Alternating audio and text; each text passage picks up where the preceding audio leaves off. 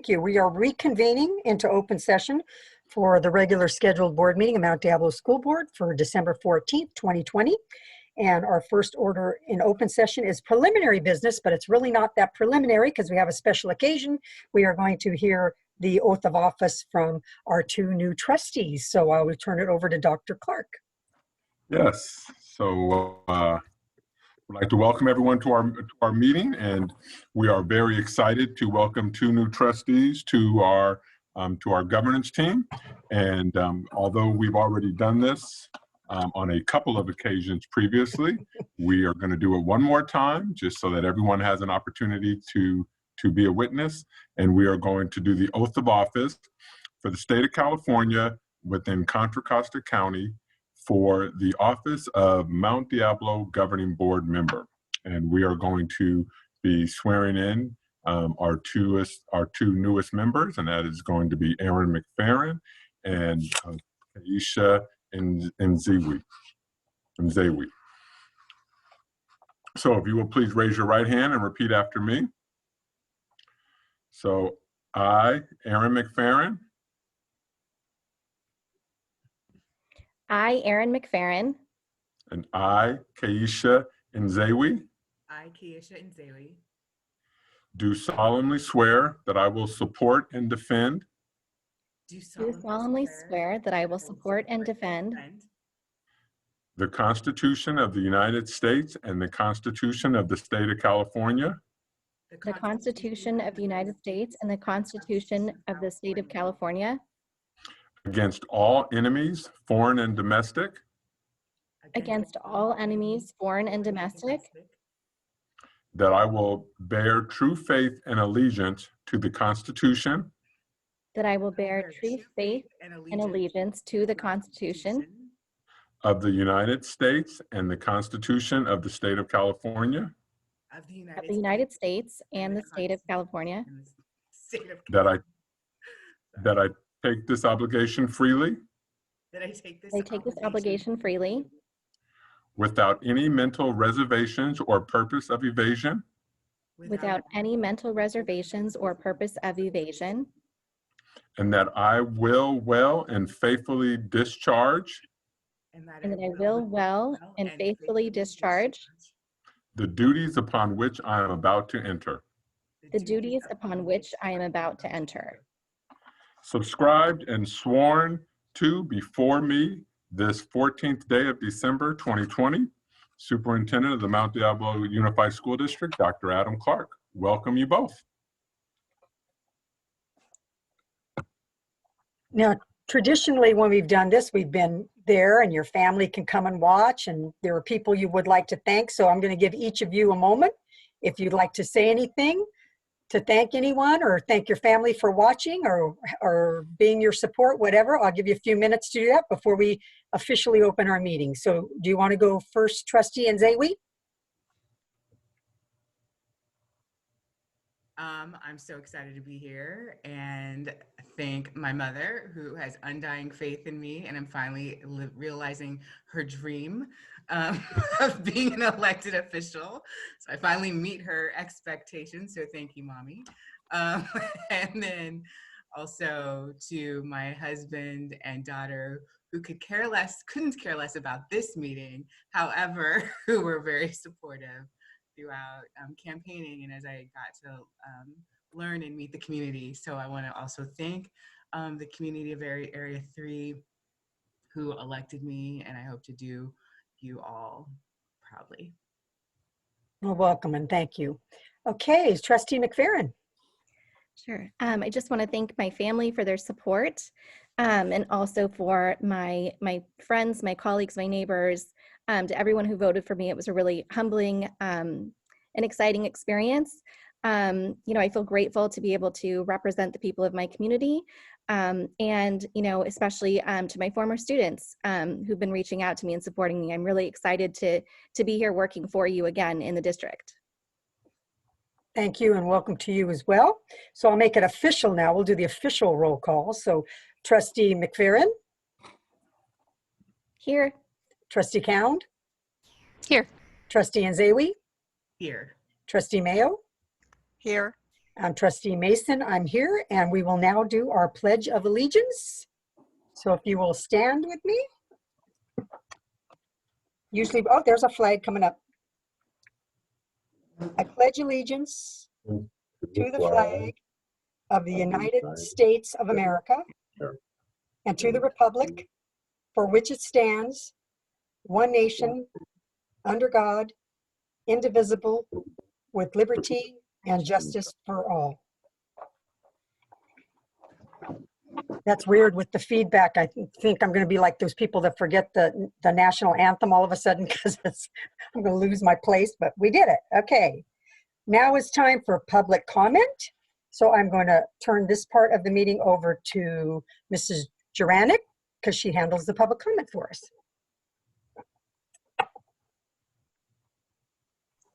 Thank you.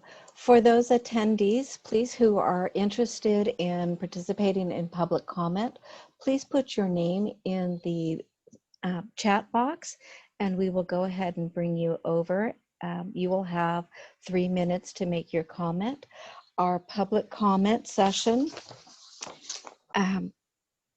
the public may address the board regarding any item within the jurisdiction of the Board of Education of the Mount Diablo Unified School District that is not on this agenda. These presentations are limited to 3 minutes each, or a total of 30 minutes for all speakers, or the 3-minute limit may be shortened.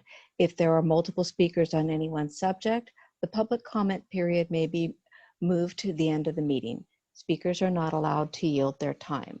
So I will again ask those attendees who are interested in speaking to please put your name in the chat box and we will go ahead and take you in order. And while we're waiting for that first person, I want to apologize to Trustee Alas. Tell her I was so concentrated on remembering the new people's name, I forgot to welcome her. So welcome and glad you're here, Trustee Alas. Thank you, no worries. Okay, we will start with Becca Dell. Let me find you.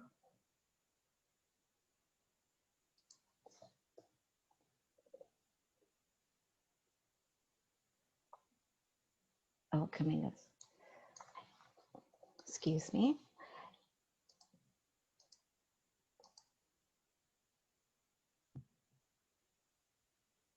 Good evening, Superintendent Clark and school board members, and welcome to our 2 newest board members.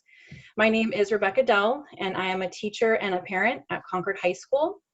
The 2 things that I just wanted to remind us is that 1, our students' lives are more important than anything else, and that 2, learning is happening right now. The first thing that I wanted to talk about, that I know we all know, but just a reminder that human lives are the most important thing that we need to consider right now. In my 11 years as an educator, I have seen firsthand the devastation that happens when a member of a school community dies, whether it's a student or a teacher, and whether they're a current or a former student and teacher. How much worse will the devastation be if our students think they brought COVID home to an elderly family member, or if they gave COVID to a favorite teacher? In addition, at a time when our district is focused on equity, COVID is disproportionately affecting our communities of color. While over 65% of our county is white, only 20% of COVID cases are white people. And death is not the only thing that we need to be concerned about. The long-term health effects of COVID can be horrendous, and risking that for the sake of coming back in person seems unnecessary and reckless. The argument that has been used for why we must rush headlong into reopening is that learning is not happening, that we've gone hundreds of days without learning. This, however, is not true. Learning is happening. Learning is happening when my students do a gallery walk of each other's Google Slides on war in breakout rooms. Learning is happening when students from across our district come together to create a choir concert. I want nothing more than to be in the classroom with my students face to face, although I take that back. What I want more is that when we do come back in person, that all of my students and all of my students' families are alive and healthy when we come back face to face. I know that distance learning is not ideal, but we are in a global pandemic where over 3,000 people are dying every day. Ideal is not what we're aiming for. So what am I asking for you as the board members? One, make the difficult and brave call to say that we will stay in distance learning through the third quarter. Maintain the stability and allow us to focus our resources where they go and to take away the anxiety from teachers and students and families of not knowing what is happening.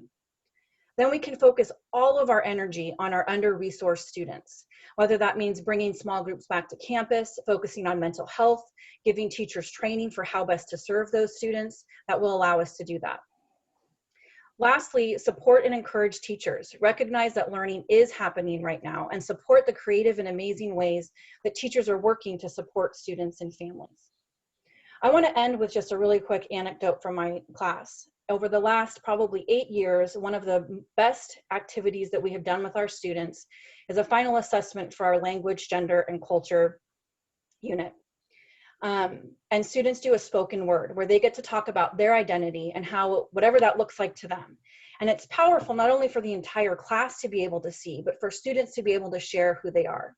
And as a senior English group, we were concerned as teachers about how this was going to work online. And our students amazed us. These are some of the best spoken words that we've ever had. And our students are finding ways to learn and thrive and be resilient. And I'll end with one of the things my students said about what they learned. We all have our own battles, and it was really beautiful to hear their feelings and how they have overcome them. Thank you. Thank you. Our next speaker will be Eric Clifton, followed by Stephen Marsden. Mr. Clifton? Yeah, hi, how you doing? My name is Eric Clifton. I've been teaching in MDUSD for 19 years. I teach 3rd grade at Delta View Elementary School. And I'm on the Mount Diablo Education Association Teachers Union bargaining team. I'd like to say that distance learning is going great. Our students are improving and making really good progress. All of my staff, all of the colleagues I talk to throughout the district are echoing the same thing. Their students are doing really good and making great progress. So distance learning is working. And our students are doing really good. Man, I'm impressed on a regular basis daily of how well, my class is doing personally. So just wanted to say that. Now, above all else, our most important need is to stay alive and survive through this pandemic. If the district tries to reopen without the right health and safety metrics in place, you'd be putting the students, teachers, and our families at risk. It's not worth it. It's not worth it. Strictly following the guidance of the California Department of Public Health is not good enough. If you guys decide to do that, 5% of the total number of teachers, students, and staff could be infected with COVID before you even have to shut down the school. That's not safe. You need to listen and include the health and safety metrics that Medea is putting forth. That way it could keep all our students safe in all of our communities. The district's proposed health metrics won't keep us safe. And now I'm going to speak about, our people of color. Blacks, Latinos, Native Americans are 4 times more likely to be hospitalized due to complications from COVID-19 than other races. And our life expectancy has dropped more than any other race due to COVID-19. And speaking as a leader in the district and as a Latino who's worked at, I was at Cambridge Elementary for 14 years. Speaking for my people, the district is not doing enough. When I bring up important points at the table about being transparent, about how this pandemic affects people of color even more, I get crickets or no conversation. And the conversation that I do get, it's shameful. And then, I have to repeat myself, and I'll keep doing that because I'm a leader. But, it's a shame that Medea has to, the teachers union, Medea has to be the one taking the lead, fighting for these students and their families. The district has the power, and the district should be at the forefront of the fight for equality and equity. And Mr. Clifton, I'm sorry, your 3 minutes is up. Right. Thank you. Thank you for your comment. Stephen Marsden will be next, followed by Nancy Coffey. Mr. Marsden? Yes, thank you. And hello, Mountain Diablo Unified Board of Education. My name is Stephen Marsden, and I'd like to comment on the recommendation to delay in-person learning. As a parent of 2 children, one at College Park and another at Pleasant Hill Middle, I believe that this recommendation is not in the best interest of the overall health and well-being of our children. In addition to Dr. Clark's recommendation, the district's teachers union has continued to stand as a roadblock in bringing our students back to in-classroom learning.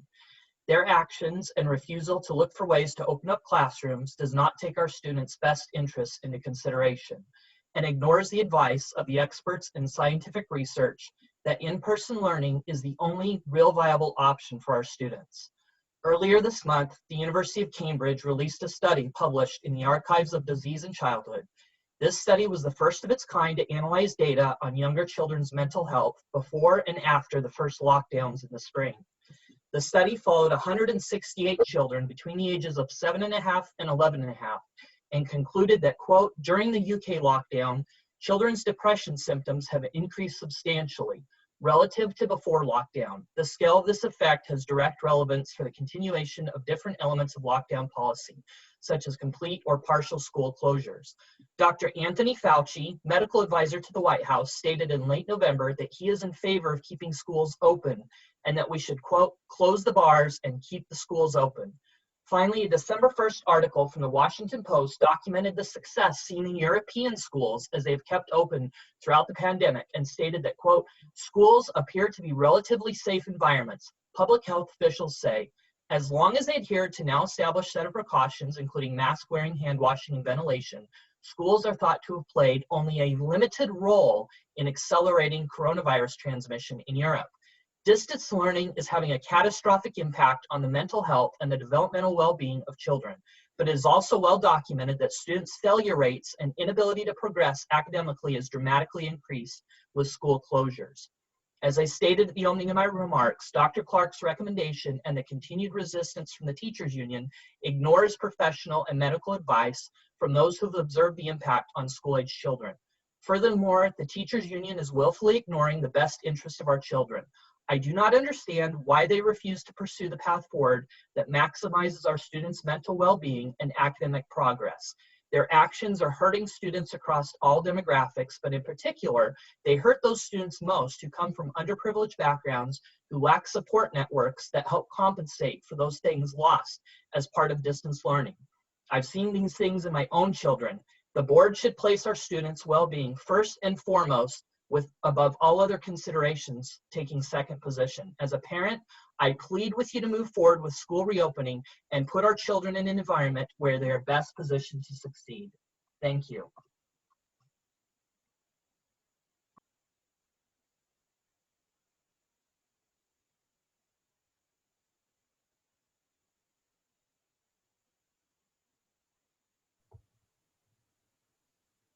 I'm sorry. Thank you for your comment. Next we have Nancy Coffey, followed by Dorothy Weisenberger. Good evening. I am not a fan of public speaking, so the fact that I'm here tonight to speak means that this is serious. Dear Mount Diablo Unified School District school board members, there are 2 important actions which need to be completed ASAP. The first action needed by our school board is to direct the MDUSD bargaining team to complete the hybrid MOU negotiations with Medea's bargaining team. We need to have a hybrid MOU ratified and signed ASAP. Our Medea bargaining team has worked very hard to produce recommendations that are helpful and are doable and are within the science. After the hybrid MOU is ratified, then we can begin to implement the plans and protocols that we've agreed upon, which will keep everyone safe. The sooner this happens, the sooner students and teachers who want to return to campus can do so safely. The second action needed is for our school board to reject any budget proposals which do not serve students directly. For example, $18.2 million proposed for professional consultants and other operating expenses is a large sum of money with a very vague title. And I'm sure it's detailed elsewhere in plans, but it's very vague.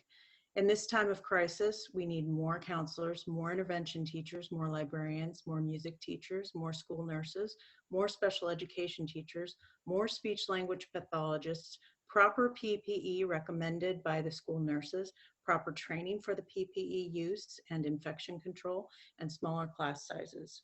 These are expenditures which keep students and staff safe so learning and teaching can happen. In summary, please direct the MDUSD bargaining team to accept the Medea bargaining team's proposal for the hybrid MOU. Please reject any budget line items that include professional consultations or expenditures which do not serve students directly. Get the most bang for your buck with investing in staff and students. Thank you. Thank you for your comment. Next, we have Dorothy Weisenberger, and I believe that will be our last public comment. Good evening, board and Superintendent Clark. I'm here tonight to speak on behalf of the special ed community. The hybrid model, while it will work for most students, I'm not so sure it will work for a hybrid model for our special needs kids. When you're talking about kids with developmental delays and you have them going to school for 2 days and then staying home for 2 days, you're confusing them all the more. They don't understand, you know, they need a routine, they need consistency. And until we have them back in school full time, that having a hybrid model for our special ed kids will just further confuse them, and except for maybe services, having their services during school time. Other than that, I think we need to figure out a different way for our special ed community that are in full special day classes. Also, I want to also say that we are not doing enough for our kids in gen ed that have IEPs. In this time with our online learning, teachers, I don't think they're even looking at their IEPs with the kids' accommodations. And I know it's difficult for them that has over 100 kids on Zoom, and I know all those things. But as a parent of a kid in gen ed who is struggling immensely, that has an IEP, that is not getting any of his accommodations, and he's a freshman in high school, and I am so concerned with bringing him back to school because of his medical difficulties, and then keeping him home to make it more of this. There is no right answer. I feel like we're all trying to do the best we can, but we need to start, I think, thinking about the long-term effects that this is going to have on our special needs kids if we do bring a hybrid model, because it's just going to confuse them all the more with their routines. So that's all I have to say. I'm not against it or for it. I'm just saying that we need to think more thoughtfully on it. Thank you. Thank you for your comments. And Madam President, I believe that will be the end of our public comments. All right, and for those who spoke, I always remind people that pursuant to the Brown Act, public comments for you to share information with us that's not on the agenda. We're not responding, doesn't mean we're not listening, we're not hearing you. We are taking the information in, and our staff is all here to hear you as well. So we... Madam President, yes. I see in the participants list under attendees, there's someone with their hand raised. I don't know if they were trying to make a public comment. It's next to the name Sabina Shaw. Yes, I see that now. Thank you. I hadn't seen a note in the chat for her. Let me go ahead and promote her. Okay. Thank you. And go ahead.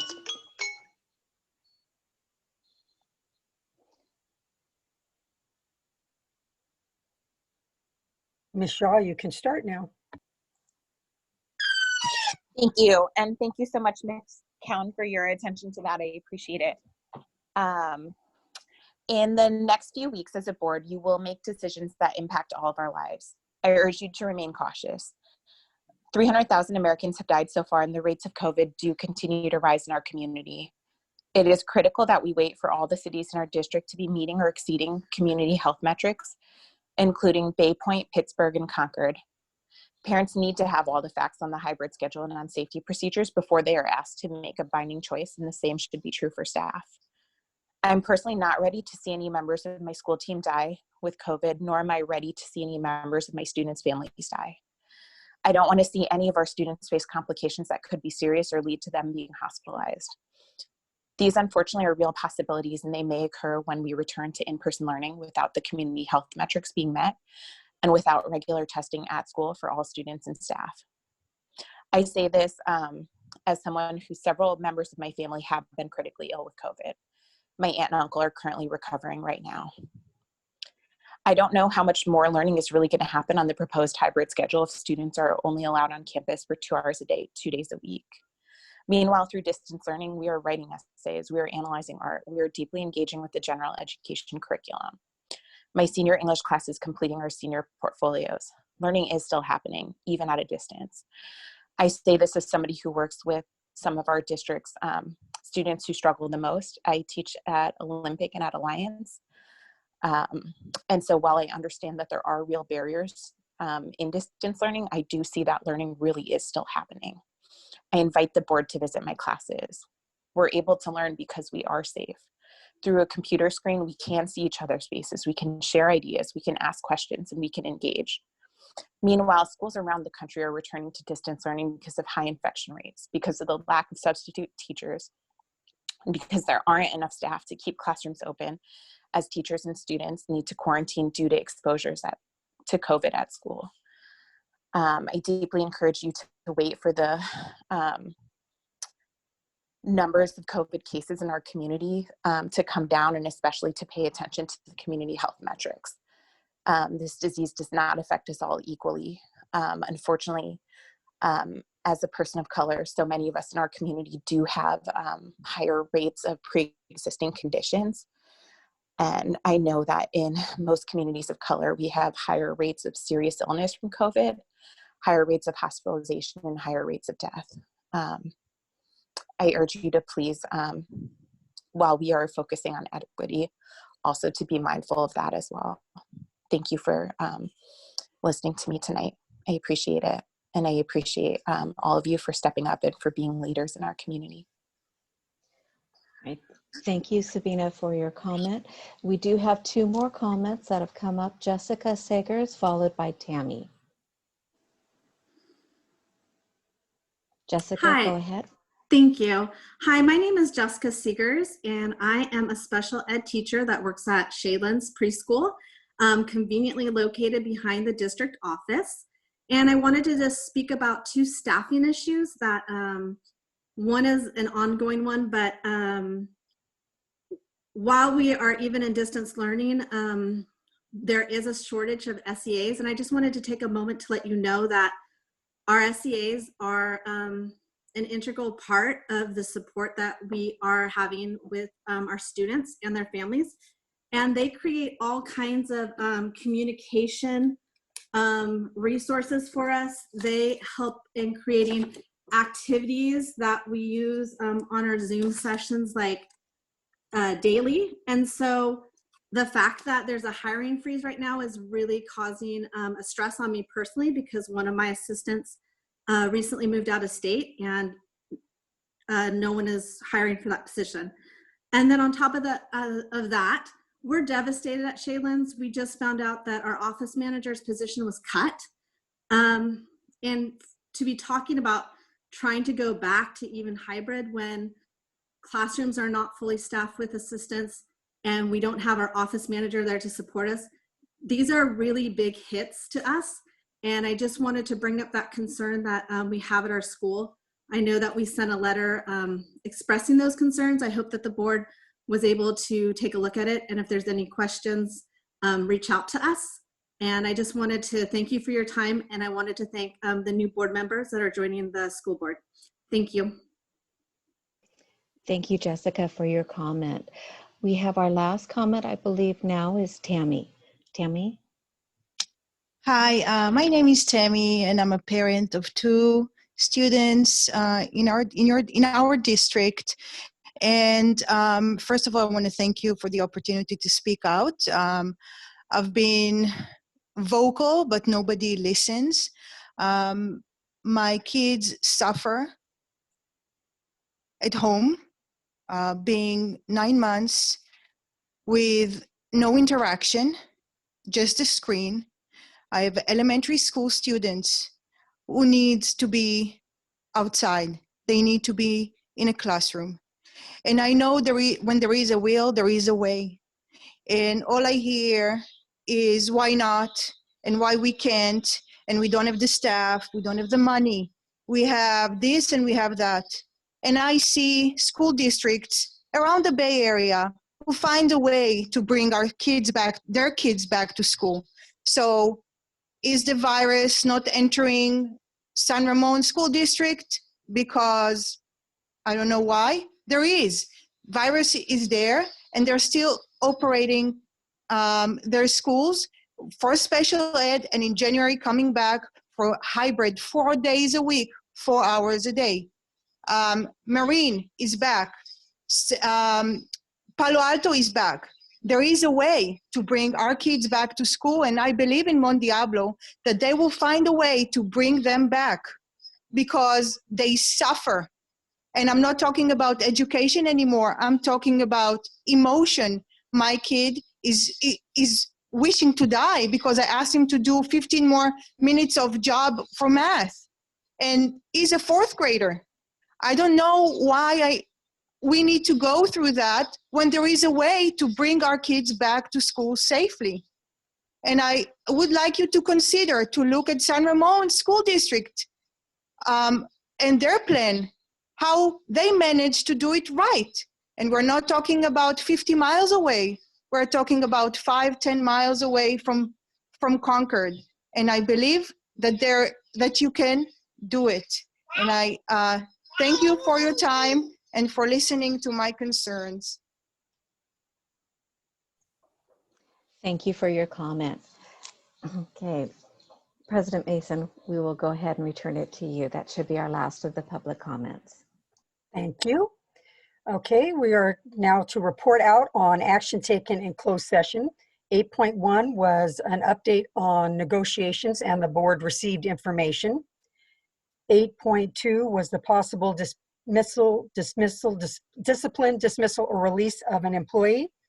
On that item, the board, by a vote of 5-0, took action to approve the issuance of dismissal and immediate suspension.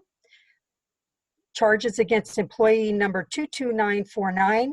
Trustee Mason voted yes. Trustee Mayo voted yes. Trustee Khan voted yes. Trustee McFerrin voted yes. Trustee Inzawi voted yes.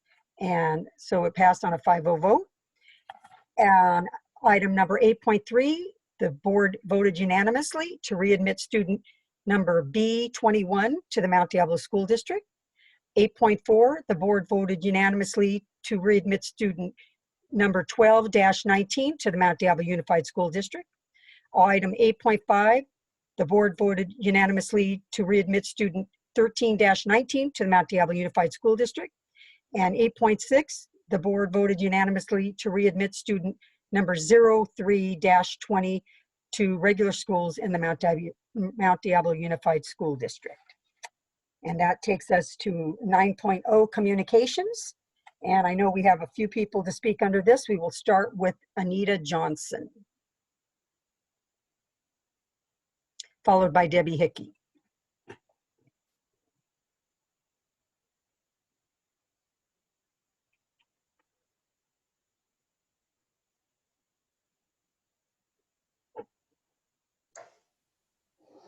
I'm not seeing Anita Johnson on the call. We do have Debbie is available, and then we also have Diongo Harris. Okay, we will go with them.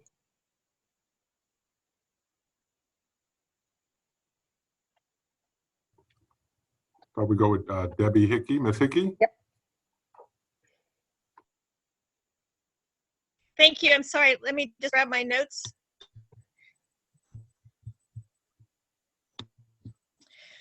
Good evening, board members. I would like to first welcome Aaron and Kenesha to the board. I'm sorry that this is a time of CST distrust for the district and each of the board members. CST has been great friends to each of the board members in both personal and professional. However, when push comes to shove, you have betrayed our members, some of which are your constituents. You have allowed the district to continue to add administrators with increased salaries while letting your CST employees, the least paid, go without increases for over 4 years. As evidence of this, just check the new positions you're voting on tonight. More positions with higher pay. CST members are the frontline workers that you are putting at risk during this pandemic. These are the members that help your students get into their computers, classes, answer questions, give paperwork to parents.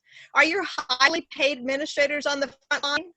Are they helping the students and parents to get into their educations? I can say no, because not even one of you have shown up to the site to hand out computers, hotspots, textbooks, work permits, take in forms, register new students. One of your administrators' salaries would pay 1% of an off schedule to our members. So 2 could pay for the TAs that we have that you refuse to give us any information. And those TAs have been signed way back in August 2019. This was before you approved the new reorg of your administration and the hire of a new superintendent. This states your feelings to us very clearly. We are nothing but slaves to you. Thank you for letting us know your real feelings. I will remember this when parents ask me what I think of you. Never forget, parents do ask us about the district. Thank you, and I hope this gives you something to think about as you go into the holidays. While you are eating with your families, please remember that CST members are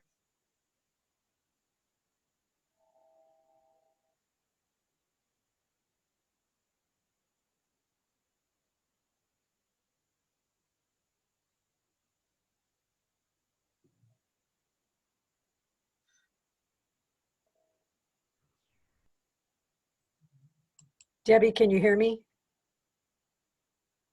You cut out at the end. Right after you talked about eating with our families for the holidays, you cut out.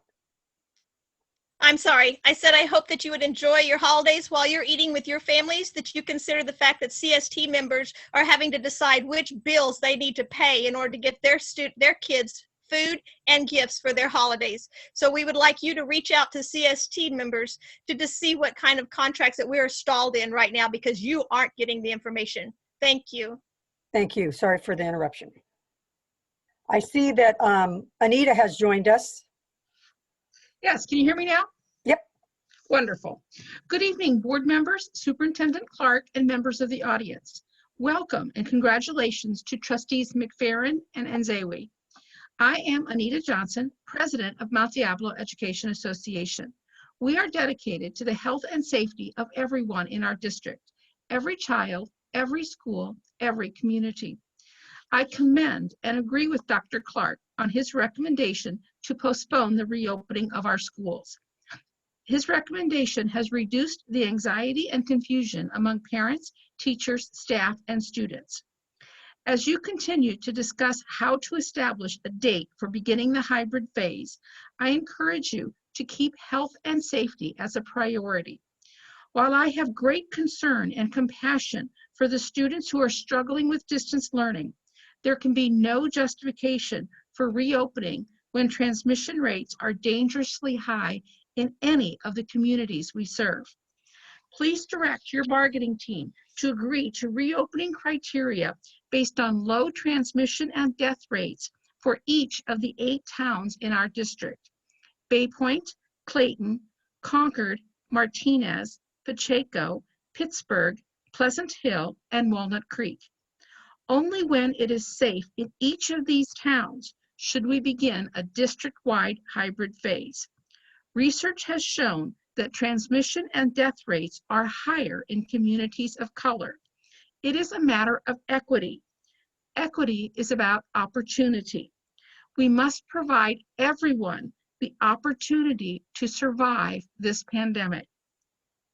We can do our part by planning on reopening only when there are low transmission and death rates in each of the 8 towns. The other thing we need before establishing a reopening date is a finalized MOU which clearly lays out the hybrid model that will be implemented and establishes clear expectations of responsibilities.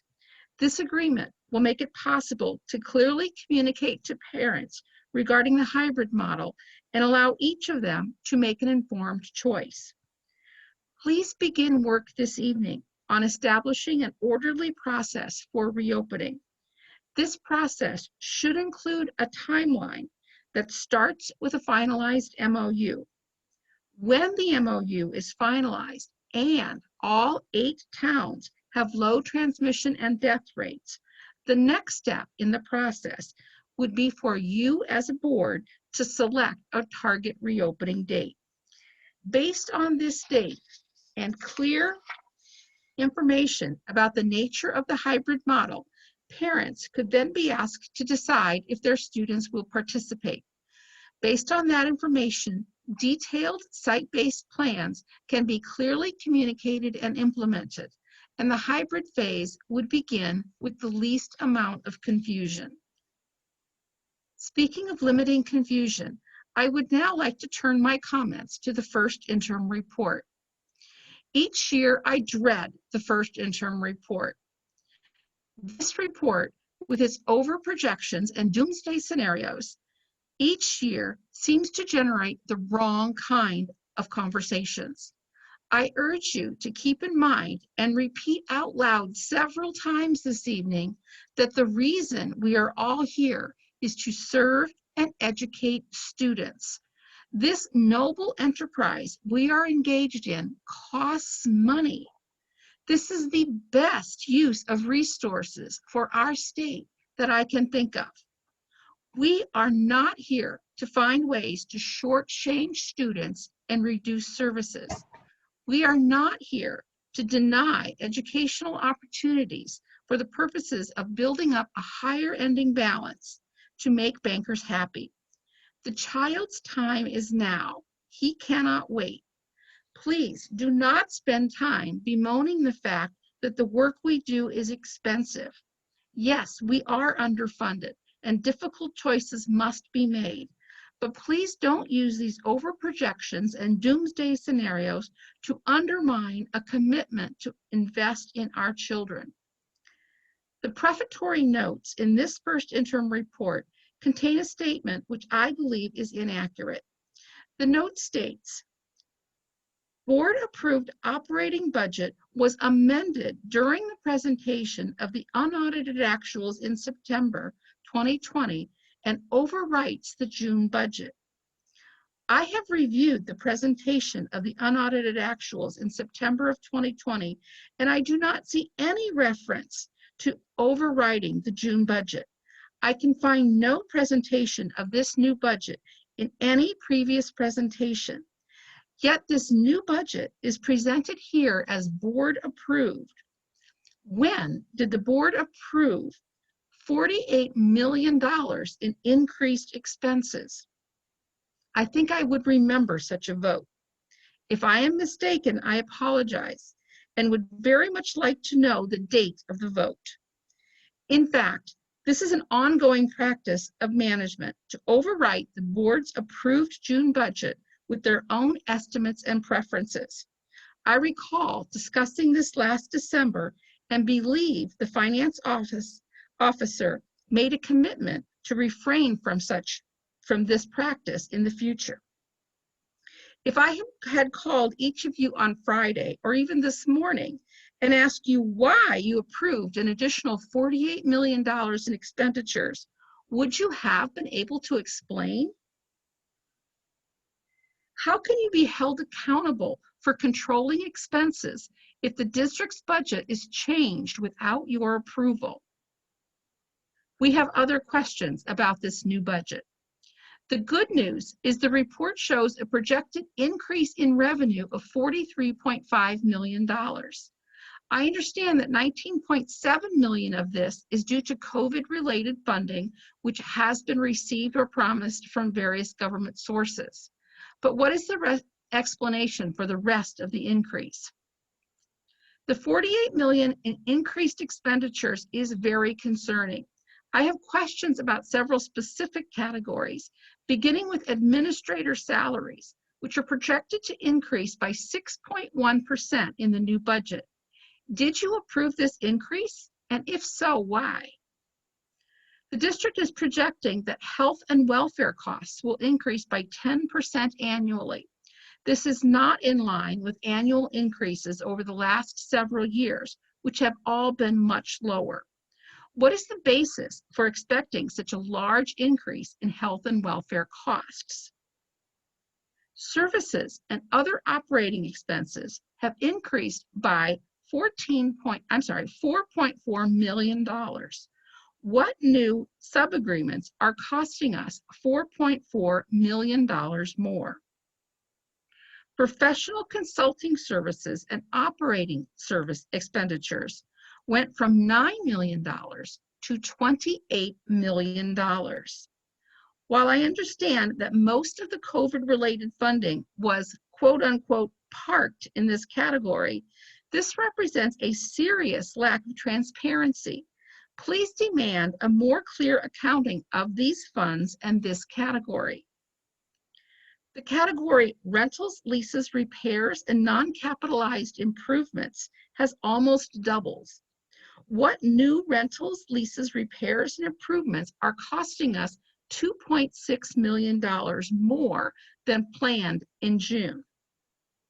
I ask these questions with the hope that the Chief Financial Officer will provide clarification during her report. Either way, I encourage you to make sure you fully understand each of these important issues before approving the first interim.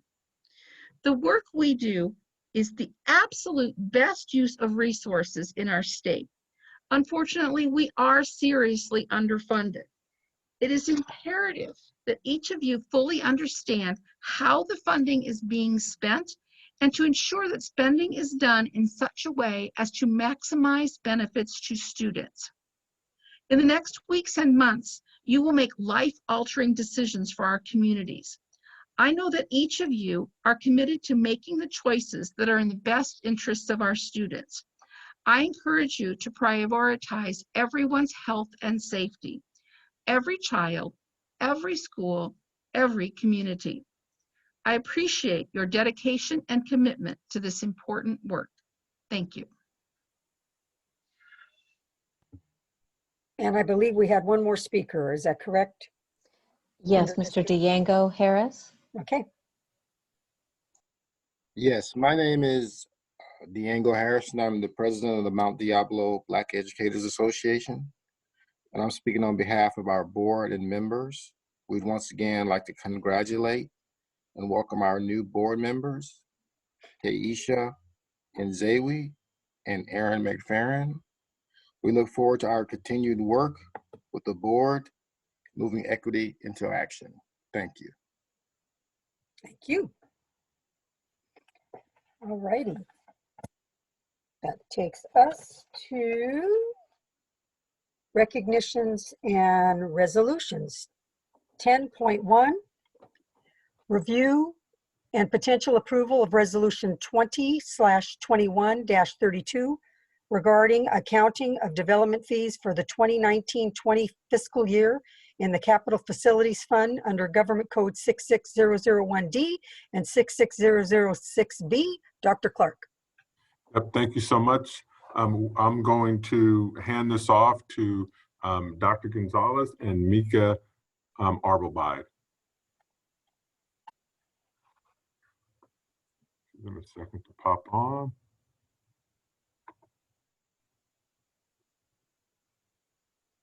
There we go. So I think this one is Mika.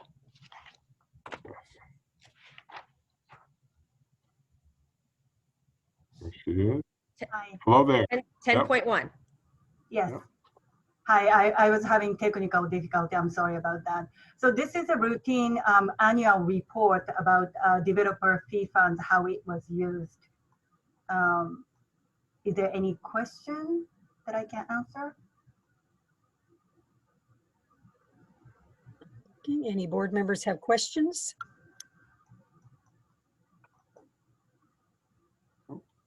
Okay, and you said this is just the annual report that the board approves each year. Is that correct, Mika? Yes. Okay, so if no one has any questions, do I have a motion? Madam Chair, I move that the board approve Resolution 20/21-32 regarding the accounting of developmental fees for the 2019-20 fiscal year in the Capital Facilities Fund. Thank you, Trustee. Oh, thank you, Trustees Mayo and Khan. Trustee Khan, how do you vote? Yes. Trustee Mayo? Yes. Trustee Nzewi? Yes. Oh, I'm sorry, I'm supposed to start with Trustee Alas. Go ahead, I'm gonna get this, go ahead. That's okay. I vote yes. Okay, Trustee McFerrin? Yes. And I vote yes as well. So it's votes with a majority, all of the board, and endorsement from our student. Okay, so next would be resolution number 20/21-37, authorizing district representative for school facility program. Dr. Clark. Yep, and I'm going to hand this one over to Dr. Gonzalez. Thank you. So this item is to update the paperwork that we have on file with the state of California. So in order to try to apply for any of the OPSC funding, which allows us to get approximately 60 cents on the dollar for school modernization and facility work, we need to have this paperwork on file with the state. So it was simply changing names, as I recall. That's correct. Okay. Any questions before I look for a motion? No? Okay. Madam Chair, I move that we approve Resolution 20/21-37, authorizing district representatives for the school facility program, Dr. Adam Clark and Dr. Lisa Gonzalez. Thank you. Second. And we have a second by Trustee McFerrin. How do you vote, Trustee Alice? Yes. Okay. Trustee Nzawi? Yes. Trustee McFerrin? Yes. Trustee Khan? Yes. Trustee Mayo? Yes. And Trustee Mason votes yes. Unanimous. All righty. Takes us to 10.3, review and potential approval of Board Resolution 20/21-38 for personnel with variable term waivers. Dr. Clark. Yep, and I'm going to turn this over to Dr. Rubio. Yes, good evening, board members. So tonight we come to you with a variable term waiver resolution. We are requesting for employees who do meet minimum requirements, but who require additional time to complete all necessary requirements for the appropriate credential, to go ahead and ask for your permission to get a variable term waiver. And for this evening, we're asking for that for one employee, one Wendy Raimundo, an education specialist credential for Meadow Homes Elementary. Thank you. Any questions? If not, I'll entertain a motion. Madam President, I would move that the board approve variable term waiver, Resolution 20/21-38 for personnel, decrees. Thank you. Second. Okay, we have a motion and a second. There's no other questions. We'll go ahead and vote. Trustee Alas? Yes. Trustee Nzawi? Yes. Trustee McFerrin? Yes. Trustee Khan? Yes. Trustee Mayo? Yes. Trustee Mason votes yes. Once again, unanimous. All righty. We are now to 11, public employees appointment, 11.1. Review and potential approval of classified management position, Director of Facilities and Bonds. Dr. Clark. Yep, and I'm going to turn this over to Dr. Rubio and Dr. Scudero. Good evening, board members. I'm going to ask Dr. Scudero to give me a hand with introducing the person. And again, this is based on a prior action by the board for regarding a restructuring plan that's been in place for quite a while. Dr. Scudero. we would like to bring for your review and potential approval Melanie Kozlow for the Director of Facilities and Bonds. Melanie initially joined Mount Diablo Unified in 2011, working nearly 5 years as part of the Measure C construction management team. She briefly left MDUSD to take a project management role at a local community college, but returned in 2018 after missing the K-12 environment and specifically missing Mount Diablo Unified School District. She became the Assistant Director of the Maintenance Operations and Facilities Department. Since returning, she's been able to move the department in a positive direction. She encourages staff to excel in their positions in order to support the Mount Diablo community in a more efficient manner. She has created positive working relationships with different bargaining units and sits on 3 negotiating teams. During the COVID pandemic, Melanie participated in the initial COVID task force, as well as an active lead on two health and safety community task force groups. She's taken an extremely active role preparing our facilities on our road to reopening schools, all while also overseeing over 30 million in construction over the last year. Thank you. Madam Chair, I move to approve the appointment of Melanie Kozlow as the Director of Facilities and Bonds. Thank you. Second. Okay, we have a motion and a second. Trustee Alas, Yes. Trustee Nzawi, Yes. or Nzawi, I'm going to get that. Trustee McFerrin, Yes. Trustee Count, Yes. Trustee Mayo, Yes. Trustee Mason votes yes. It's unanimous. Melanie, would you like to say anything? Thank you so much. So normally in the past, I've kind of been really quick on this, but I did actually write a few things for tonight. So I just want to say, Madam President, member of the board, thank you for this opportunity. Thank you for trusting me to continue to support the student, staff, and family of Mount Diablo Unified. Dr. Clark, Dr. Gonzalez, I appreciate the support you've shown in my continued growth within the district. Lisa, thank you for believing in me. I want to thank all of my amazing colleagues, both at Dent and out at the school sites. I want to thank my amazing, awesome business service teammates. You all rock. I want to thank my entire team at Maintenance Operations and Facilities, both upstairs and downstairs, and at all the custodians at all the school sites. Without you, I would not be able to support the district in the manner I am able to. I want to thank my family, who might recently have forgotten what I look like, but they still know how to text me when they need cash. So we're okay on that. Without you, I wouldn't be where I am. And I just want to tell you that it's not always going to be this way. I will sometime make it home before 9 or 10 or 11. When I joined Mount Diablo back in 2011, my dad surprised me by showing up at the first board to watch the board vote for me. He was here for my first promotion. And when I returned to the district in 2016, he surprised me, 2018, he surprised me by showing up once again. I know he's watching me from heaven tonight, and I know that he's proud. I won't let you down. Thank you to everyone. Thank you and congratulations. Okay.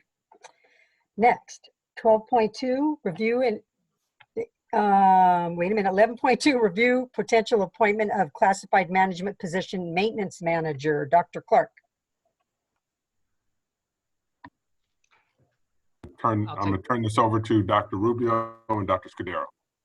Great, thank you again. Board members, item 11.2, back at the October 26, 2020 meeting, having taken action to eliminate 2 senior trade supervisor roles at a cost savings of a little over $100,000.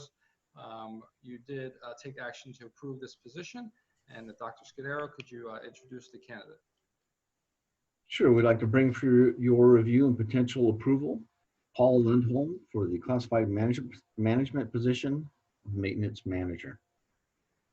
Paul has been in the plumbing and construction industry since 1978.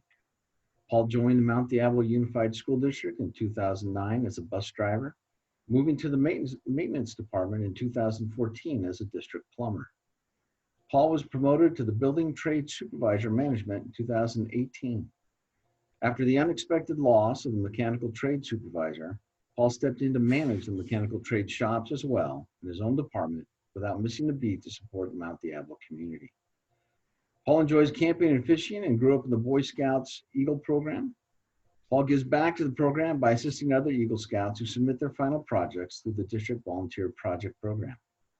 Paul is a licensed plumbing contractor, a licensed general contractor, and a licensed inspector. This recently created maintenance manager position combines both the building and mechanical trade shops into one department. Thank you. And I will entertain a motion at this time. Madam President, I move that the board approve the appointment of Paul Lundholm as maintenance manager for Mount Diablo Unified School District. Thank you. Second. And we have a second. Okay. Trustee Alas? Yes. Trustee Nzewe? Yes. Trustee McFerrin? Yes. Trustee Khan? Yes. Trustee Mayo? Yes. Trustee Mason votes yes. It is unanimous. Would you like to say anything? I will try to follow Melanie, but I would just like to say good evening, board members and Dr. Clark.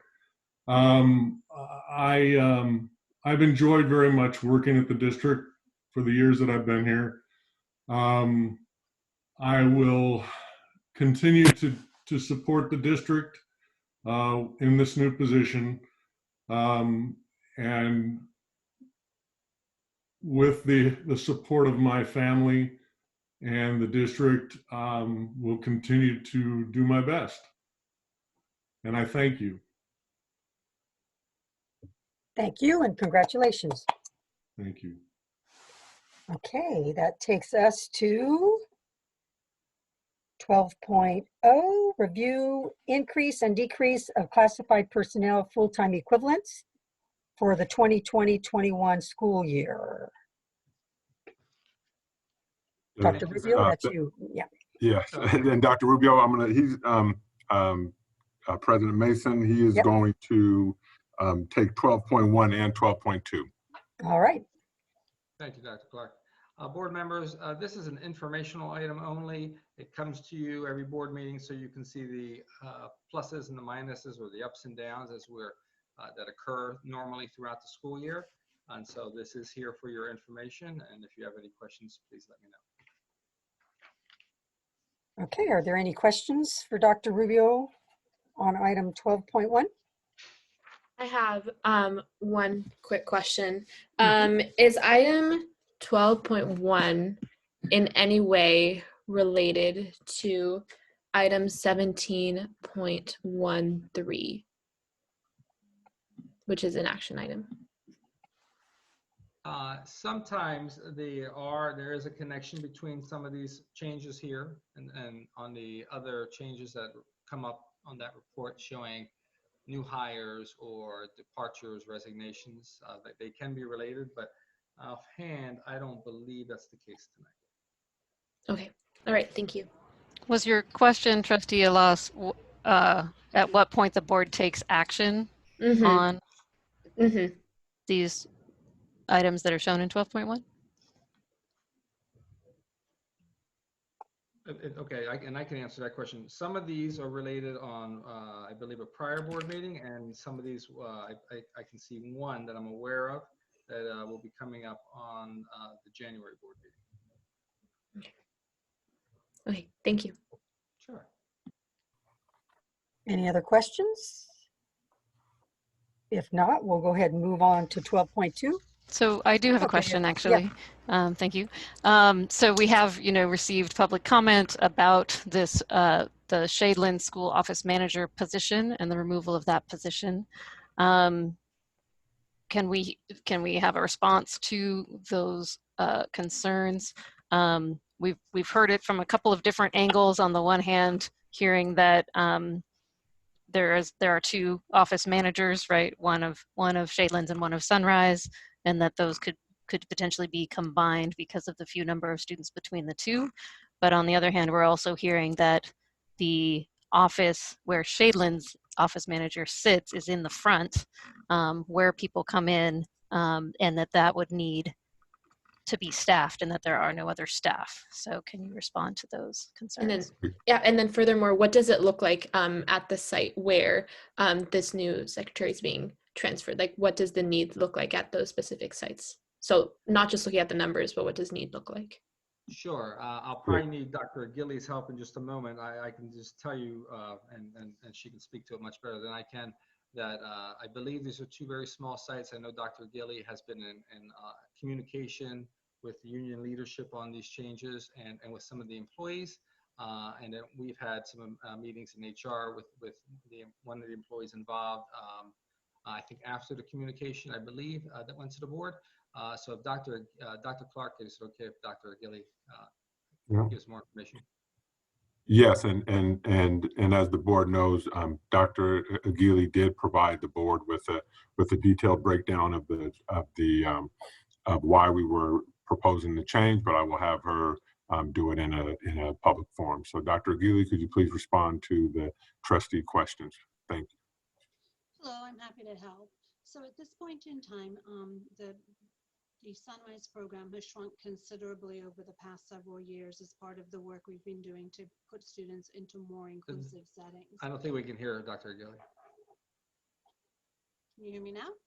Nah, you're pretty low. We can hear you, just not very high volume. So if there's a way to increase the volume.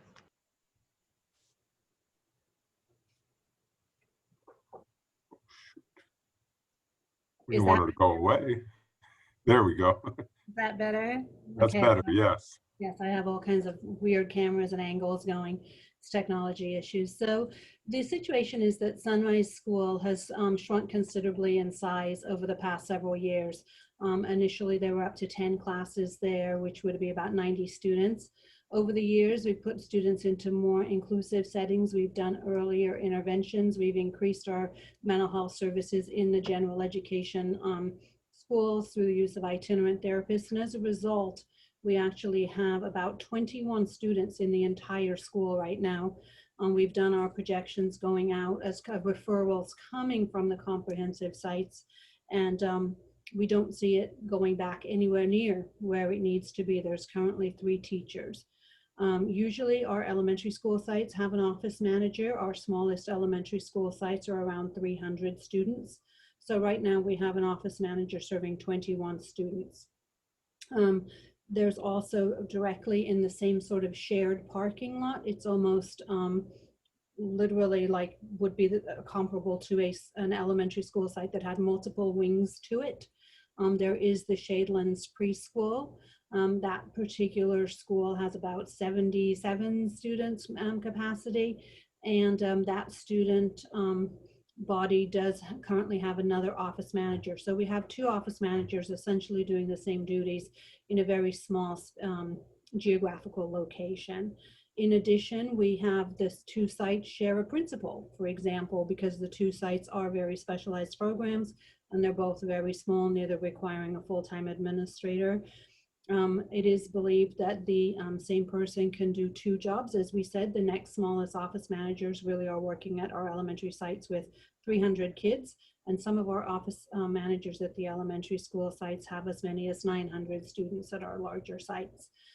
So in order to really balance out the workload and be really good stewards of the district's resources, the work can be done with 1 office manager. I did speak to the office manager today over at Sunrise, and she's in agreement that that work could be done. So the school will continue to be supported.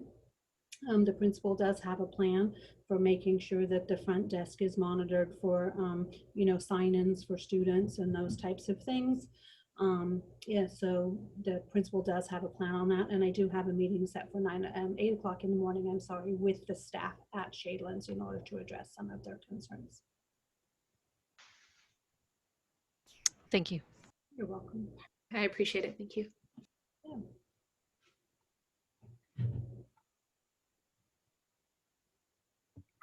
Any other questions? And that one was just for information as well, correct? Okay. And that would take us to student representatives. So Trustee Alas. Alrighty, so this is when I give my board member report, or is this when like I'm sorry. leadership? Okay, got it. Oh, I'm sorry. I Is apologize. Oh, do I? 12.2 as well, yeah. Oh, I don't know if we were doing them together or not, but Dr. okay. Clark may, I apologize. So 12 No point, problem. this is for the record, 12.2 is also there for your information. Any questions? My apologies. Thank you. Before Trustee Law starts, did anyone have any questions about 12.2? No? Okay.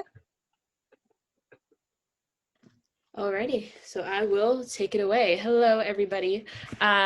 For my student board member report, this week was a busy one this past week. I held student forums, inter-district student forums with students from across the district to ensure that they felt represented in the choices that we were making, educators, staff, and it doesn't really seem like students are being involved in the conversation. So that's what I attempted to do this past week. And I have a summary. I held 2 student forums with students from 4 different high schools, Ignacio Valley, Mount Diablo High School, Concord High School, and Northgate High School. And I will be following up with the other high schools as well to make sure that they are included. So I held 2 forums, one on Wednesday, I believe that was December 9th, and then one on Saturday, December 12th at 6:30 p.m. And I had a total of 12 students from various grade levels come and give their opinions on distance learning and how it has been going at their specific site. So I do have a report, and I also have quotes from students. Some of the questions that I asked is, how do you feel overall about distance education? Do you have access to a device for learning online? How is your mental health faring during distance learning? What have your teachers been doing well? What could they improve upon? What do you want to see once you start going back to school in person? And do you and your parents have access to all the board information regarding COVID and reopening? So they each lasted about an hour. They were intimate conversations, and I have some answers to these questions that I wanted to report out, and then following up on that conversation with superintendent and superintendent staff in order to set up guidelines for teachers, educators to make distance learning as we go into next semester as equitable and as stress-free as possible for students. So my first question regarding general thoughts surrounding distance learning, the general consensus among students was that distance learning was taking a mental toll on students. Many felt that their mental health had declined in these past few months, and that they're doing school to simply finish the work and not learning as much as they would have in person. Some of the quotes that I took, one of them from a Concord High School junior, I feel burnt out and overwhelmed. Teachers are meant to assign us work after class and the work tends to pile up. An Ignacio Valley sophomore said, it is going pretty good, but it's not always easy since the teacher can't always go over certain questions or material. So this is in reference to often lack of time or often lack of clarity on the part of students. In terms of the second question, how is your mental health faring? So the answers overlapped. Students noted that they felt overwhelmed with work, anxious about the virus, and depressed about missing some activities. Simultaneously, they expressed support for staying at home, but are looking for methods to prioritize their health and their mental well-being. I had a Concord senior who said that their mental health was actually doing better during this school year. It might be just him. He tries to take care of plants at home, and that tends to help. Usually he would be very stressed about finals, but knowing that his family and him are safe at home is enough for him, even though it is disappointing to miss school events. A Mount Diablo senior said that they were feeling burnt out and unmotivated. To be honest, it's pretty depressing because I was looking forward to spending my last year in high school. And then he said to the other students on the call to make sure to take a lot of time out of your day for yourself and to put yourself first. My next question was, what can teachers improve upon? Oh, by the way, this board report I'm going to send over to superintendent and staff, and board members will get it. And then if there's anyone in the public who's listening who wants it as well, I'm sure you will have access to that. What can teachers improve upon? So if there are any teachers on this on this call. Students are in agreement that teachers are tending to assign busy work, or they feel that it's a lot of busy work, more to fill up time than to actually learn. And they feel that educators need to make an explicit effort to engage their students in their lessons and understand any extraneous circumstances that may arise within households. I had one Mount Diablo senior who said that teachers at Mount Diablo are not doing much to help us engage and that they tend to just give us lectures. They do not understand mental health and unstable households and how things can interfere with distance learning. I have had issues at home and having to take care of my siblings while my mother works at a hospital. That takes time away from school. And teachers at Mount are very strict about due dates. They do not understand how that can be hard on us. So that was a quote from a student. One Mount Diablo senior said that teachers and the district can be better at communicating with us. For example, students don't really know what is in the loop regarding COVID and do not always know what is going on. So making sure that students are informed. Also, the same Mount Diablo senior said that they would appreciate minimizing the amount of assignments that are assigned. It seems more like busy work and students are more focused on getting the work done and understanding the lesson. And now, what are teachers doing well? So I'm going to, if I know the teacher, I'm going to make sure to compliment them and say their name, because if you're doing something well, I want to make sure that you're getting recognized for it. I had a Northgate junior who said that her APUSH teacher, so that would be Mrs. Reimer. I don't know, Mrs. Reimer, if you're listening, but Mrs. Reimer, you're doing a great job because you have a Northgate junior who says that you're keeping students engaged by having them write thesis while you are lecturing. This keeps students motivated and engaged instead of just learning from a slideshow or a lecture. A Concord senior said that their AP literature teacher has Wellness Wednesdays on a Google form. They ask for a thorn / a rose. How are they doing? How have things been going? The teacher encourages them to do things for their mental health, walk their dog, stargaze, look at the clouds, and the students say that this helps them feel engaged and helps them feel like the teachers are caring. Students spoke overall about how teachers are using unique ways to engage with students, whether these are deliberate conversations surrounding the material or simply checking in with pupils. My peers are in agreement that they enjoy class more when they feel that the teacher cares about their well-being. At Mount Diablo High School, if you are the senior biotech teacher, you're also doing a great job because you ask the students what other teachers are doing that can cause them stress so that she can avoid making the same mistakes. A Mount Diablo senior said that that helps them a lot. A Mount Diablo junior recommends using Pear Deck, which gives a lesson and then asks for questions after a couple slides so that students can reflect on what they learned. Whoever the AP Econ teacher is at Concord High School, we have a Concord senior who really enjoys her Kahoots after each lesson and also giving out extra credit for the winners as well. So teachers are doing a great job. We really commend you because we understand that this is tough. This is tough on all of us. But thank you to our teachers who are making an explicit effort to engage their students, who are making an explicit effort to check in with students. We really appreciate that, and we really need that right now more than anything. In terms of going back to school, I asked a lot of questions, so sorry if this is lengthy.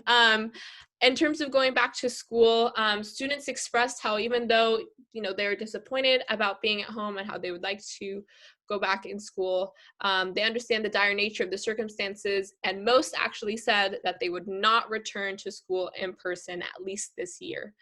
And if schools were to open in person, they want to make sure that there are certain COVID guidelines that are explicitly followed. I had a Concord High School senior who says that I do want to go back because I'm a senior, but in a way I don't want to go back because if something happens, even if there is a vaccine, it can be really scary.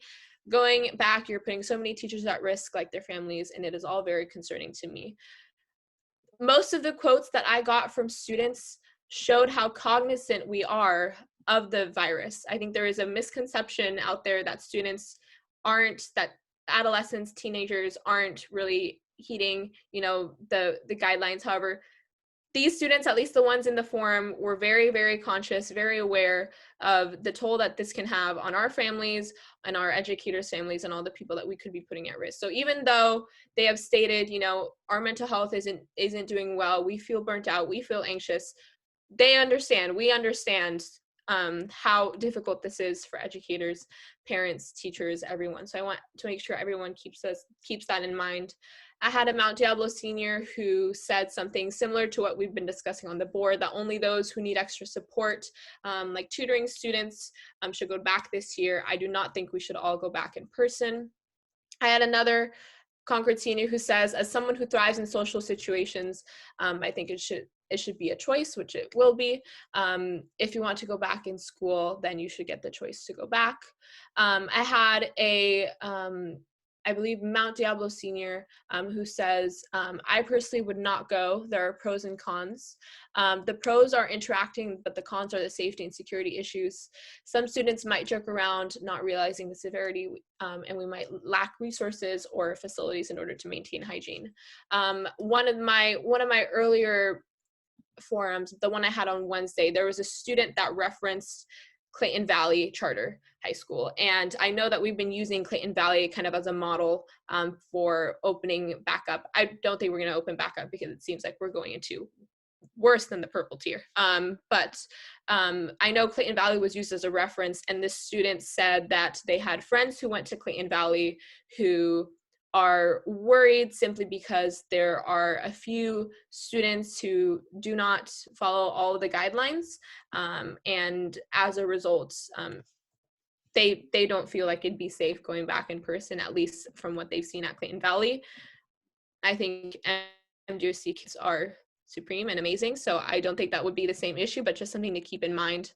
And generally, the consensus was that it's just better to not return to school, at least for these students who don't need that extra help. And then my last question, do students have access to all the information that they need regarding COVID, regarding reopening? Because I found that, at least when I'm talking to my friends, they don't really seem to know. So I asked this question to the students at this forum. The Concord High School principal is doing a great job sending out weekly newsletters to student emails, and that's where they find out about the surveys. So the Concord High School students are always in the loop. I had a Mount Diablo senior who says that she personally checks her parents' email. The letters usually come in English, but her family speaks Vietnamese, and that most of the time she finds out the information from teachers or friends, but that she does not feel that she is that informed. I had a Mount Diablo senior who says that the way they get information is usually from classes and calls home. However, the calls home are usually in English. I think they may be in Spanish. He noted how in Spanish it sounds like a robot. So I know that Spanish and English are the main languages spoken in the district. However, I'm wondering if we can somehow expand access, maybe Farsi, because I know there are a lot of families that speak that as well. And then another student expressed how once we do go back, there needs to be an emergency plan in place if a student has a case of COVID, as well as taking care of the bathrooms at that specific school site. I have to double check. I think that is Mount Diablo High School. And in terms of equity and students having access to Wi-Fi, most of the students said that they have access to Wi-Fi. It's just, as Wi-Fi often does, just not working at certain times. I had a friend who cited other peers who have had connection issues from time to time, and one who is working with a school-issued Chromebook. I asked whether students are aware of that they have the option that they can get Chromebooks and that they can get hotspots. And I know that one big issue with the hots is it still limited to one per family, because I think with bigger families, at least that can pose an issue where you have to choose what student can go online that day, because it doesn't always have the bandwidth to support all the people in that family. So that was quite lengthy. Essentially, students, it's hard, it's difficult, but students understand, students get the importance of staying safe. We just want to make sure that we are providing kind of the best guidelines for teachers moving forward into the second semester.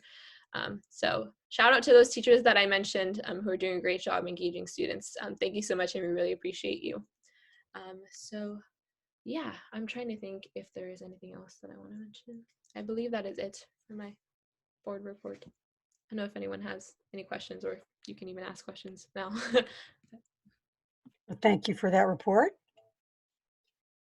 Next, we'll go to, how about Trustee Mayo for board reports? Thank you. That's a hard act to follow. I knew you were up to it. I will make mine brief. I had the pleasure of joining the Community Advisory Committee meeting for special ed on December 1st. I believe Ms. Mason was there as well.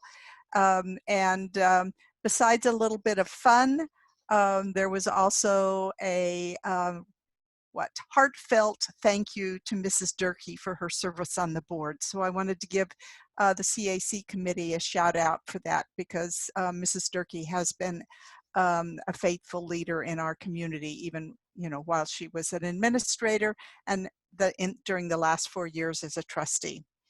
The week before, well, it seems recently anyway, last week we had the CSBA meeting, and I attended the CSBA Delegate Assembly meeting on December 2nd. We began at 9 and we concluded about 3 o'clock in the afternoon with a 30-minute break for lunch. Of course, the President Leon Cruz Gonzalez convened the meeting, and there were, of course, the official openings of the event. Our trustee Liz Bettis from the Walnut Creek School District served on the nominating committee, and they brought forward 2 candidates to serve as president-elect and vice president. Those 2 individuals were elected by affirmation. All of the region directors that were nominated by the region, even number regions throughout the state, were elected by acclamation as well, because they weren't contested, which could have happened through a nomination from the floor.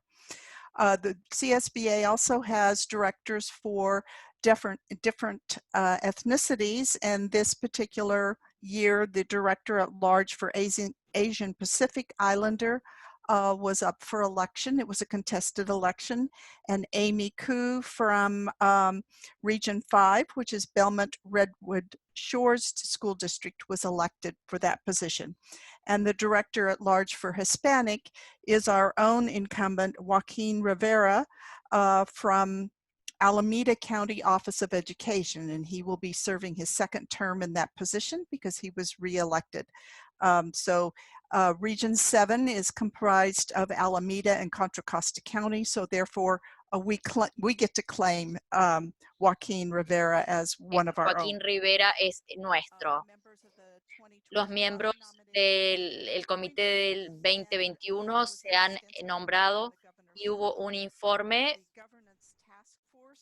del equipo de trabajo con varias recomendaciones. El equipo de trabajo de cambio climático, que tiene orígenes en la región C7, ha trabajado en el último año y está presentando recomendaciones a la Junta de Directores y también a la Asamblea de Directores en varios temas, y para contestar encuestas del equipo de trabajo incluye representantes estudiantiles. CSCBA va a incluir información para los distritos escolares sobre el cambio climático.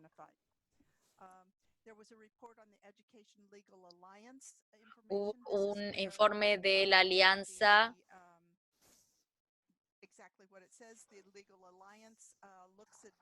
dice que la alianza evalúa casos judiciales. Posing those to ensure what's best for students and families. And that report is always very interesting to review. The Legislative Committee also provided an extensive review, and the Governance First Task Force presented items to the Board of Directors. We received a copy of those. That information is posted on the CSBA website. There was a review of all of the legislation positions that CSBA took a position on, as well as those bills that were chaptered for this particular year.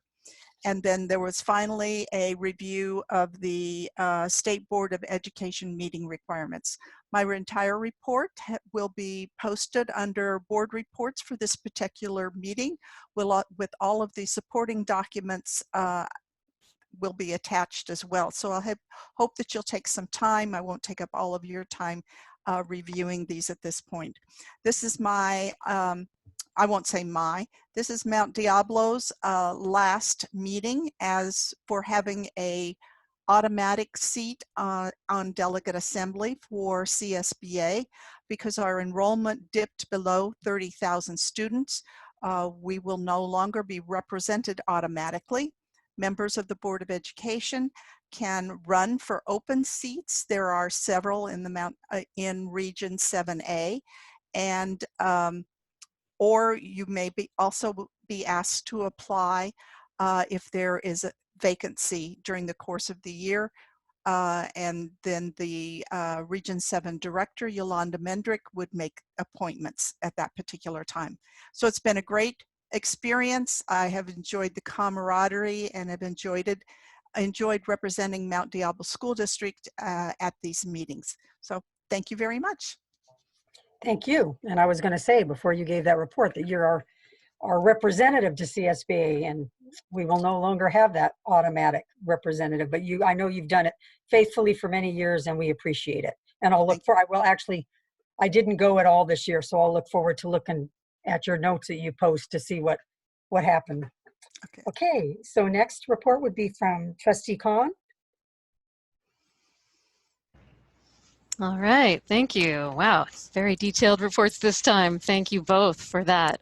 It's really fantastic to hear and to be able to see your report, Trustee Elas, from what you're hearing from students out there already.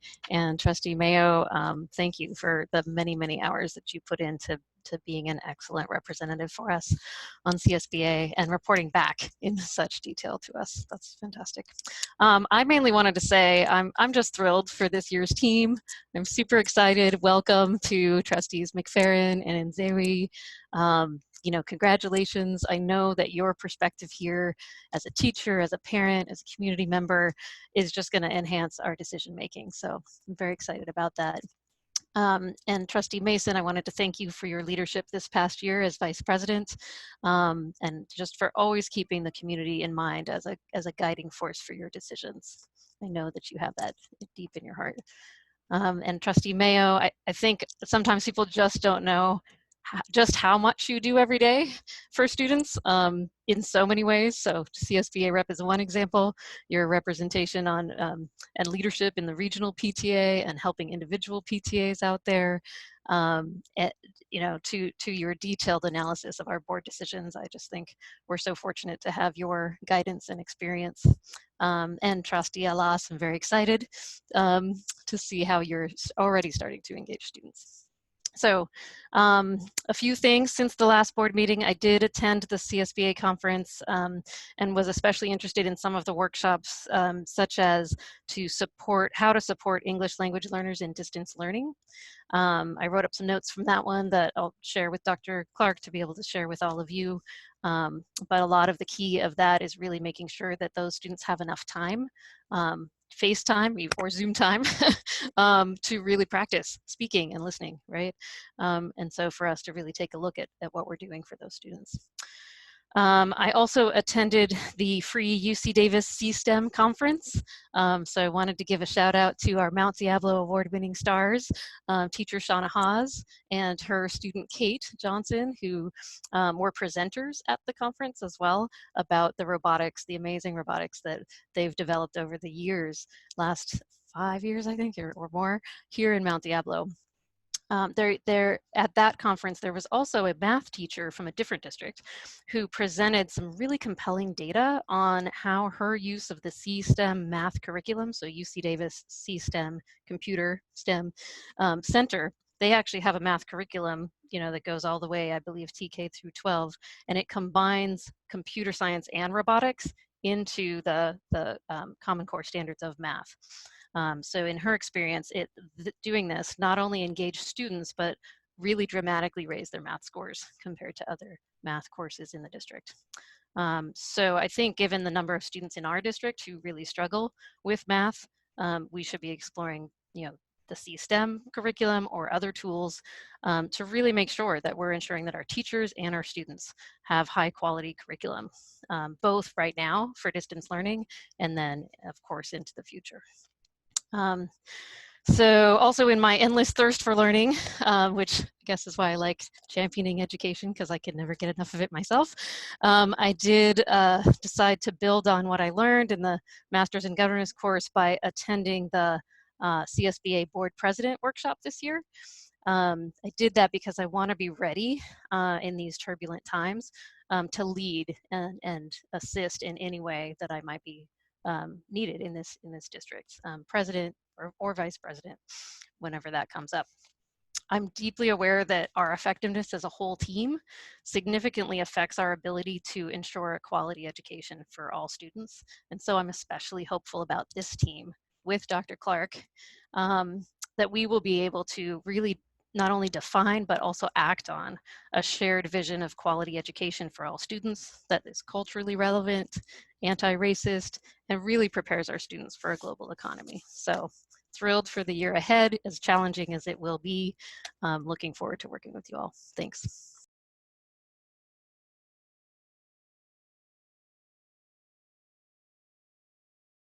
Trustee McFerrin, you've had so long now. I'm sure you have a very long report, but it's your turn to give a board report.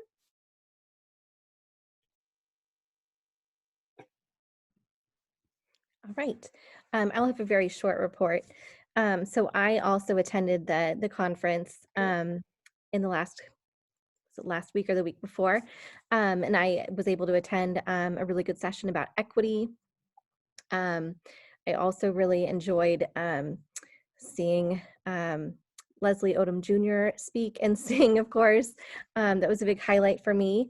And I also enjoyed the section for new board members. And so I tried to kind of balance that along with my teaching schedule because we're going into finals. So it's kind of a busy time of year for me professionally. And I'm very, very excited to join this board. So thank you for being so welcoming to me. Oh, we're glad to have you. And it's interesting because in the past, the CSBA was always on a weekend, which would have made it much easier for you. So I don't know what the thinking was to do it during the week, but I'm glad you were able to attend some of it. Okay, next we have our other new trustee, Trustee Nzewi. I too will be very brief. I'm excited. It's like our first day of school for Aaron and I. But I don't think you get as warmly welcomed when you're the new kid. So I'm really appreciative for that. I too am very, very excited about what's ahead and the possibilities, and to become a part of this team, and hopefully a very integral part of the team. Like everyone else, I too attended the CSBA conference, the new member orientation, and then the regular part of the conference. And I've become, I don't know what the right word is, a roadie or who are the fans of, like someone who's a fan who seems to follow somebody around. So I went to a session on equitable grading, and it just touched me. So since then, I've been following Joe Feldman around as he's given presentations that are free over the last 2 weeks.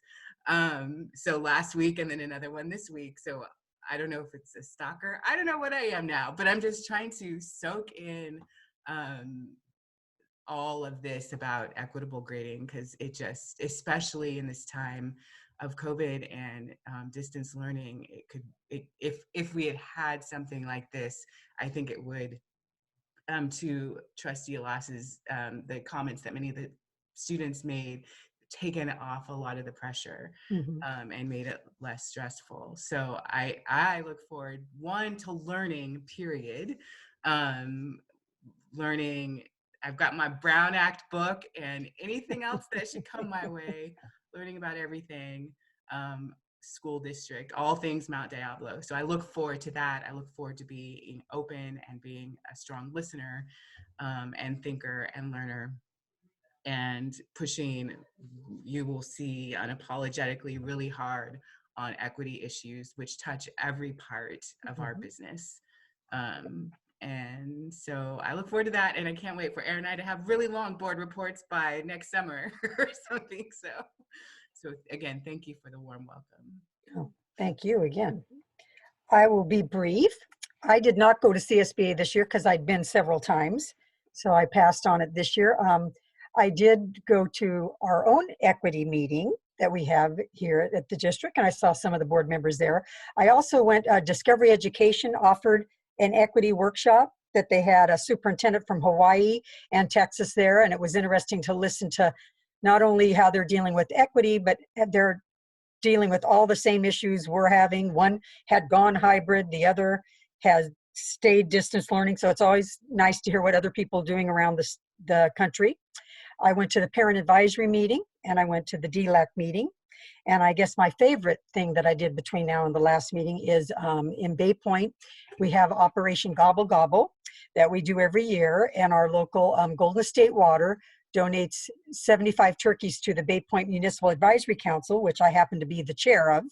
So we donate to the school, and so we met at Riverview Middle School, and each school had identified 15 families that were in need, and they were invited to come up and pick up their turkeys when they came up to get their lunches and breakfast. So that was a lot of fun. We all did our distance, not learning, but kept our social distance and our mask on, but it was nice to get out and see some of our families. And I know Dr. Clark came out, but I had already left on another errand somewhere else in the community. So I would just say to our new school board members, we all come from very different backgrounds and bring different things to the board.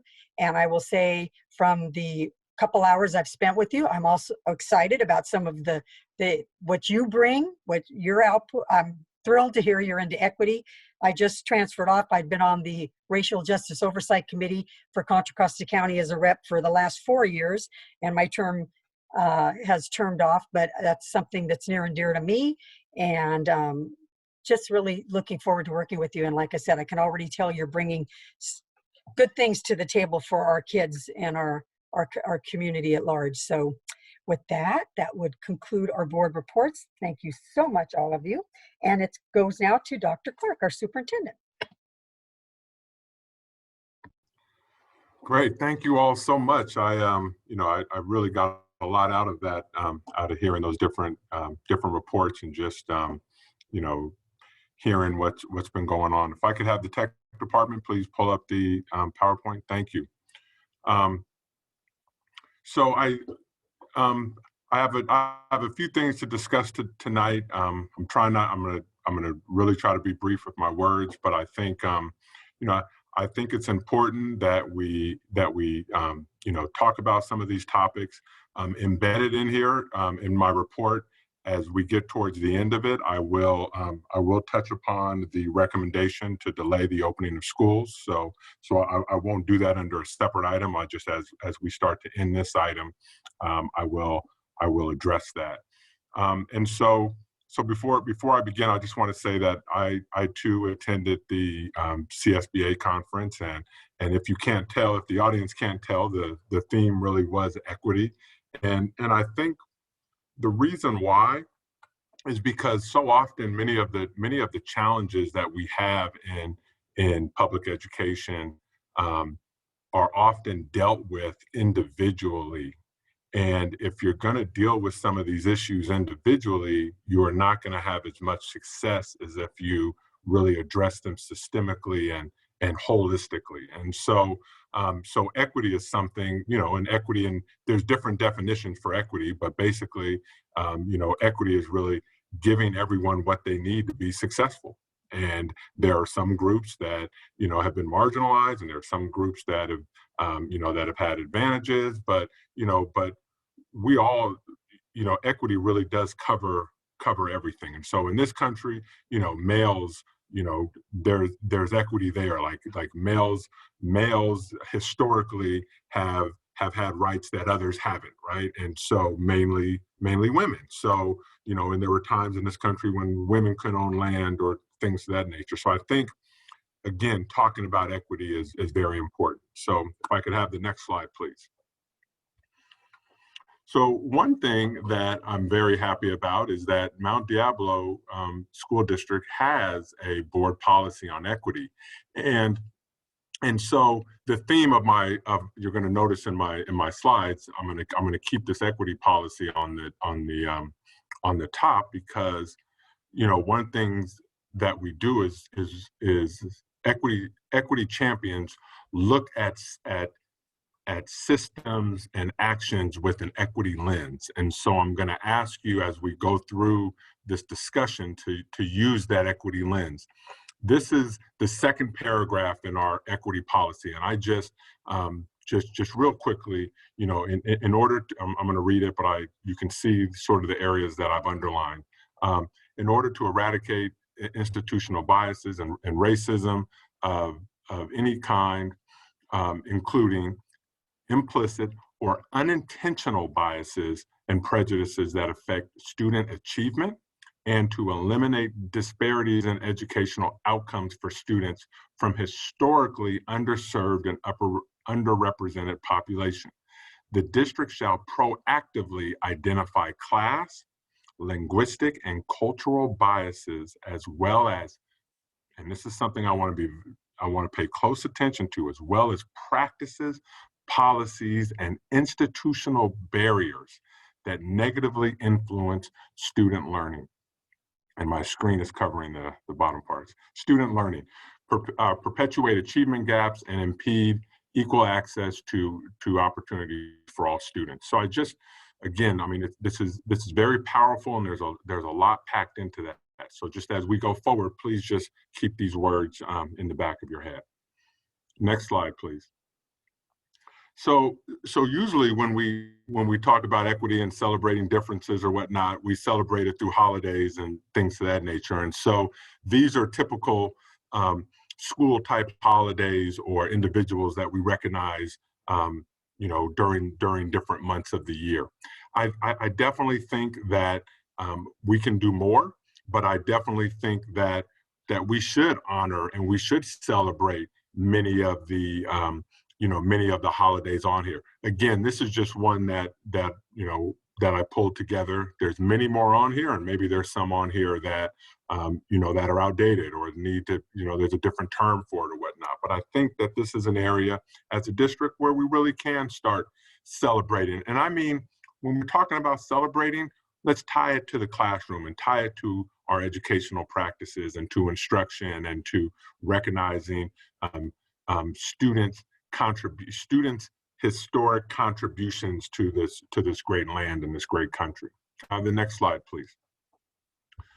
So in our district, as we work through, creating the administrative regulations that go with our board policy of equity, and this is embedded in my evaluation, is to work on this. Is we have to start really with our policies, and that comes from the board level. What are the policies, how we operate and how we govern. We have to take a very close look at our curriculum.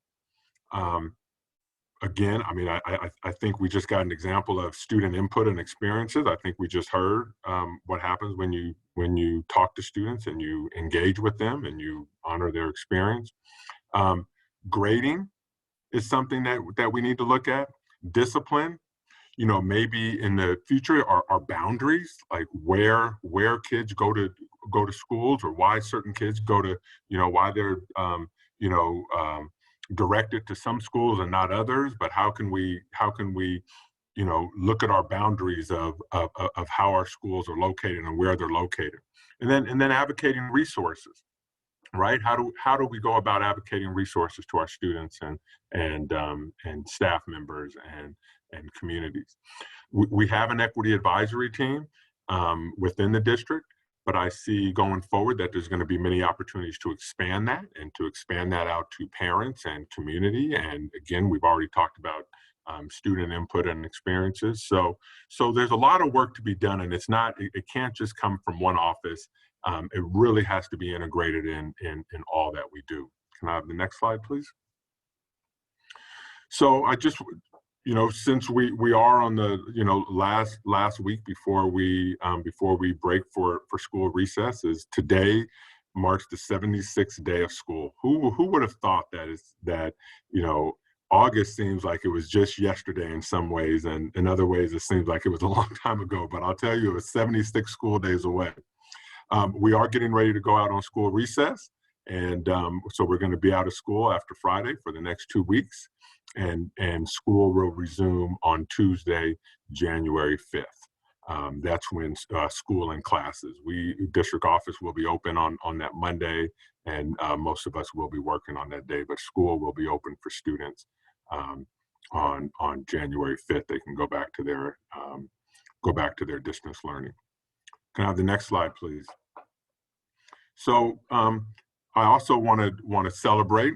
We had two of our outstanding staff members were recognized by CASBO, by the northern section of CASBO, and we've heard from both of these individuals tonight, and they are regular parts of our board meetings. But and I told Mika I was going to butcher her last name. I've been working on it all day, but Mika Arbelbide, and she's our director of fiscal. And we also have Melanie Cosgrove, who at the time she had a different position, and so now tonight we've approved her for her current position. But I do want to celebrate these two staff members who were recognized by CASBO. Can I have the next slide, please? I also, you know, I want to recognize the work that's been taking place in the district. You know, the staff is fully engaged in distance learning. And when we talk about staff, I know oftentimes, you know, a lot of attention comes on teachers, but there's also a great deal of support systems around our teachers. So we have office managers, we have custodians, we have folks who work in the cafeteria, we have instructional aides. You know, there's so many within this district that are fully engaged in distance learning, and they truly have embraced this, and they're going above and beyond for our students, and working hard to make the best of a very challenging situation. So amazing work is happening. There is learning that is taking place. You know, teachers have had to shift from has to, you know, move into new pedagogy and make, you know, shifts to meet the needs of their students. So for that, we want to recognize them for that hard work, and we want to recognize our certificated and classified staff. They're reaching out to students. You know, I was visiting one school last week and was talking with the principal, and he was sharing with me that, you know, they have a group of kids who are struggling, and that they divided up the names, and everyone from office manager to the principal and everyone in between took kids and called and reached out. And, you know, so we are doing, you know, what we can to meet the needs of our students. And so on behalf of the governing board, we thank each and every one of the MDUSD staff members, who's working hard each and every day to meet the needs of our students and to truly get our students what they need. Now, the next slide, please.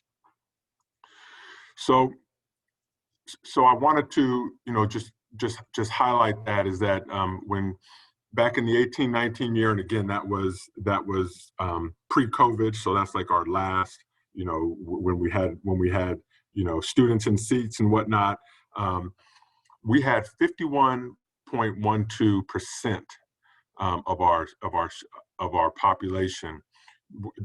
It's called in LCAP terms, our unduplicated pupil count. So these are students who are receiving free and reduced meals, are English learners, or are foster youth. And so those students are students who the state has told us to pay close attention to. They've provided extra resources to us to serve these students. And in the 18-19 enrollment data, it was approximately 50% of our students. Can I have the next slide, please? Now, because we're in distance learning and we aren't able to, meet with our families, we weren't able to go through the regular, registration process where families are filling out forms and things of that nature. We are low on the on the number of students who are eligible and apply for free and reduced lunches. So you're going to learn later on in the first interim that we're a little over 1,000 students down this year than where we were last year. There's myriad reasons why that is, whether it's low kindergarten registrations, whether it's parents who've left the district, whether it's parents who or families who are just not participating in distance learning or who've moved out of the state, but we're lower on our students. And many of these students also qualify for free and reduced meals. So if our numbers on those applications don't meet a certain threshold, we're in danger of losing, close to $2 million in LCFF funding. So because what they do is they take a 3-year average of our student population to come up with that unduplicated count. And so this year is going to count. So we are doing a full press forward of trying to, find our families who haven't applied for free lunches, get those applications in. It's kind of similar to the census, right?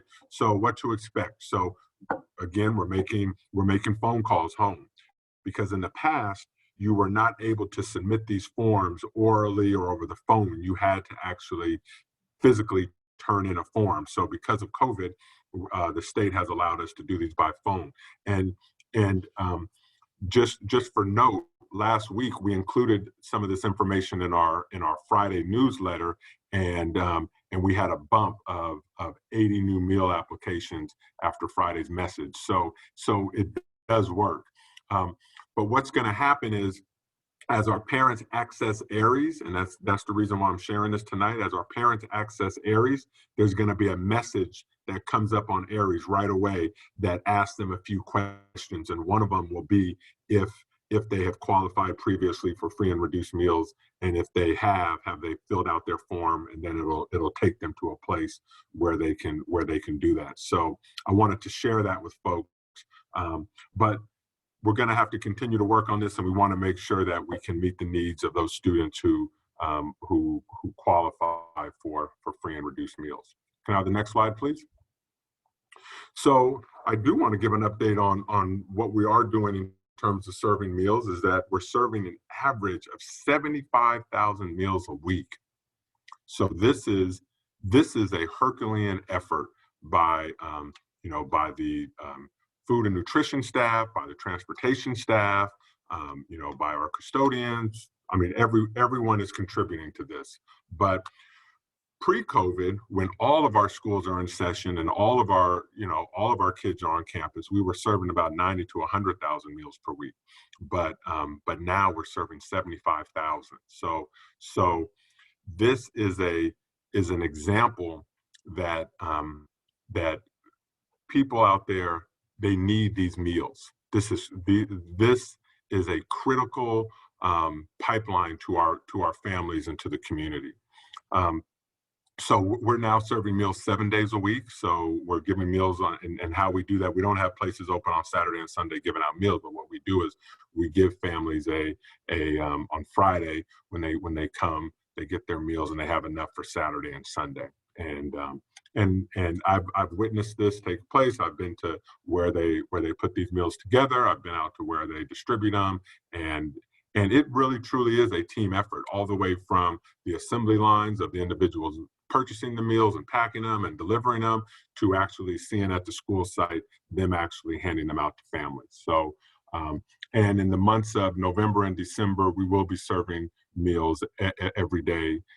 We will be providing meals for every day of both of these months. Can I have the next slide, please? So other ways that we're serving our students, and again, everyone's participating in this, is, providing Chromebooks and hotspots to students. We have, we have tens and thousands of Chromebooks out in the community right now, where families are having access to those. We've given out hotspots to all families who need them, who came forward and asked for them, and now we're kind of giving out second rounds. I think it was brought up earlier that some families have multiple kids and may need an additional hotspot. So we are still providing hotspots, and can expand that as much as we can. These Chromebooks and hotspots cost money. We've spent over a few $1 million on Chromebooks, and very gladly, because we have to make sure that our students have access to the curriculum. We're providing counseling services. The high school counselors, middle school counselors, elementary counselors are all, working hard and supporting students.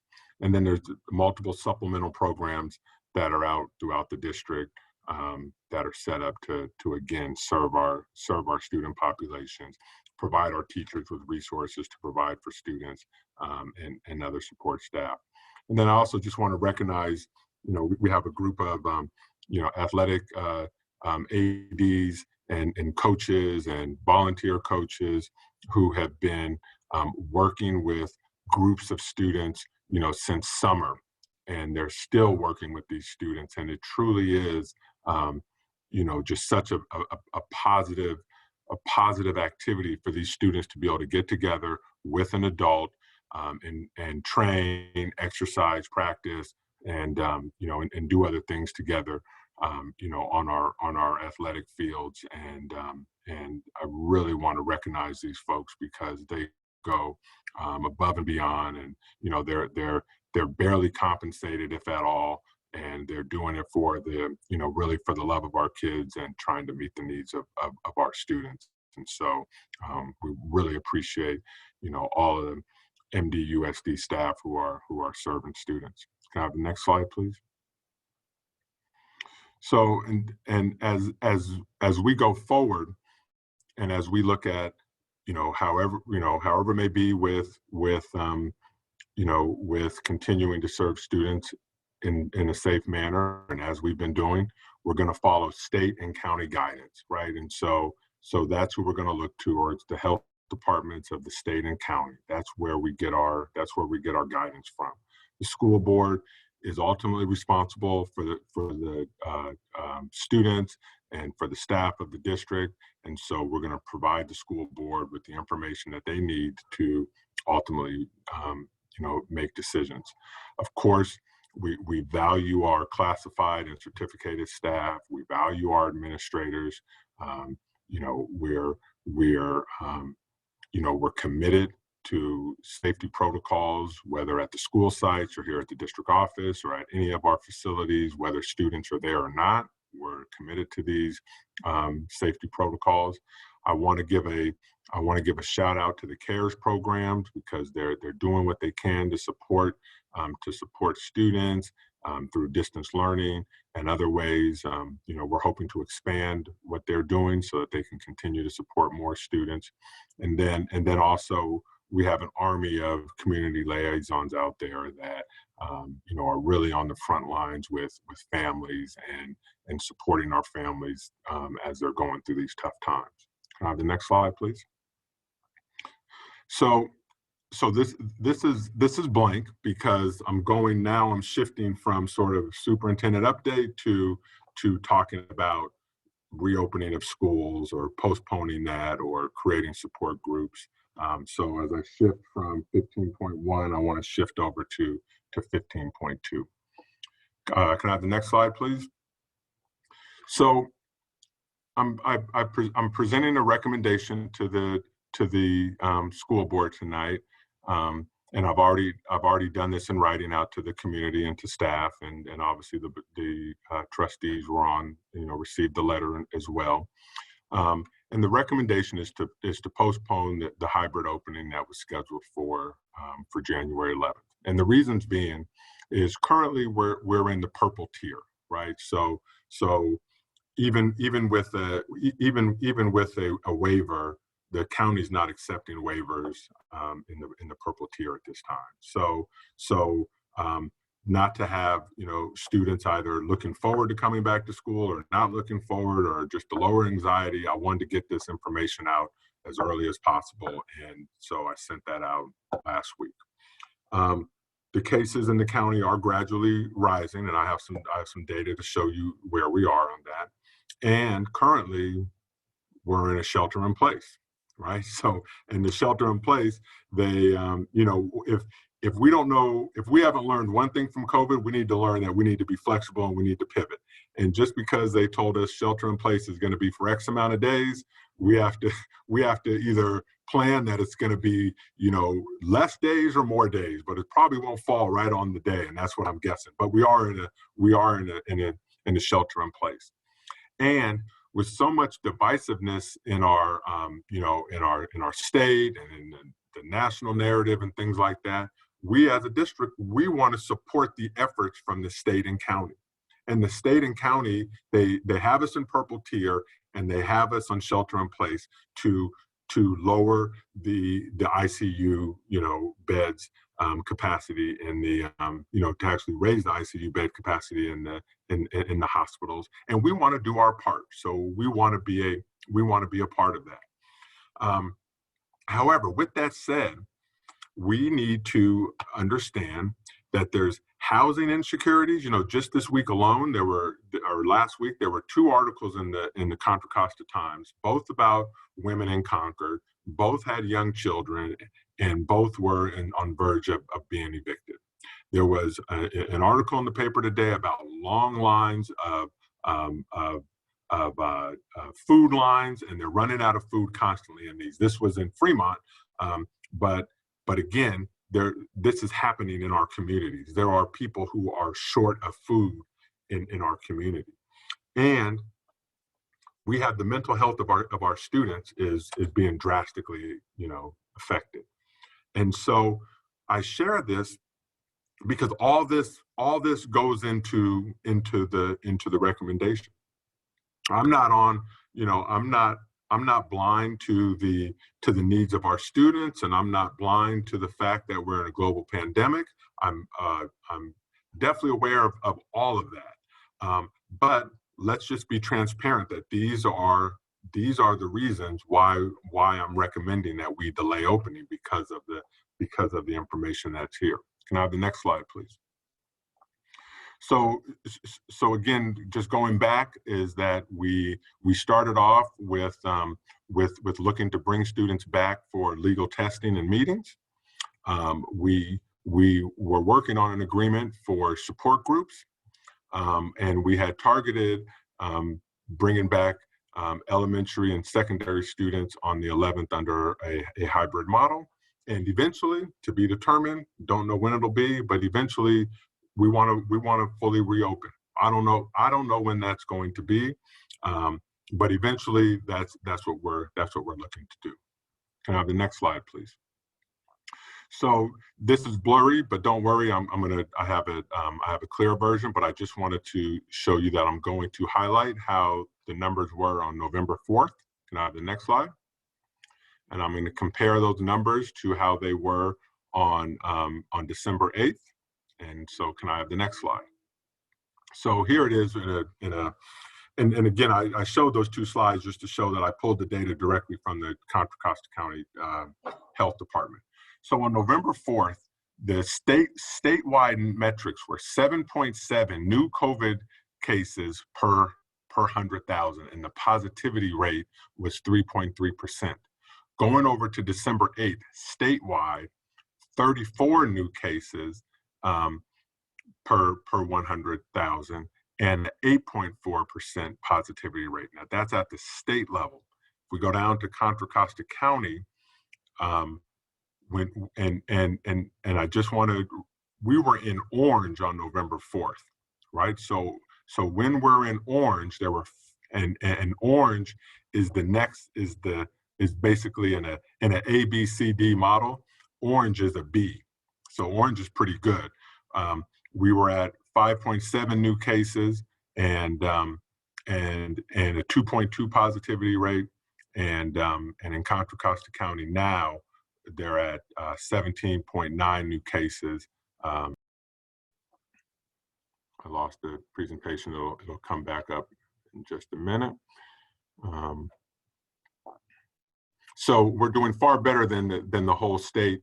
And I'm sure, you know, when you break down our communities, we have different communities that are at different places, but we really do. We represent all of our communities, and I know that it can be, you know, a catchy phrase, we serve all kids, or every zip code, or however you want to say it. We serve all of our kids. And so we're one district and we're united as one. And so I just wanted to sort of share where the metrics were. Can I have the next slide, please?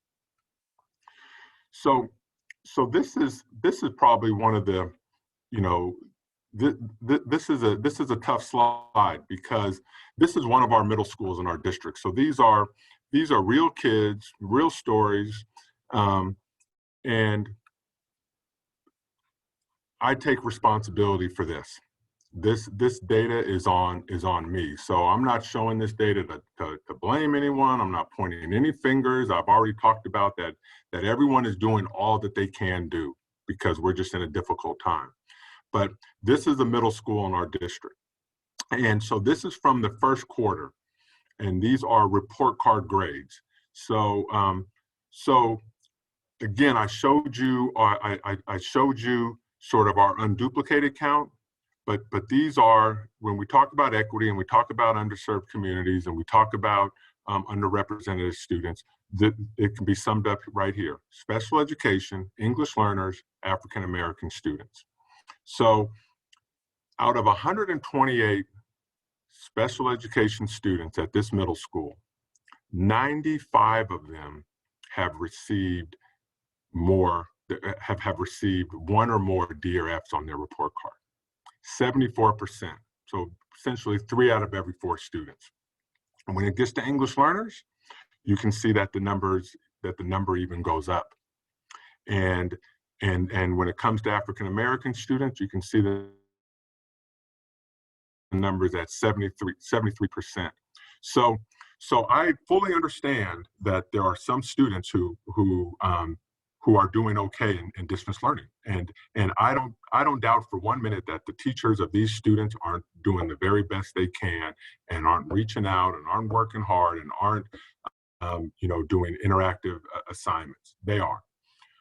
However, the numbers are what they are. It's just one measurement, but when you couple academic success and mental health and underserved communities, you have what we have here. And then the other slide is where it was last year for the same. Now the numbers are a little bit off, so that's why you don't see the total number of students. But if you look at the percentages and the numbers, you can still see, under distance learning, for special education students, it's gone up 20%. And for our English learners, it's gone up a little more than 20%. And for African American students, it's gone up 23%. So again, this is a snapshot. But again, if we truly value all students and we want all students to be successful, this is some of that data. Can I have the next slide, please? And this is where the students are right now on their second quarter progress report. So, so hopefully, they can bring it up a bit, but again, the numbers, the percentages look daunting. Can I have the next slide, please? So students are in need of connections, right? They need to be able to connect, whether it's with one another, whether it's with adults on campus, whether it's with other services. They need connections. And I am putting this on my shoulders. So I'm not blaming anyone. I'm looking in the mirror and I'm saying I, Adam Clark, and I spelled it out so no one gets confused who I'm talking about. I'm talking about me. I need to do more to support our students. I can make a difference, but I cannot stand idle. I've shared what we're doing as a district and everyone is working as hard as they can. But we have to do more, and we have to think outside the box if we're truly going to meet the needs of all of our students. I'm open to questions. I'm open to direction. My recommendation is that we postpone the hybrid model and that we revisit it when we come back in January. I believe the second week of January we should have a board meeting scheduled. So I'm suggesting that we come back that week and discuss that. But I need action. I need to be able to say that I've exhausted all resources to try to meet the needs of our students. And so with that, I'm open to questions, and this is an action item. So I am recommending approval on. I'm recommending approval on delaying the opening of schools. You could take the PowerPoint down. Thank you. Thank you, Dr. Clark.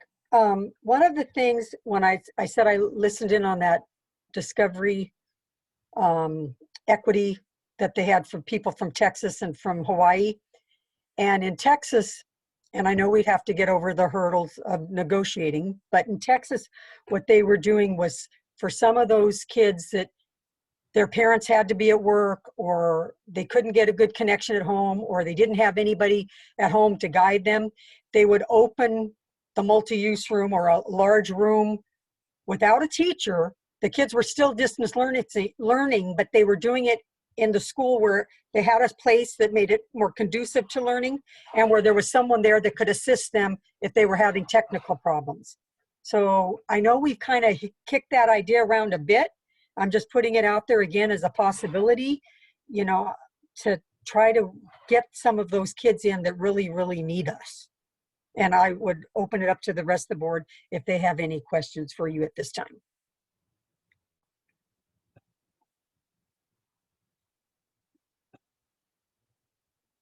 I'm sure they do.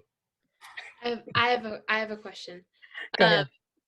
So I saw, the board members, I saw what Superintendent Clark issued out last week in terms of this new decision that we're making in delaying schools. How are we making sure that parents and students who potentially speak different languages or who can potentially have varying access to internet or varying time to check the internet, how are we making sure that these parents are aware that these decisions are being made, that, for example, that the declaration survey was postponed? I know Trustee Cowan and I went to a meeting with staff from the Monument Crisis Center who said that there were several parents who were just not informed that the declaration survey had been postponed.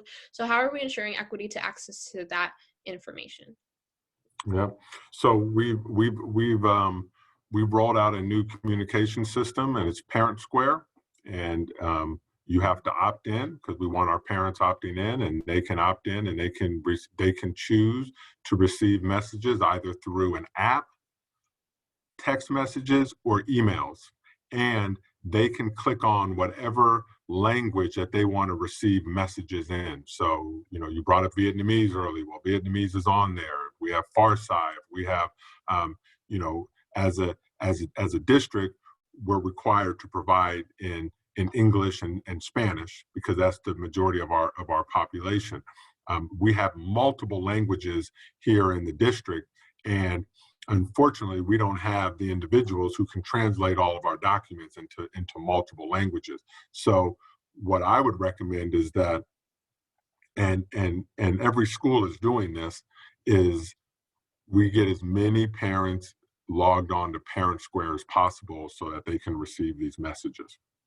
So the declaration, because we're not ready to bring students back onto our campuses in an instructional model, you know, whether it be hybrid or something else, there's no need for parents to declarate for that until we have an agreed upon model that either the board, you know, that the board agrees on, that this is going to be the model that we use. And I've provided different samples. You know, I've asked for input on those samples.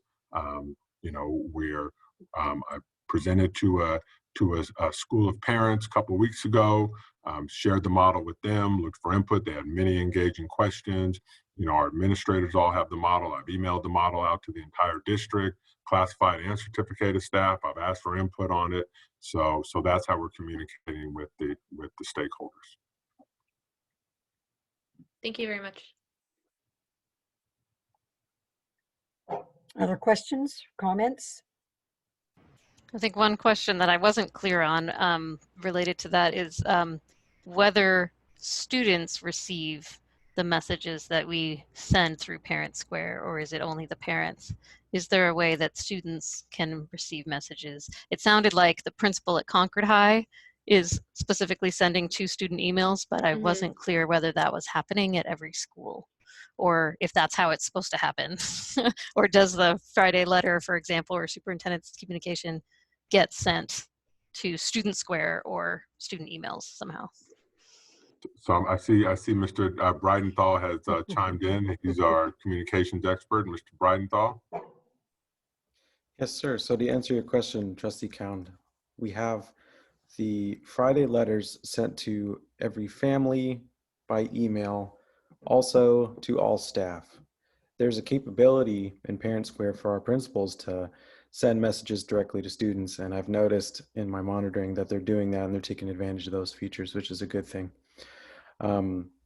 We do have the capability of reaching students as a district, although as of yet we've found that it's sufficient to be sending our Friday letters to families, head of household emails, as well as to staff. Can we change that? Can we add students to getting the Friday letter? I feel like students would benefit from that. It's a possibility, and that would be the direction of the superintendent. And I'm curious about the Parent Square, if there's the Student Square piece, or if that's a cost that we haven't set. Because one thing I feel like we do hear from students is that they communicate mostly by text. And so whether texting, that would be something they could choose versus the email. Though perhaps they all have school email accounts that they need to check for school anyway. So maybe that's sufficient. So again, I would defer to the principals of the schools to do that. I don't necessarily know if the superintendent needs to send you know, multiple letters to you know, to students about, you know, budget reductions and opening or closing schools and things like that. But I think definitely the principals can. Anything that I send out is public information. So if the principals wish to send out my information, but again, so yeah, so that's how we communicate. But any other questions? Any other questions about the recommendation to postpone the opening of schools or anything on that? Or Trustee Alas, you have a question? Sorry, I just had, for example, like those, like that special like immediate release type of messages? Is there any way to filter like the ones that are messages about like immediate changes that are being made, if we have the capability to forward those to students and not things that students may not care about as much? Okay, that's my only comment. Okay, so if there's no other questions, I believe. I'm sorry, I do have other questions. I wanted to let other people speak first. Okay, well then we'll go to Trustee I think I see you. Nzewi, and then we'll come back to you. I love that I'm in the right place on your screen. Yeah. Like you really did point at me on my screen. Yeah. Yes. Thank you, Dr. Clark, for all of that. I absolutely agree with postponing opening of school. We are in a shelter in place. In fact, the updated numbers, I just opened up the Contra Costa County public health website, is our positivity rate today is 7.6%, and our equity metric, which is supposed to be below 5, positivities below 5%, is at 12.2%, and much of our districts falls in that equity metric, especially in Pacheco, Concord, Bay Point. So things are only getting worse, and we've reached 300,000 deaths today in the United States. So it's hard to even think about reopening for me because of all these facts about today, but I know that we do need to plan. And let's see how, I guess I see, like, we know kids are struggling, families are struggling. I know that as you put in your report, families are like, next month, the protections from evictions and foreclosures ends. That's looming over much of our community. I worked for many years for the Alameda County Community Food Bank. I'm really intimate with how food distribution goes, and our food banks are stretched in ways that they were never meant to be used. Like, there is no government response. And it's hard out there for everyone. Grades are low. I would have argued that we shouldn't even be having letter grades in a time like this. Like, we should just be focused on the action of learning, and just the fact that students have the opportunity to learn without getting a letter grade of D or F when they may be hungry, or it may be cold, or all sorts of things. Their parents have lost their jobs, or have unstable employment, or underemployed. So given all that, I just wonder, even though when we come back, we may be able, although we're then going to have this next holiday, so I feel like that people are not sitting down, people are not staying still. The shelter in place is supposed to be to keep our ICUs available, and much of the state has 0 beds as of today available. And yet I drive down Contra Costa Boulevard and the mall looks like it's Christmas time. And so we're not sitting still. So I'm not optimistic that we're going to get to a point where we get to go back to school no matter what very soon, because we'll just keep going up and up over the next several weeks. But I also feel like, as you said, we need to think out of the box, or outside of the box. And I wonder when we come back in January at our next meeting, or when we come back in general, all of us, how do we look forward to continuing to improve what we can do for students from this distance? Like, we can't just put that aside. I know you know this, so I know we all know this. We can't just put that aside. How can we all put our really creative thinking caps on to address all of these issues that are because of COVID, and because we are learning at a distance, and right now can't come together. So and that I really want to work on making distance learning, this model, the best it can possibly be for teachers, for families, for all the staff that make the magic happen everywhere, until we can realistically think about bringing students back to campus, small group or otherwise.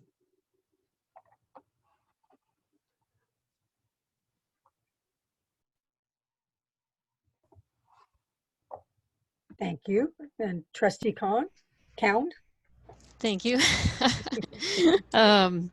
Yeah, so in response to the earlier part of your presentation, talking about the free and reduced price lunch applications and that piece of the income qualifying, I really want to just appreciate that that you are putting together a plan to get that out via phone and via Aries, because I think there's a lot of questions that I've been seeing out there with parents that are going, you know they don't have to fill out the free and reduced price lunch to get food because we have such an effort to just get food out to families, right?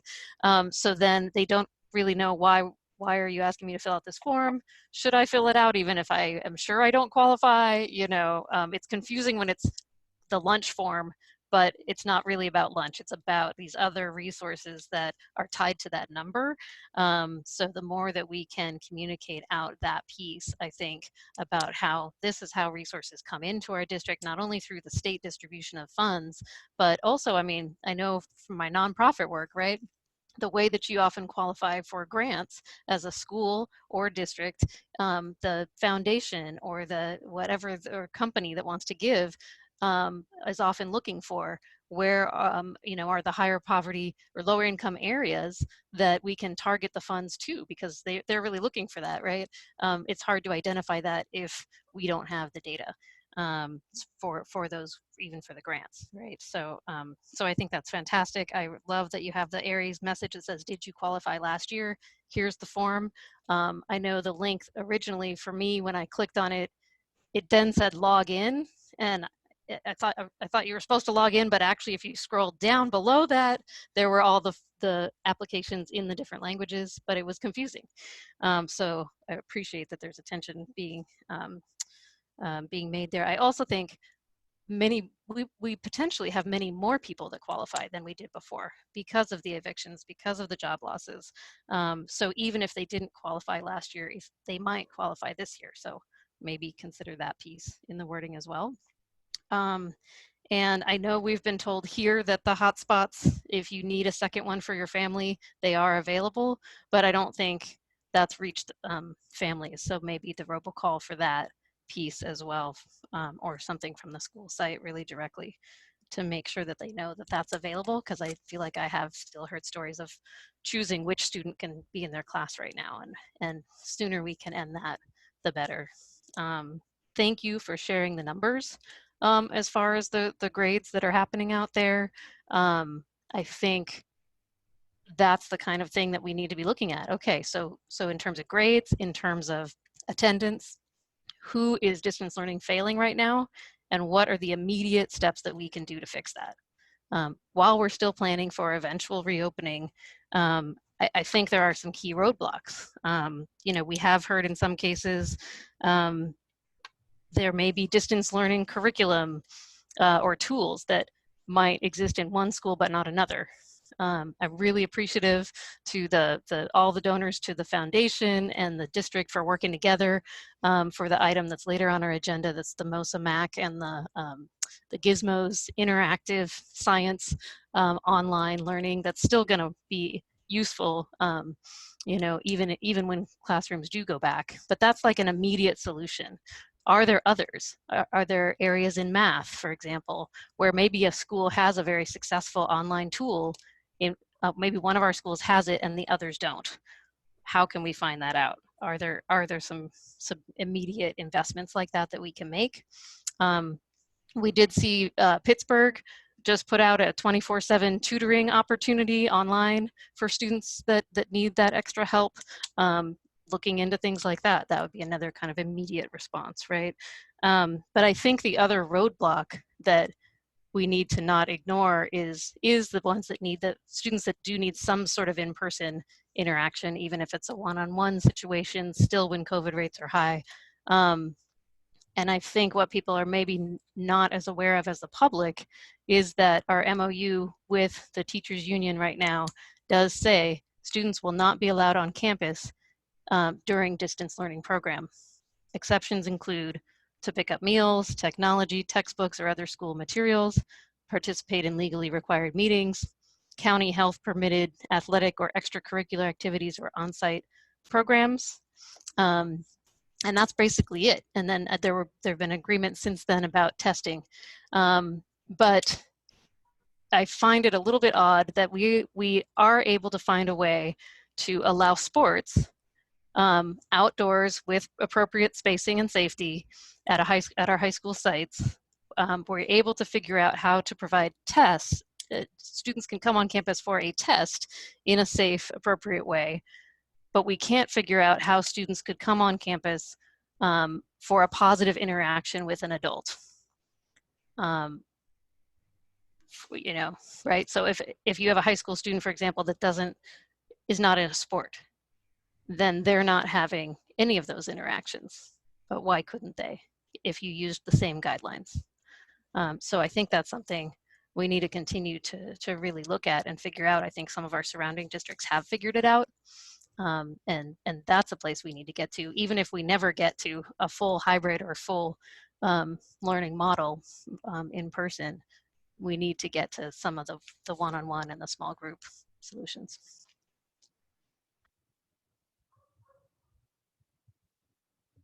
Okay, Trustee McFerrin or Trustee Mayo, anything before we look at a motion?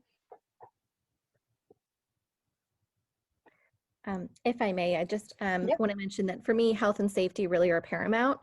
You know, with the way our health data looks right now, it's really kind of disappointing and scary and difficult, I think, to think about reopening. And definitely, I really appreciated the updated grade data. Thank you, Dr. Clark. And I really saw in that data really showed that our students really need more support.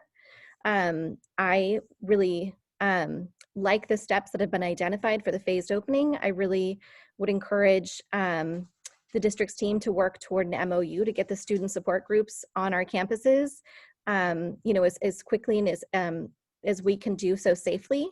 I've seen that be hugely beneficial to my own students because we're doing that in the district where I work.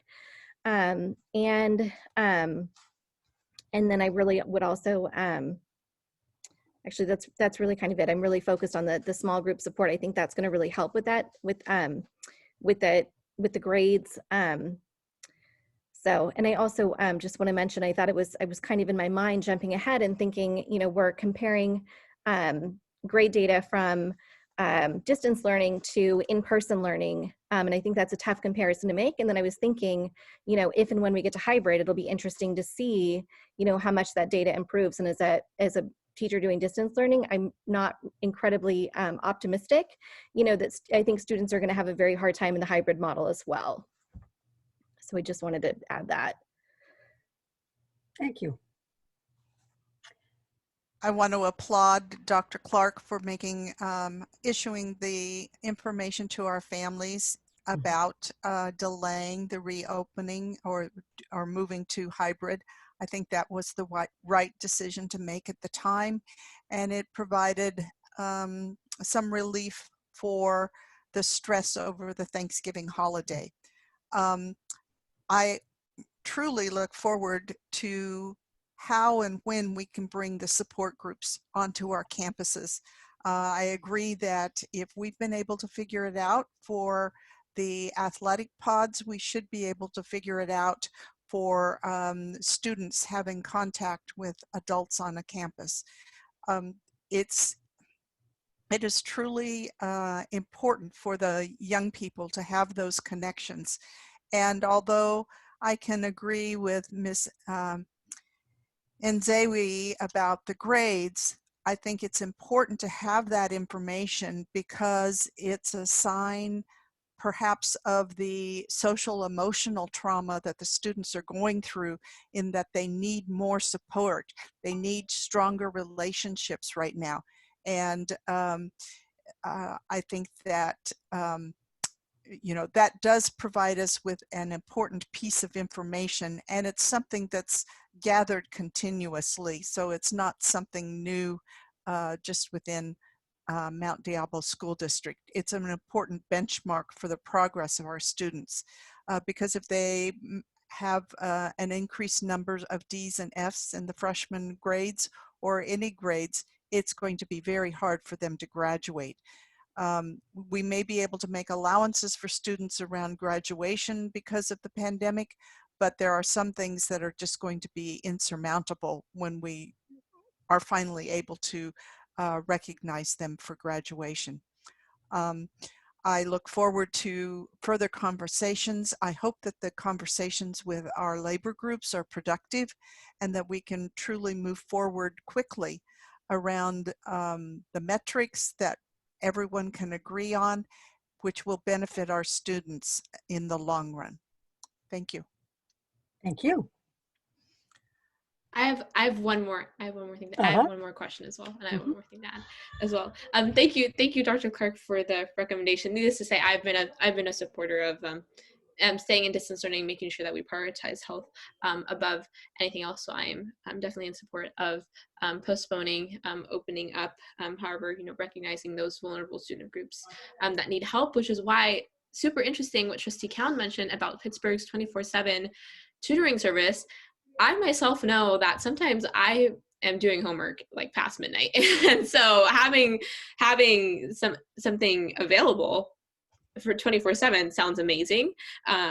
So I'm actually gonna read up on that, because I think that that's something worth looking into, because if Pittsburgh can do it, then I don't see why we couldn't. So yes, delaying the opening of schools, completely in support of that. One quick question about earlier in your report when you were talking about like ADA and free reduced lunch. We get most of our money from ADA, free to reduced lunch. Students, I think, it might be families as well, under the misconception that free or reduced lunch is only to get lunch. And I mean, at least at the high school level, it means AP exams are free. And AP exams cost like $90 per exam, which not quite sure if a lot of families are aware of that. So one of my questions is, so when you say that you're going to be that we're going to be doing calls to families, is that to inform them of the existence of the form, or is it because the state is now allowing us to collect information over the phone? So is there a discrepancy there? So I guess my question is, the calls home, are those going to be informing families of the existence of the form, or is it going to be gathering the information to fill out the form? It's going to be both. If they're eligible, then we will obviously inform them of the opportunities and the benefits, and show them that it's a seamless process to complete their forms. Okay, great, thank you. And then furthermore, I know that the online form, is that also only available in Spanish and English? Because I feel like if there's anything that we should be putting efforts into making available in more languages, it's the free or reduced lunch form. So is that only available in Spanish? I checked on that. Yeah. On the food services page of our website, I have seen multiple languages beyond Spanish. Good. Okay. Oh, perfect. Okay. Thank you. That's it. So lastly, in closing, I just want to say that that one of the reasons why I shared the dire picture that many of our families are facing is because we don't have a lot of time. Like, these families are going off the cliff. Mm-hmm. And it's been several months since Medea CTA posted their reopening demands in the local publication, and so as long as the board is comfortable with the amount of time that it's going to take, then I'll take my direction from the board. However, I'm prepared to have our principals and administrators throughout the district supervise students if need be. I'm prepared to bring students back onto our campuses so that they have a place where they can access the internet and can get Wi-Fi and not have to do it in the parking lot, but be able to actually do it from our outdoor eating areas. Again, I'm prepared to think outside the box, but again, I don't. I just, my heart really breaks for those families again who are going to run out of support come the end of the month, and and I don't want to play politics with them. So anyway, so thank you, and I'll turn it over to the board. Okay, so the approval for the recommendation to delay, could a piece be added to that that says, but we are actively looking for ways to bring the students that have the highest need onto campus in some small group criteria or something to that effect. So you kind of have the direction of the board at that point saying that we want to see those kids that really need some one-on-one or the interactions like Trustee McFerrin has referred to that are happening in her site. We can start building that piece now. Yeah. Okay. So if anyone wants to make a motion. So are you looking for a motion? Yes, ma'am. I can try it. All right. So I move that we approve Dr. Clark's recommendation to delay the reopening of schools with clear direction from this board to prioritize those students who distance learning is failing right now, and to bring one-on-one or small group interactions into existence as soon as possible. Do we have a second? Second. Who was that? McFerrin. Okay. I was writing. I didn't see it at the time. Okay. So we have a motion and a second. So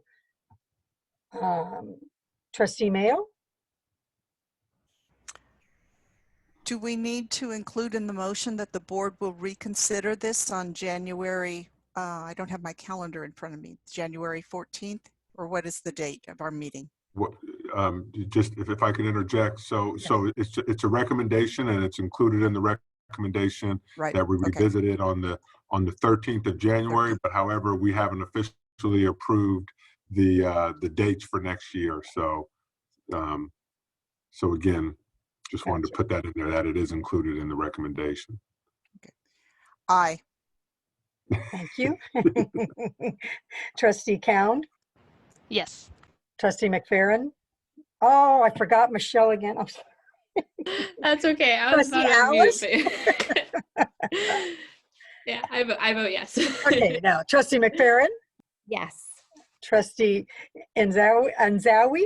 Yes. Anzawi, I am getting tired. Anzawi? Did you vote? Yeah, yes. Okay, Trustee Mason, that makes it unanimous. Thank you, Dr. Clark. Thank you. Okay, next on the agenda, we have 16.0, which is the reorganization. So Education Code Section 35143 and 72125 require that the governing board of each school district hold an annual organizational meeting. In a year in which a regular election for governing board members is held, the meeting shall be held on a day within a 15-day period that commences with the date upon which an elected governing board member takes office. Organizational meetings in years which no such regular election for governing board members is conducted shall be held in the same 15-day period on the calendar. So the first thing we have on our reorganization is election of a board president. So I will take nominations. I have a question. Yes, As ma'am. the student board member allowed to nominate, I don't know who I'm supposed to be directing legal questions to. I was looking into my bylaws, and I know I can make motions and second motions, but I'm wondering if there's anyone here who can clarify whether or not I can actually nominate someone for either president or VP. I would defer to Dr. Clark. I don't know.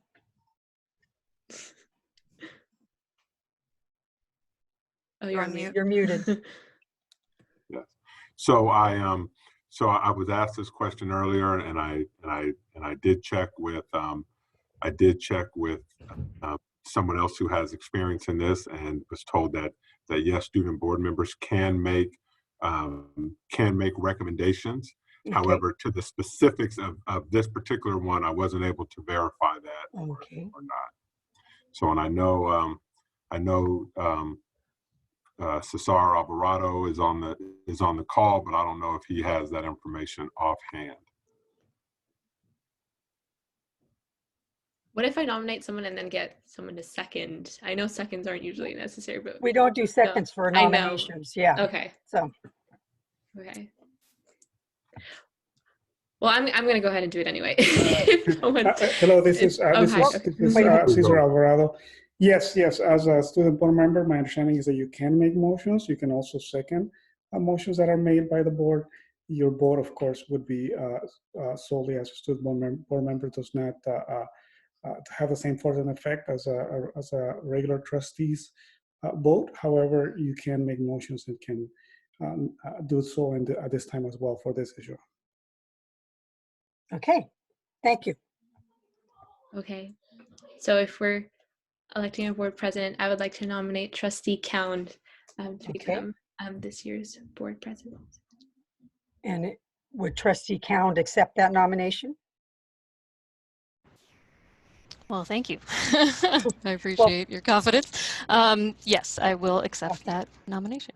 And then I have to ask the rest of the board, were there any other nominations for president?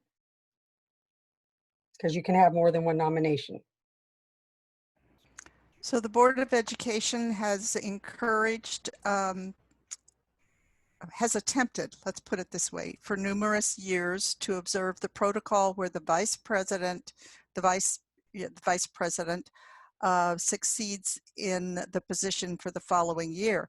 I think that if we are going to, in fairness, we should ask the question of you, Mrs. Mason, whether you are interested in serving this next year. I would be happy to do it. So what we will do, is my understanding, is first we will, because the recommendation for Trustee Cound came first, we'll vote on that one. And then if that doesn't pass, then we'll vote on the nomination for myself. Is that correct? I think that's how it's in, correct, Trustee Mayo?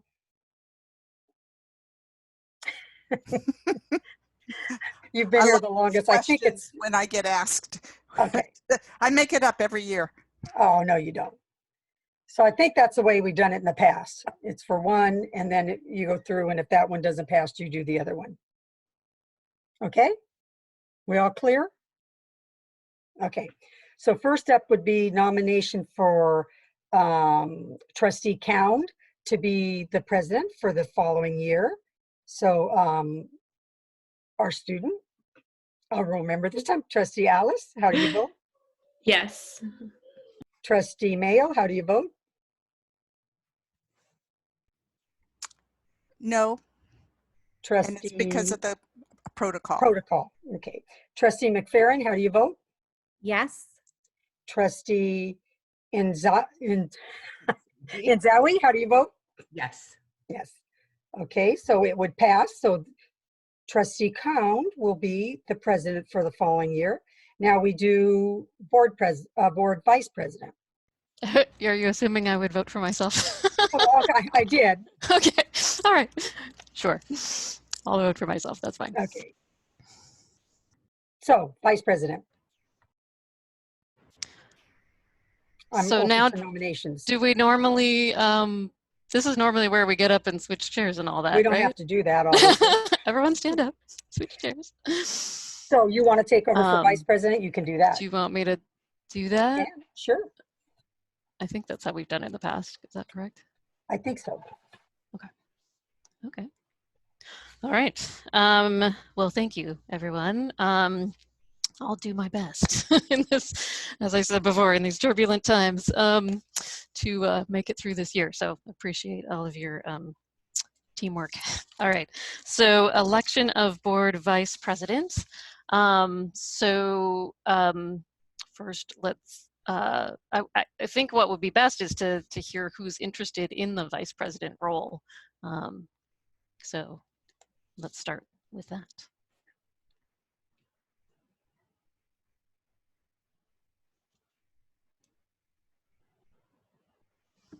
What is the role of the vice president? Well, that's a good question to be asking. To fill in when the president's not here, and that's about it mostly. And then Trustee Mayo and Count will have to refresh my memory. Did we say anything about going through Masters of Governance before being president or vice president? There I is thought we did when we did our last board handbook.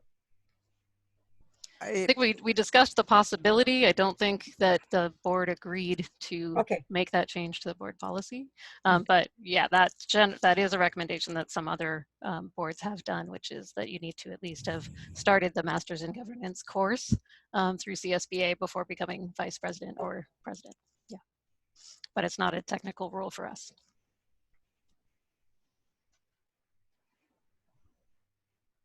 Well, I would continue if no one wants to do it. You'd be willing to help me out?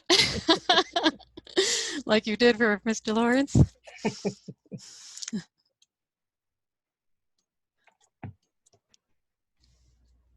All right. Well, it's either Trustee Mason or Trustee Mayo.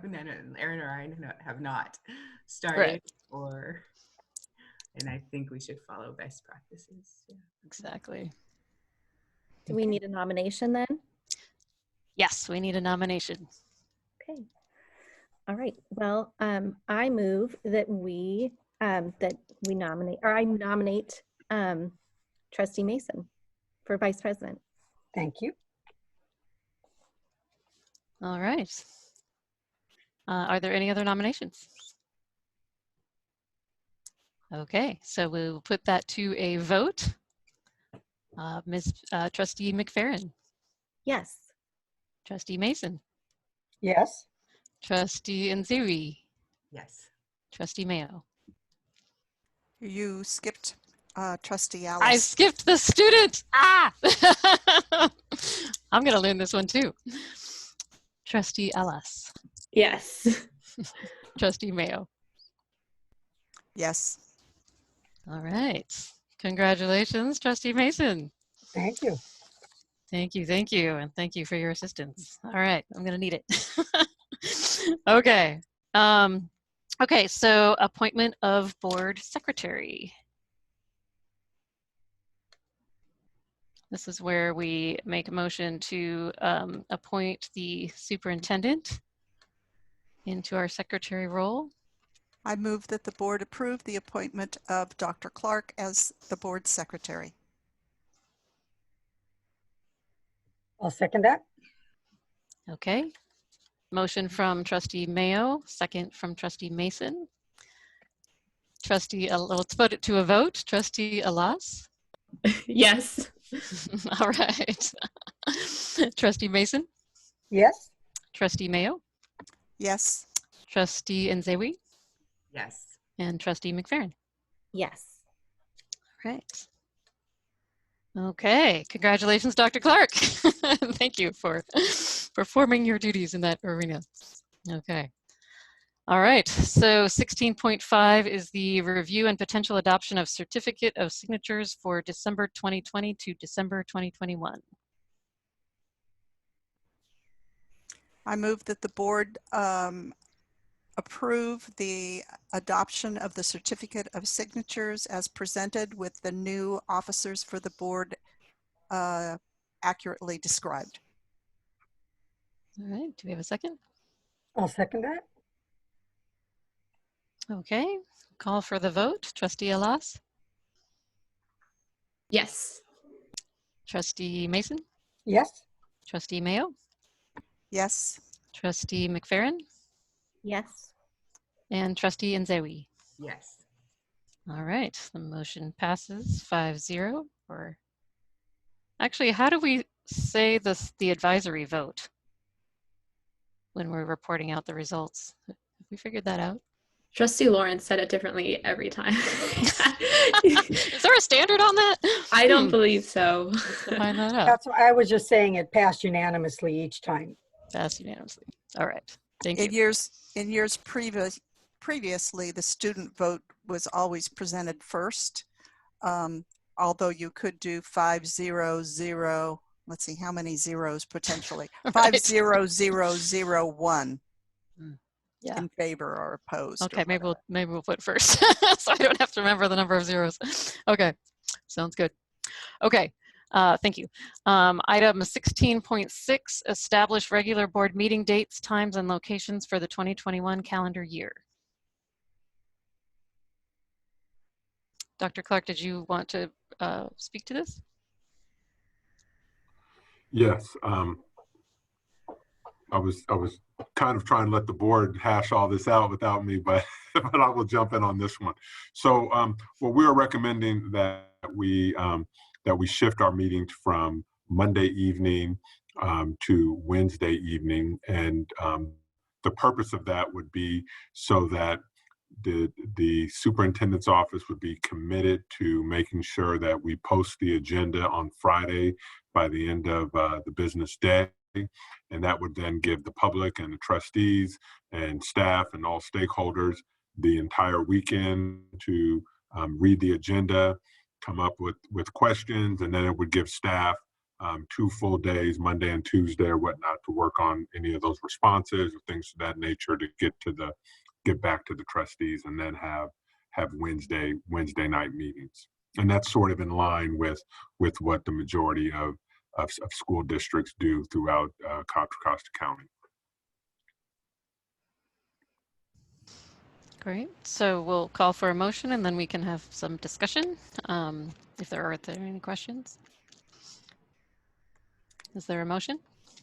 I move that the board establish the regular board meeting dates as for the 2021 calendar year as presented. I'll second that. Okay, motion by trustee Mayo, second by trustee Mason. And is there any discussion? Okay, all right. I was just curious for our 2 new trustees, how does this change affect your considerations with your other work life?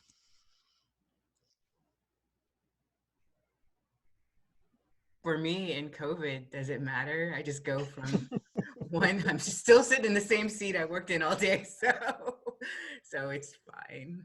And I appreciate actually this change to 5 o'clock for the, closed session. So that is very helpful. Mm-hmm. So there might be circumstances where we would have to have closed session beginning at 4 o'clock if the business was lengthy enough. Is that not correct? Yeah, that is correct. We could either, I think as a standard, I think 5 o'clock is a good standard to get the closed sessions back to an hour. I know sometimes it's opened up to 2 hours when you're going through, very, very controversial items and things of that nature, but we should be able to conduct our business at 5 o'clock. And if need be, we could schedule either a 4 o'clock start, or we always have the option at the end of the meeting to extend closed session if needed. Trustee McFerrin, did you have something to say? Sure. Yeah, and the move to Wednesday works well for me, especially if we can see the agenda on Friday and have the weekend to look over it and then ask the questions. That would be really, really helpful to me because I have a lot more flexibility over the weekend. Right. Yeah, I think that's absolutely the case. Dr. Clark, I did have one question. Are there district standing meetings, like committee meetings or things like that on Wednesday nights that would need to be moved for the coming year? Yeah, there are, and we'll start working on that. Okay. Yeah. Great. And just the meetings aren't every Wednesday. So again, we might be able to keep the night, but just shift it. So yes. Right. Okay. Sounds good. Any other questions or discussion? All right. We'll call for the vote. Trustee Alas? Yes. All right. Wait, now I'm trying to figure out who made the motion. Trustee Mayo? Yes. Trustee Mason? Yes. Trustee Nzewi? Yes. And Trustee McFerrin? Yes. And I vote yes, so motion passes 1-5 unanimously. All right. Ms. Cound? Yes. In transparency, can it be shared how the board members will sign this particular document so that the public understands that we can't do it virtually? Thank you. Very good suggestion. Dr. Clark, do you have a recommendation on how we can transparently sign the document? I think it's just announcing that we will come into the office, but we did. They have us, yeah. They have us come in individually, sign it, following social distancing and wearing a mask and all of that stuff. Yeah. And we'd be more than happy to come out front to meet anyone to do it outside or whatnot. However, whatever we can do to help. Thank you. Thank you. Appreciate it. Okay. Thank you. Thank you. Yeah, Okay. All right. Next item is the consent agenda 17.1. Items listed under consent agenda are considered routine and will be approved, adopted by a single motion. There'll be no separate discussion of these items. However, any item may be removed from the consent agenda upon the request of any member of the board and acted upon separately. Do we have any items requested to be pulled, or do I have a motion to approve the consent agenda?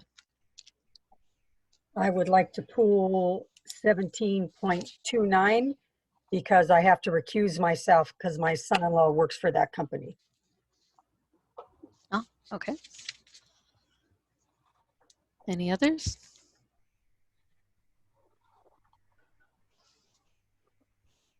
Okay.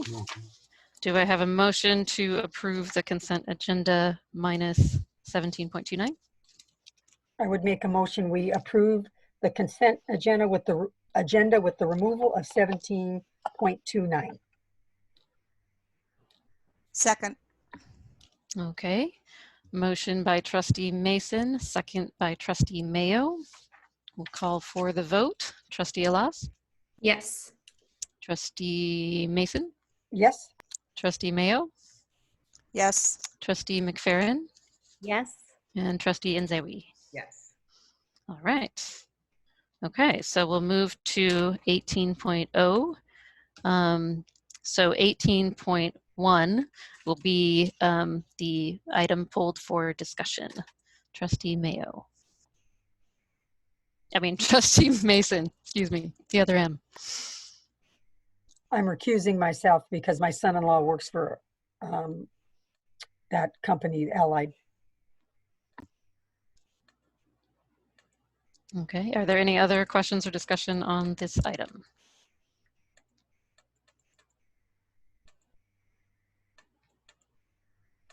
Okay, do we have a motion? I move to approve item 17.29. Second. All right, motion by Trustee Nzewi and second by Trustee Alas. That's right, you can second. Okay, I'm getting used to this. All right, any other discussion, questions on this item? Okay, so we'll call for the vote. Trustee Alas. Yes. Trustee Nzewi. Yes. Trustee McFerrin. Yes. Trustee Mason. Oh, sorry, she recused herself, excuse me. And Trustee Mayo. Yes. All right. Motion passes 1-4. And what do we call it when someone recuses themselves from the... Sorry, you guys, this is, when we're in person, this is all automatic up on the screen with the different columns. So that's why I'm not sure what to call that. But anyway. When when you recuse yourself, there is no vote by that individual. It's not an abstention. So to report that, I just say with a recusal by Trustee Mason. 4-0. Okay, thank you. Thank you. You're so May I helpful make as a vice president already. Thank you, Trustee Mason. This is Cesar Alvarado. May I make a quick clarification on Trustee Ayala's ability to make motions and seconds? She can do so for all types of motions, except for those motions that deal with employees or employer-employee relations. Okay. Thank you. Very good. Thank you for the clarification. Okay. All right, we're on to our business action items, and it's only 9:10 p.m. You guys, I think we can do this. Okay. All right, so item 20.1, review and potential approval of local control funding formula budget overview for parents. Dr. Clark? So I'm gonna hand this off to Ms. Sachs, and I know that you know, in the world of the LCAP, it's constantly evolving. So without any further ado, Ms. Sachs. Thank you very much, Dr. Clark. President Cowan, congratulations. Board trustees, can you please bring up the presentation? So I think it's important to start off that this is an item that's actually been an annual approval of the budget overview for parents and families. In the past, when the Local Control Accountability Plan, or the LCAP, came into existence, it quickly became quite apparent that it was a very meaty document, and the budget information was very much spread throughout. And our document, last count, was about 250 pages. And so really what the community asked on behalf of the board, the California Department of Education, is we needed to make it very, very understandable and transparent for the community. I see there's a note about not getting the presentation. It's actually on the board docket as an attachment. If you wanted to take a look at that and do a shared screen. So just a little bit of an overview, just sharing what the legal background is prior to getting the presentation on. That the California Ed Code requires that each school district develop a local control funding formula budget overview for parents and families. And as I mentioned, it was in an effort to provide some transparency. It's actually a document that's very much from the balcony level, taking a look at some basic funding sources. I would even say that it's not even from the balcony level, it's like Google Earth level. It is way up in the atmosphere looking down on some budget items. And tonight, the reason why this is kind of the opening act to the first interim is that it is really the overview, again, from Google Earth level, and then the first interim is very, very much providing the details. So as we were talking with Bill Clark at the county office, he really recommended that we present this prior to the first interim. The template for the first time, however, a shift that occurred over the last 2 months, was they wanted us to include CARES Act funding. That was not the intention originally for this LCF overview for parents. It is something that makes a lot of sense based on our current reality, but it is also important to note that our CARES Act at this point in time is really not part of our LCAP. And actually, thank you for bringing up this presentation, but ours is the one on a different item, which is LCFF budget overview for parents. It might be 20.1. I think they had pulled up 20. Occurred, yeah. They had pulled up 20.2, but we need 20.1, please. Absolutely. So the overview, this document actually needs approval by December 15th, so we're making it right under the wire. And it is something that after approval tonight gets brought to the county office for their review. And actually, we already had ours reviewed by the county. They provided some suggestions on revisions. We submitted them prior to bringing it to the board tonight to make sure that we had everything locked and loaded and ready to go. And they did take a look and they felt that it was appropriate. So thank you to Bill Clark and the team at the county office for your support. Okay. Well, we're close. This is the actual document, not the presentation. So the second attachment on item 20.1 is what you're looking for? The second attachment. So As I mentioned, this document has gone through a couple of reiterations by the California Department of Education. So if we can go back in history just for a bit, starting actually January of 2020, we actually began, fabulous, here it is. We're gonna go to slide, let's see, 1, 2, 3, that one right there, misalignment of plans. We began to collect information and feedback for our local control accountability plan right before the pandemic hit. We were scheduled, we were collecting feedback. We were actually starting to work on our LCAP annual report, which was what did we budgeted, what did we say we were gonna do?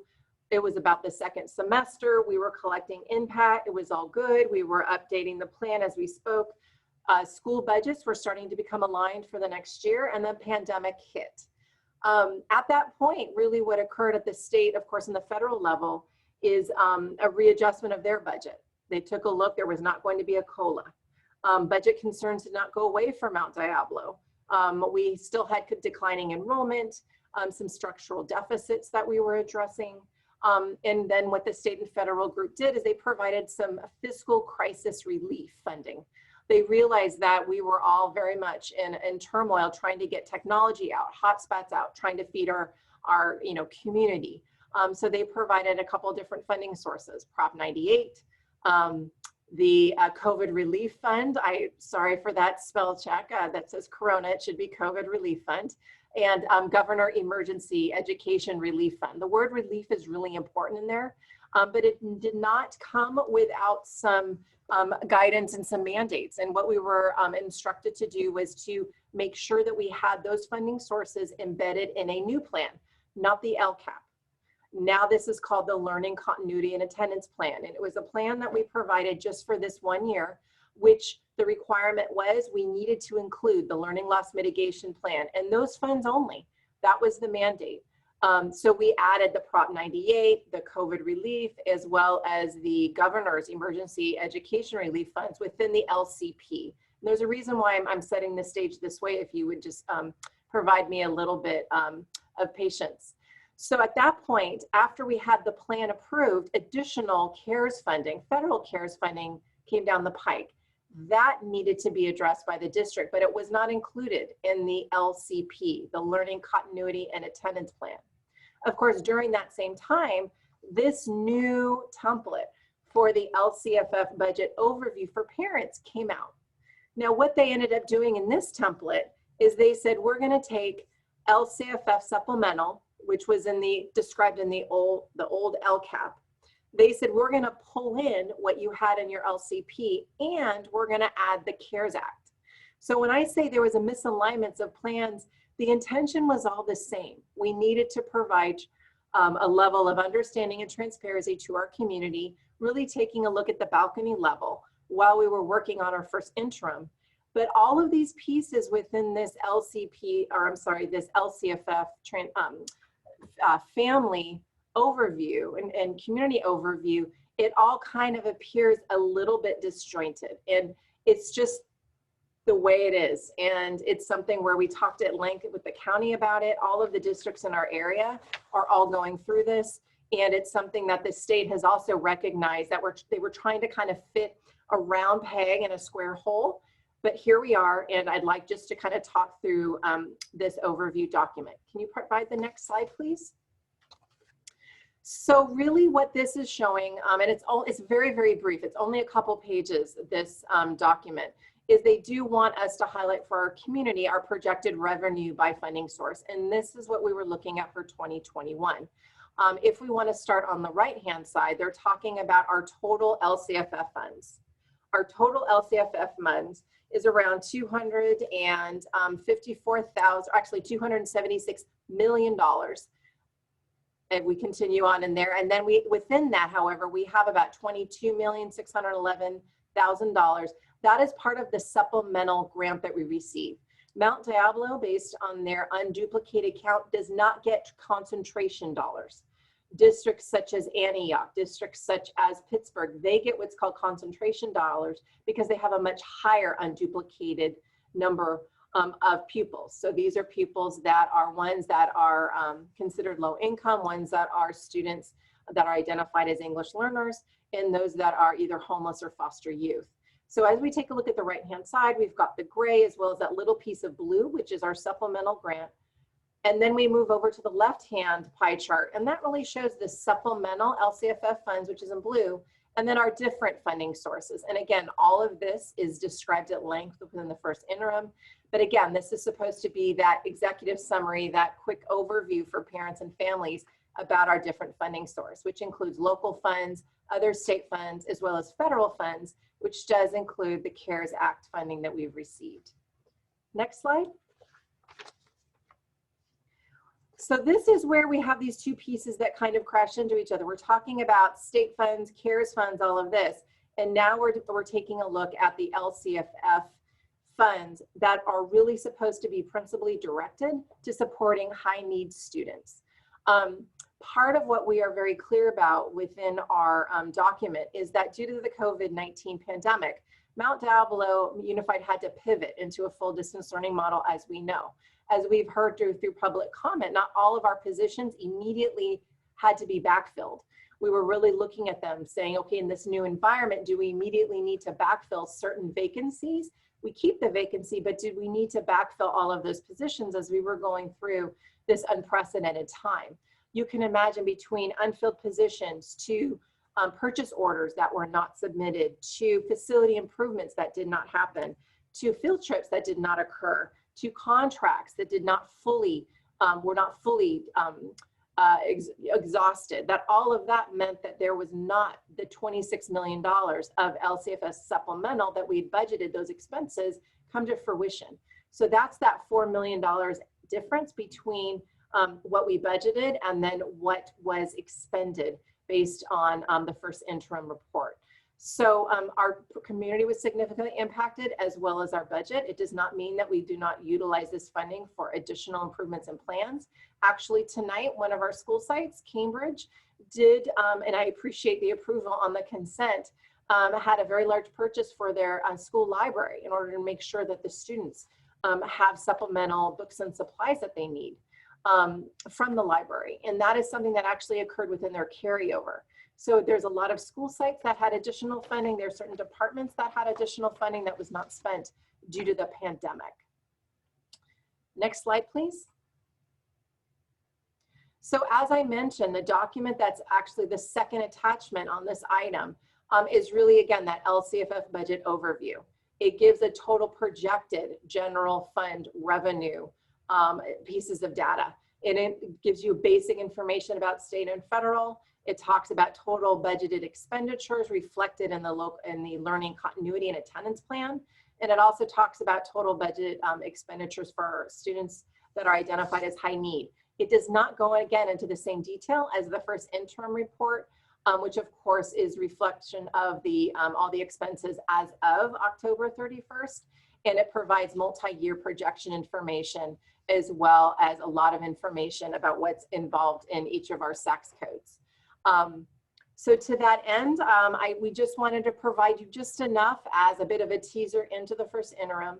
And I really want to thank you for your patience this evening as we kind of talk about a bit of the misalignment from the document, but the information still is very, very important to our parents and our community. Thank you to the business office that also helped prepare the document. So that being said, this item and this actual overview is here for approval this evening.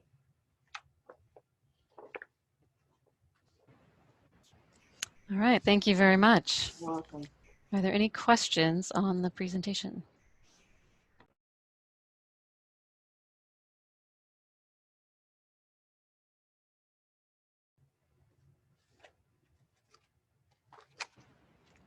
All right, hearing none, do we have a motion?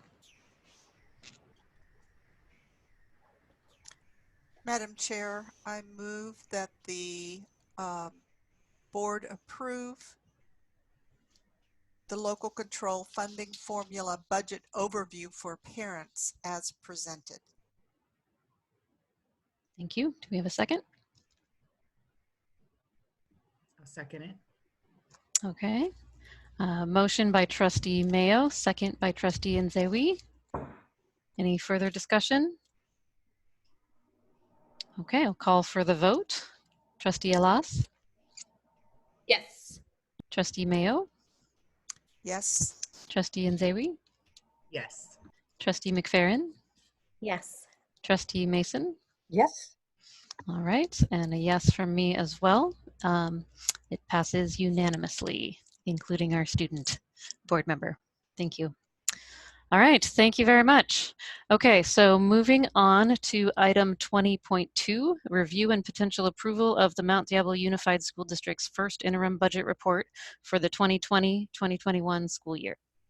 Dr. Clark? Yep. So I just want to just recognize the work that's taken place within our business department. These are not easy reports to put together, and there's lots of people who definitely had a hand in this. But just to remind the board that this is a snapshot of where we are at this point in time, and again. The district is facing some financial challenges down the road, and in an effort to be 100% transparent, we are presenting the first interim to you tonight. So I will turn this over to Dr. Gonzalez. Thank you, Dr. Clark. Good evening, board members, public who's here, many of our employees who are joining in, and certainly my colleagues that are here, not only in the building, but here in the room with me. So this is going to be a tag team presentation tonight. I'm joined by our Director of Fiscal Services, Mika Arbelbeid, and we also have Mike Berg, who is a fiscal advisor that's been appointed by the County Office of Education, who's actually been working with us since February, who is an objective reviewer and not only has reviewed our first interim report, but has also conversed with the county office and knows that we've repeatedly met with the county office about our first interim budget report. If I could please have the presentation come up, and it is the link that I put in the chat. It's item 20.2, and I'm just going to start moving through some of these slides. Next slide, please. So the first interim is a requirement that we have. We've got a first interim and a second interim that we do, and really what they are is they are snapshots in time of where our budget is and ideas of where our spending is in certain areas. So this is a snapshot as of October 31st. What's important to note is the bulk of our one-time funds are not included in a lot of our expenditures. So that's going to hit, and that affects this budget here.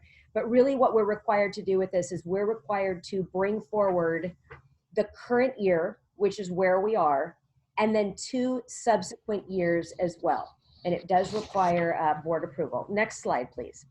So there are 3 types of certifications that can happen with a budget. You've got positive, meaning that we can meet our obligations for this year and 2 following years.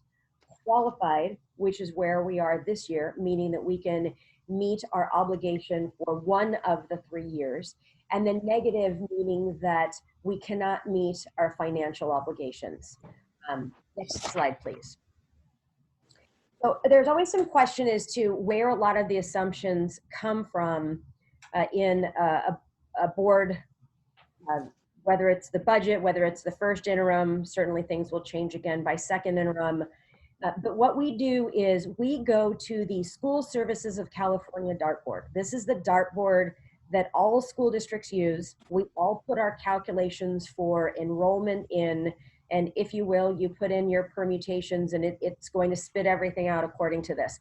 And what's really important to note is we put some arrows in the presentation just to assist the board members and the public, as well as our staff, in understanding where some of our numbers come from. There were many conversations from January of last year pretty much through to right now, where we saw our COLA changing and changing and changing. And as a matter of fact, one point we basically had a negative COLA.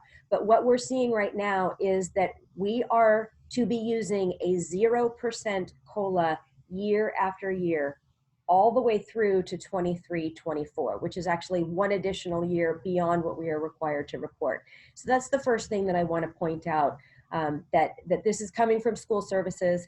The second thing I'd like to point out is when you take a look at the LCFF grade span, what takes place here is that different groups of students, because of the type of educational programs that they have, they are receiving different amounts of money. And so what's important to note is that a deficit factor has been factored in with most of the groups of students, meaning that, for example, if you take a look at 4 through 6, at the very top, the base grant from a year ago was $7,818, the same exact thing this year. So we were not seeing any growth there at all. A little further down, you see the California CPI, the Consumer Price Index, and that's really important for us to use as a benchmark also, because when we take a look at the cost of doing business, materials and supplies and things that we might be purchasing, these are the numbers that we're going to factor in for increases. So you see that under factors. And then on the very bottom, there are a number of things that are affecting our third year in the budget, and you're going to see that in just a moment. But the STRS, the State Teachers Retirement System, and PERS, the Public Employee Retirement System, the percent that we pay for employee benefits for the retirement jump considerably in 22-23, and then you see with PERS again in 23-24. So those are really important because they affect what's going to happen with our budget. Next slide, please. Some notable things that we've seen since the budget adoption. First of all, our enrollment has really been realized at this point. And in the 22-23 school year, we are including a loss of approximately 908 students. And we had many conversations, not only with neighboring school districts, with neighboring superintendents, talking with the demographers whose contract that we just approved this evening. We lost so far this year 1,172 students, and we typically were declining enrollment of approximately 240. And so what we've done is we've factored in what that 240 per year looks like, and then we have added a percentage of what we lost this year. And so that's why in 22-23, the revenue that you're seeing is significantly lower. Because we now know exactly what we think the loss will be of students. We have been granted one additional year of what's called safe harbor at this point. This means that the P2, the point in time in normally what is April, this year was March, the point in time where our enrollment and our ADA was reported, that's going to be used as our base for not only this school year, but we're being held harmless for one additional year in 2021. And then the expenditure budget of one-time funds we have included in here. Next slide, please. These are a handful of assumptions. Again, what we've done with many of these is we've taken a look at what school services has said as far as what they're estimating. We're taking a look at our typical expenses. And so what we've done is we've basically kept our COLA at 0%. We see a step and column in our district of 1.5%. We've factored in the enrollment change. And then what we decided to do was keep 2 other components fairly similar. So we really only wanted to address one variable, which was enrollment. So what we did was we kept our average daily attendance, our ADA, which is what we're funded on.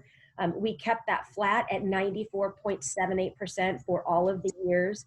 And then this year only, our unduplicated pupil count did drop, but we are returning that next year and the following year to where it was over the course of this past school year. The reason that we're doing that again is because we're going to make an assumption that many of our students will actually return.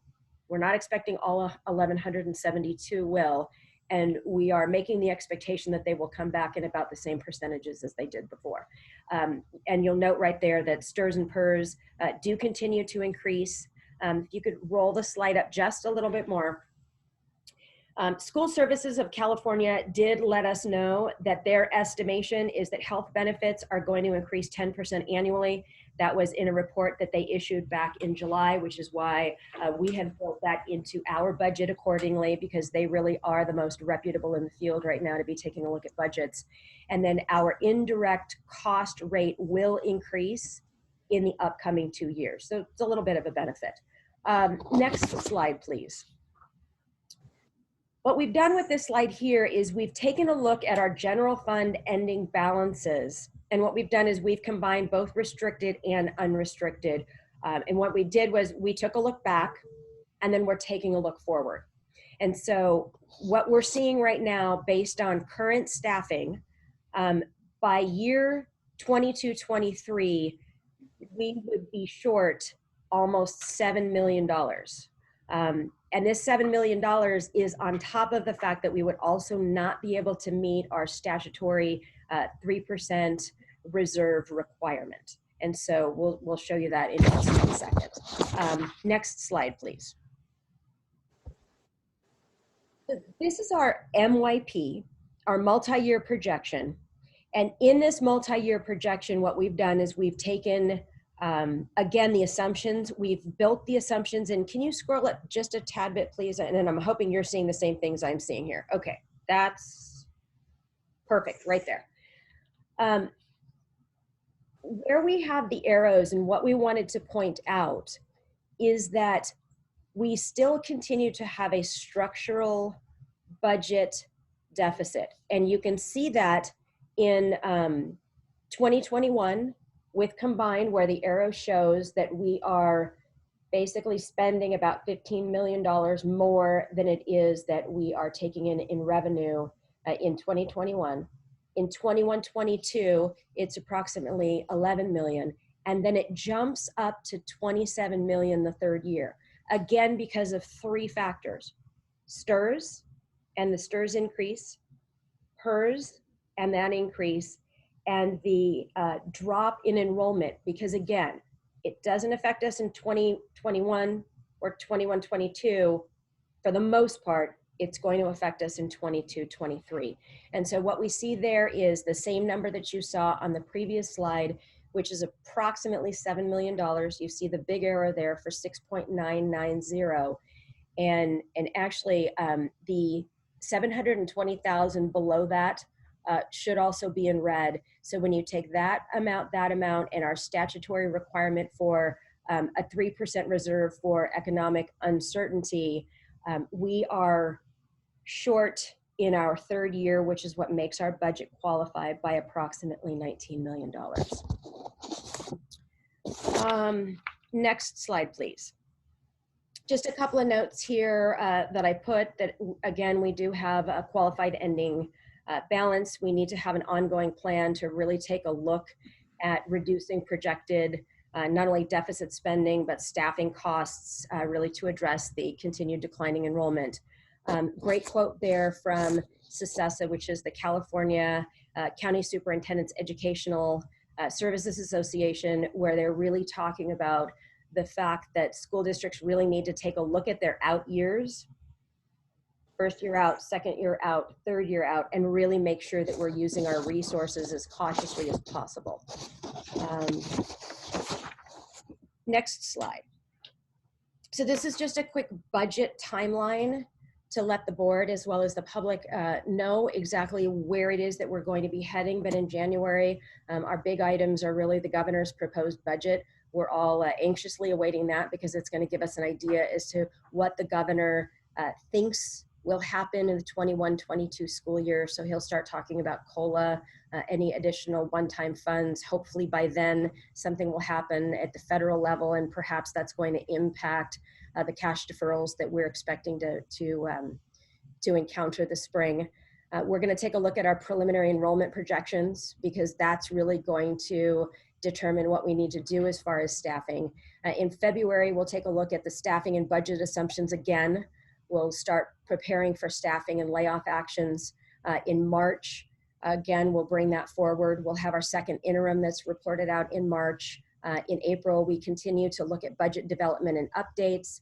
In May, the governor has his May revise, which is an opportunity for everything from January, when he first talks about his proposed budget, all the way through with all the sausage making, if you will, of all the groups in the state that come out to try to influence what's going to happen between January and May. And then in June, we will adopt our budget. So with that said, I'm sure there are a number of questions that we are happy to answer or gather over the course of the next day or so. And again, I am joined here in the room by Mika Arbelbide, who is our Director of Fiscal Services, and Mike Berg is also here to address any questions. All right, thank you very much, Dr. Gonzalez, to you and your team for all of your work on that and for the presentation. I will open it up for questions. I thought I saw something from the legislative office that said that there was a good possibility that there would be another offset from the governor for STRS and PERS. Is that true?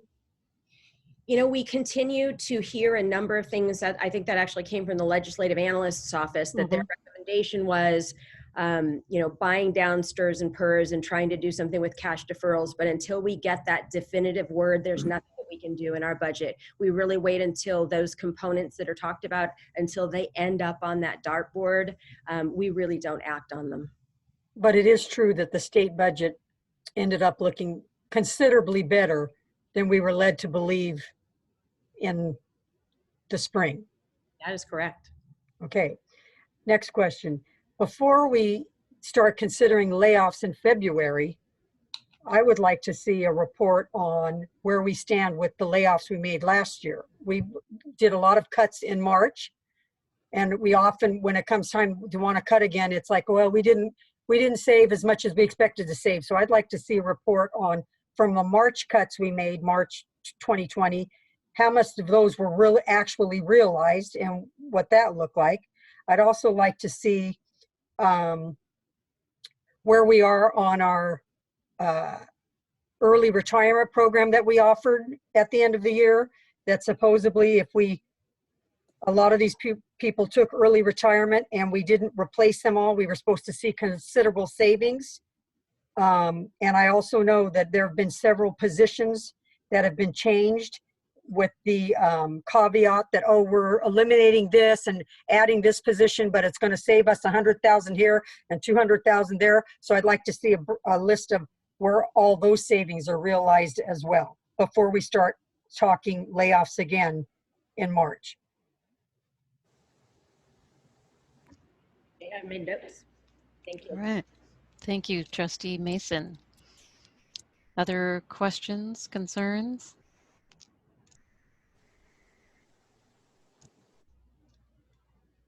I'm interested, I wonder, with the healthcare costs, the recommendation from, I'm sorry that I forgot the name of the organization. School Services of California.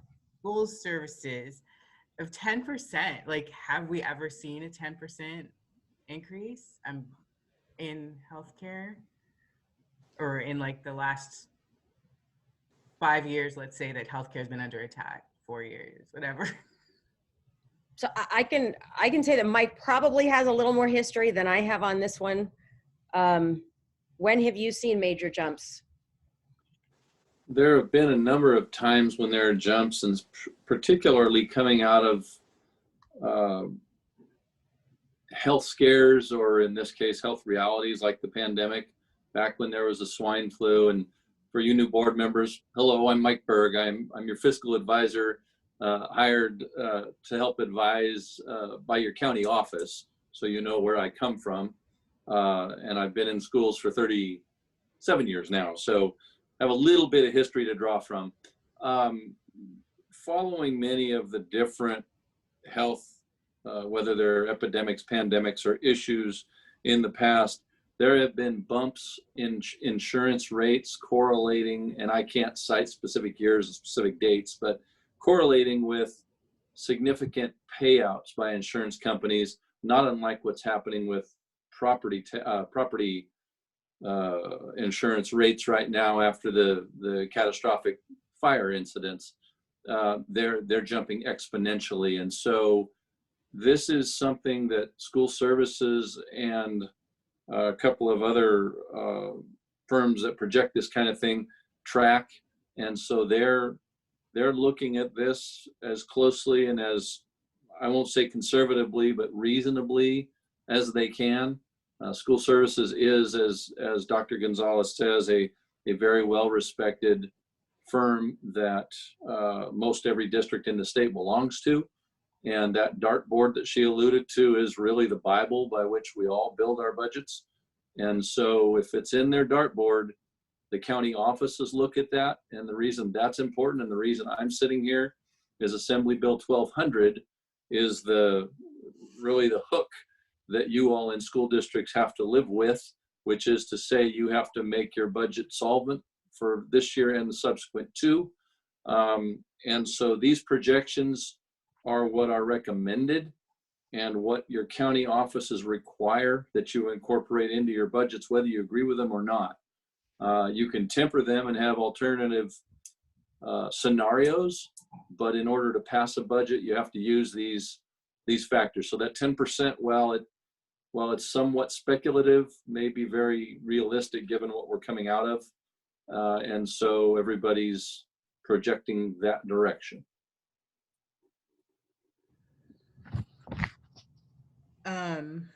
Could, on the line on professional consulting and services, there's a pretty significant jump from what was budgeted to what we've spent, or the projection. So it's an $18 million difference between the June budget that was passed. I was just wondering if there's more detail around what are professional consulting services and operating expenditures. Okay, so those are a combination of different things. Some were CARES Act fund. It was posted to 5,000 codes, partially as a placeholder, and also some of the carryovers.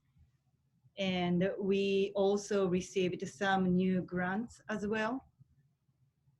And also there were some carryovers allowed this year. Usually many of our grants end as of June 30th, but because of the pandemic, many grants were allowed to carry over to September or December, and those were coded to 5,000 code and 4,000 codes.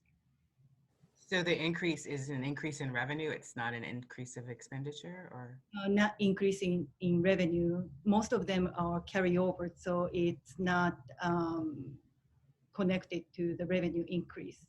Some of them are, some of. I'm sorry, your question, Trustee Nziwi, was about an expense line item. Is that correct? The professional consultant? Yeah, professional expense line item? Yeah, the expense and the operating expenditures. And so, Ms. Arbabad, you're saying that there's carryover that is in the expense line item that is intended to be spent for consulting in the future? This year. So some of them came from carryovers, and some of them are CARES Act, and also multiple new grants that we received, and also the recategorizing the budget from other categories to 5,000 codes. So you're saying it looks like we're spending more on consulting because some of that is money that would have been spent last year, but we're spending it this year, so it looks like a larger amount. Is that right? Yeah, okay. That's correct. And your CARES Act expenditures were recorded in this category as well. So it's one-time money that came in late, later than your known, or was recognized in the budget later than your adopted June budget. So you're seeing that substantial increase from then to now. So Mr. Berg, is that where it is normally categorized in other school districts? The CARES funding is always under professional consulting? Well, it's categorized there because that's a lot of how it was spent, whether it's professional development, whether it's, some of it probably could have gone in the 4,000s for software and technology and that kind of thing. But I think what you've done, which is perfectly acceptable, it's spent either way. It doesn't adversely affect your bottom line either way. It's just an accounting exercise as to where they categorize it for tracking purposes. So we will move the budget as it is spent to the appropriate cause. Correct. Understand it's even the expenditure side of the budget is a projection. It's you don't see the actuals until you see the actuals in August, September. And with the adopted budget, we didn't have the expenditure budget for CARES Act funds. Right.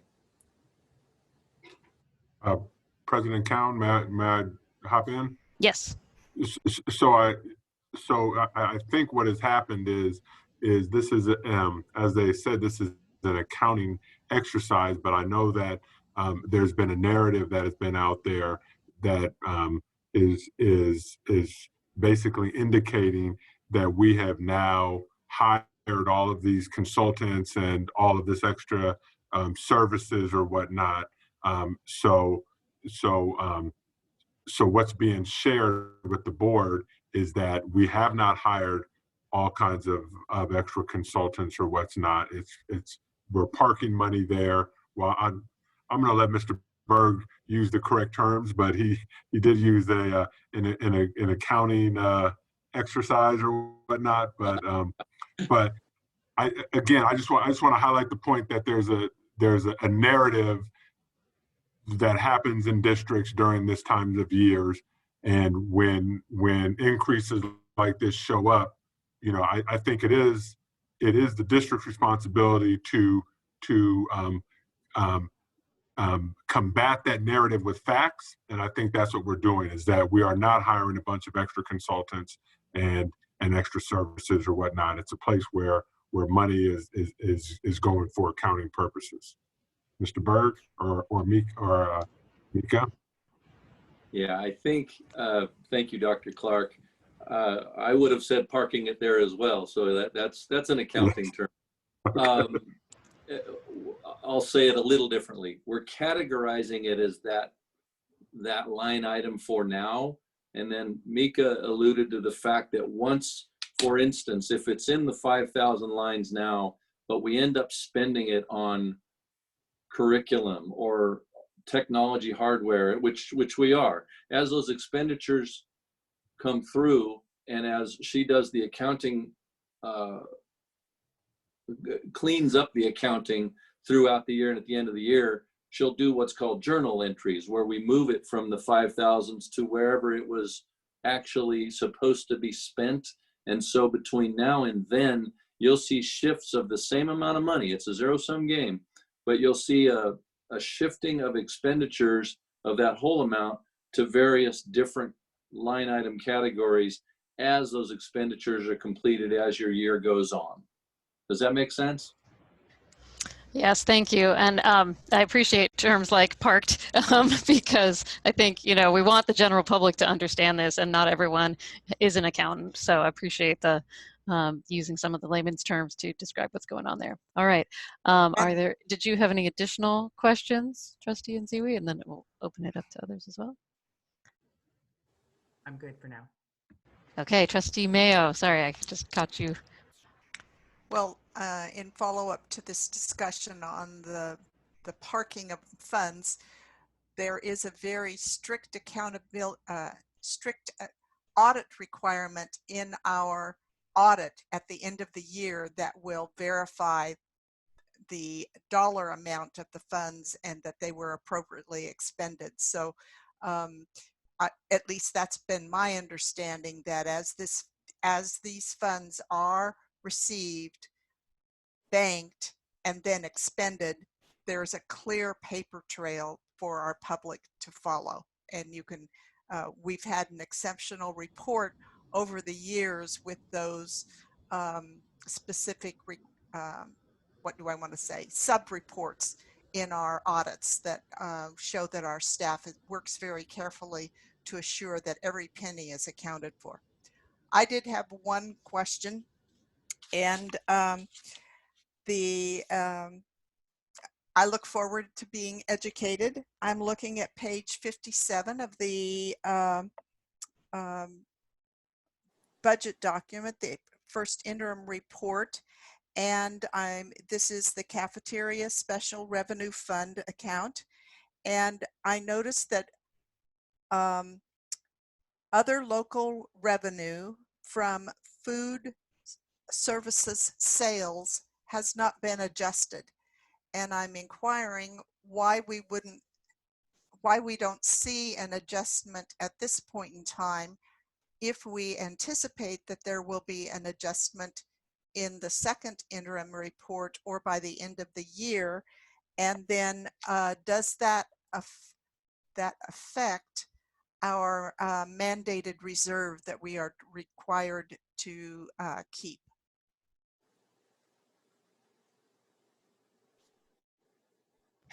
So this is one that we have to adjust with the second interim. And the reason for that is because we had a staff member who was not here for 2 weeks, who was not able to finish the accounting over in the food and nutrition department. So it will be adjusted at the second interim. Okay. And will it be, my thought that is that until we are back into more in-person learning, that number will be very small. That is correct. And will that change our mandated reserve? So Mika is saying no. And that's because it's a federal restricted program? It doesn't count towards the reserve? Correct. Okay. So mandated reserve is based on the Fund 01. General fund. And this is for Fund 13. So it will not be part of the calculation. Okay. Just looking for every dollar to provide us some relief at the with those bottom numbers. Thank you. Thank you. I appreciate that, Trustee Mayo. That's definitely what we need to know. And if it was relevant, then we would want to know it before the second interim as we're starting to plan, I would think. All right, any more questions? Trustee McFerrin, did you have a question? I have a question. Okay. Trustee Alas. So right now, we are in the qualified tier of certification, meaning that we have not been able to make ends meet, and we're not projected to make ends meet for 1 to 2 years. So what sort of action do we as a board need to take to reduce, I believe it was around $10 million in expenditures this year and next year? What sort of actions do we as a board need to take to adjust and hopefully become positively certified as a result? Does that have to wait until after the pandemic? Like, is it all a result of COVID? No, I think I'm going to take this because that's really a county office determination in the end. I can't predict what actions, specific actions you need to take. There are a number of ways as a district to either reduce expenses or to raise revenue. But raising revenue by and large means increasing enrollment or increasing, we refer to as ADA, average daily attendance, the number of students who come to school, the percentage. Normally speaking, there are all kinds of interesting things you can do to campaign for more students to come. But in a year like this, all bets are off. So we're just making assumptions. In fact, I've heard a little bit of conversation about, are we being overly conservative? I don't think so, because actually your average daily attendance percentage is being left static when honestly it probably could be reduced, but that will have an adverse effect on your revenue projections, and so we don't want to do that, at least not yet. The key to this, and I'm glad you asked that question, is you need to look at the 3-year picture, which is why that's always presented that way. Not only is it this year that you need to look at doing something on the revenue or the expenditure side, but that definition of qualified pertains to a 3-year window. You're qualified now based on last June's budget. The important thing about what you saw tonight is really you should be looking at the second 2 years and making the assumption if we don't make changes, the 3rd year is going to be even worse, because what you're seeing is an exponential slide into deeper deficit. And so really, by the time you get to this March, when some kind of adjustment needs to be made, your business office will be talking about a fourth year, which is really your third year as soon as you adopt a June 30 budget. So last year when your district made recommendations or made reductions, we had I want to say it was in excess of $20 million worth of reductions that needed to be made. And we cut that into a couple of years. And we're recommending doing that again in hopes that we'll come out of this pandemic, the health of your revenue side will get a little better, and the reductions don't have to be so deep. We never want to over-reduce. One of the board members earlier, I think it was Member Mason, mentioned the state revenue. One of the concerns about state revenue right now is that, yes, the Legislative Analyst's Office, who is the independent party in Sacramento that makes those projections, is correct. The revenues are better right now, but those of us looking at that crystal ball believe that is a result of the general public spending the stimulus money, which is one-time money from the federal government that went into the pockets of individual citizens. And so, yes, the revenue looks good now, but the concern is that is going to significantly drop off in subsequent years for lack of stimulus once we're theoretically back to normal. So that's of concern as well. Again, that too is not incorporated into your budget yet, but the cash deferrals still exist in this spring. If it was that good, they should be talking about removing those, and they're not. So there are really a lot of factors, but back to your question, a number of things can be done. It's not always cuts, and it's not always people. There are contracts, there are other reserves that you can tap into short term, but in the end, the district has had a structural spending deficit, meaning spending more than you bring in, and that needs to be adjusted in whatever means necessary. If you can't find new revenue, you have to reduce the expenditure side to balance out at least over a couple of years' time, but no more than that, because there's already been some grace and there's not a lot of time or room for additional grace. Thank you. And that really gets back to what Trustee Mason was saying earlier. We made some massive, painful, horrible cuts in March of this year. And so needing to understand if we actually realized the savings going forward on those items, so that we don't end up in another situation of needing to make deeper cuts than we need to. We don't want to make deeper cuts than we need to, especially now. All right, thank you. So if reducing expenditures doesn't look like layoffs, this is just because I want to get a better picture of the budget. What else can it look like?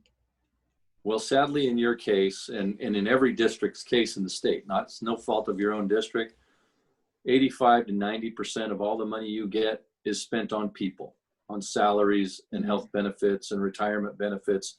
So while I say there are other things, the truth is, with the magnitude of the reductions that need to be made, it is going to translate into positions, which translates into people.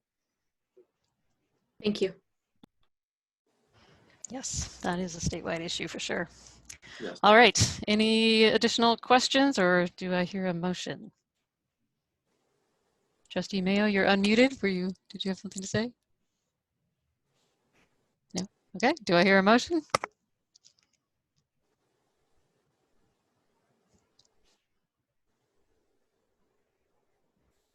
No one wants to make the motion. I believe this is an action item for potential approval of the first interim budget report. I would move that the board approve the first interim report as presented. Second. All right. Motion by Trustee Mayo, second by Trustee Alas. Any further discussion? Okay. Call for the vote. Trustee Alas. Yes. All right. Trustee Mayo. Yes. Trustee Mason. Yes. Trustee Nzewi. Yes. Trustee McFerrin. Yes. And I also vote yes. So the motion passes with a 5-0 vote with concurrence from our student board member. All right. Thank you, everyone. Okay. Moving on. Item 20.3, review and potential approval of the fiscal calendar for the 2021 calendar year. Yeah, this is just a quick item that Dr. Gonzalez is going to present. All we wanted to do is give an idea to the board as well as to the public of what this year is going to look like with some of the big milestones. And then what we're going to start doing is making sure that you have this in June so that you can look at the school year and the fiscal year a little more easily. Thank you. I think this is a very useful calendar. I would have, I think it's very helpful, especially as a new board member, I would think, to understand where things fall in the school year. Are there any questions or discussion? Yes. I did have one. The second interim report is listed as being provided in the month of March. Mm-hmm. My recollection is that it's at the end of March, not necessarily before March 15th. Can you provide a little clarity? Yeah, it is March 15th. So I don't know what our calendar looks like, but it does have to be presented in early March. Okay, thank you. Early March. Thank you.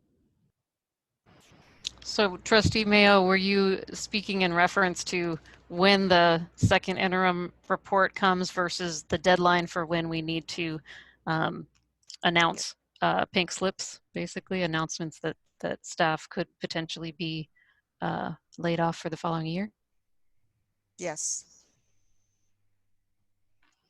So it sounds like adding that specifically to this calendar with the specific dates would be helpful. Well, it's listed there for March 2021. As a just general in the month, as opposed to Right. the specific day. So we just discussed it here, and with the change in the board dates, it would fall on the same night, the same meeting. All right. Okay. Excuse me. It's a difficult report to prepare. I'm not raising the expectation that it be prepared sooner. I just wanted that information for my knowledge. Yeah, and I think anything that we are able to find out sooner to make better assumptions would be helpful. Absolutely. All right. Any other questions about the fiscal calendar? All right. Do I hear a motion?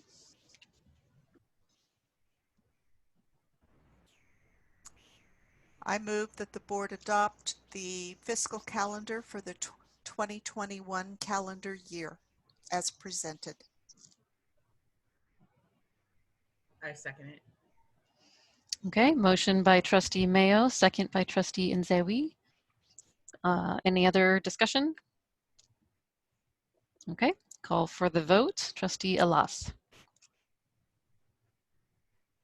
Yes. Trustee Mayo. Yes. Trustee Nzewi. Yes. Trustee Mason. Yes. And Trustee McFerrin. Yes. All right. I also vote yes. Motion passes 5-0 with concurrence from our student board member. Okay, we're almost there. 20.5, review and potential approval of Holbrook Language Academy TK through 8th grade program. Sorry, 20.4. Yeah. Oh, did I jump? Thank you. Sorry. I need to have a like ruler here or something. 20.4, review of the 2020-2021 school plans for student achievement. Thank you. Dr. Clark? Yes, and I'm going to have Ms. Sachs present this item. However, I do just want to, I was asked earlier by a trustee about why just 3 plans were coming forward, and so I researched that, and the reason why 3 plans are coming forward is because we're not going to bring all plans, even though they are posted online. We bring 3 as an example from different communities, different levels, and so it's kind of a smattering of what we have to offer. So just wanted to introduce that. Ms. Sachs, I hope I didn't butcher that too bad, but. No, you did. You Yes, did okay. great. And I just really over want to to you. highlight the work of Assistant Director Dawn Edwards and her leadership of this effort, and recognize the principals that we have on the call. I know it's late, but I do appreciate you being here.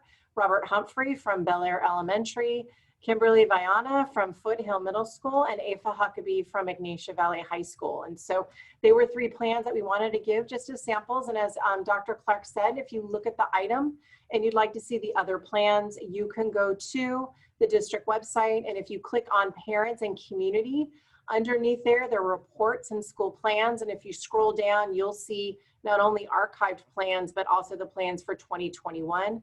This is for information. It'll be brought back in January for approval.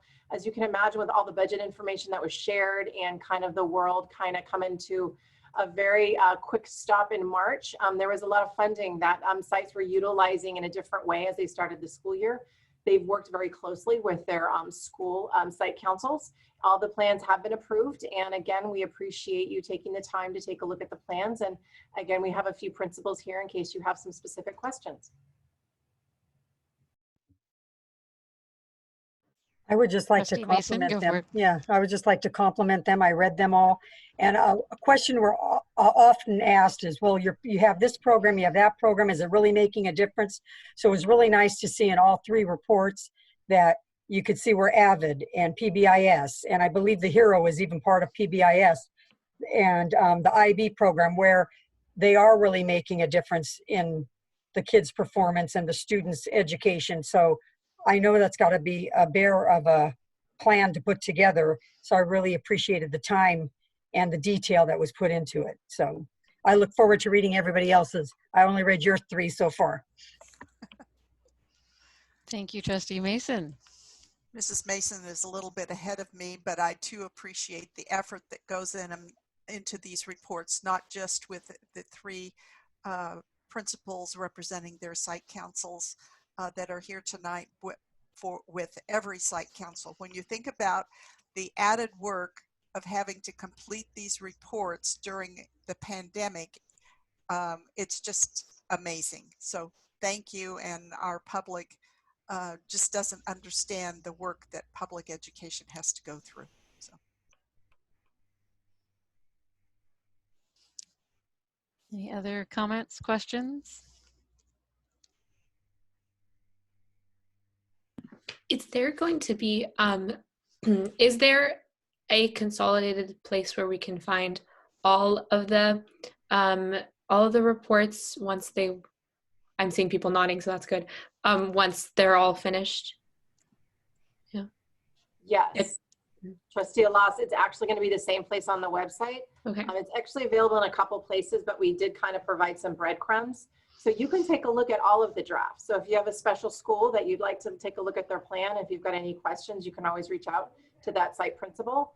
So again, if you look under the Parents and Community tab, which is on the very top of the district website, you scroll down to Reports and Plans, and then you scroll down and you'll see 2021 single plans for student achievement.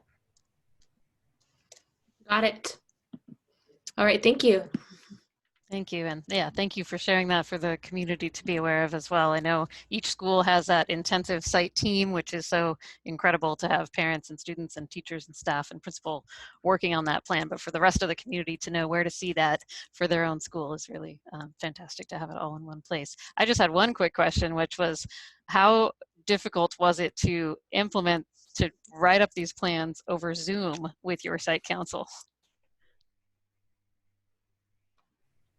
Go ahead. Is there a principal that'd like to share their experience? I can jump in. This is Kim from Foothill Middle School. I would say that, I mean, it went really well with the exception of, like, I think the student involvement, which is somewhat, it's totally optional in middle school. But I think what we did is we spent a lot of time really educating our students in understanding why we did the things that we did and what we were proposing. So I think that it was just took time for that, but I think it's well worth it because it really plays such an active role and it gives them a voice and kind of sets them going forward also. Thank you. Thank you, Principal Viana. Principal yeah, Huckabee. I'll jump in. Oh, go ahead. Oh, go ahead. I just thought Go ahead, Principal April. Huckabee started to speak, but he was on mute. I saw a voice. I'll let him go. Go ahead, Principal Humphrey.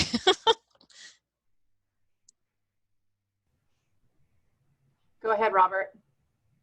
Okay. At first, I want to thank my community and my staff and everyone for working so hard on it. I actually found it almost easier, if you will, because on the document, as you know, through Zoom, you can just screen share. So everyone's in their own little boxes, but we could pull up a single plan and go through it piece by piece. Mm-hmm. And then as they made suggestions or additions or corrections, I would just type it right in front of them. And they'd be like, no, we didn't say that. Change it to this word, or can you change this to that? It's a lot easier than writing it down because my handwriting is horrible. So typing it in front of people was actually quite a bit easier. Fantastic. Great. Okay, Principal Huckabee, did you want to try to get your sound or no?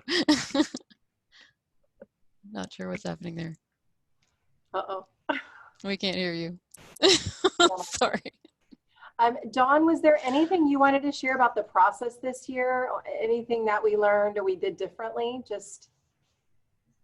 So one of the things that we did this year, well, let me back step a little bit. Last year, we implemented a new plan for our Title I and CSI sites, and that was quite a bit of a heavy lift.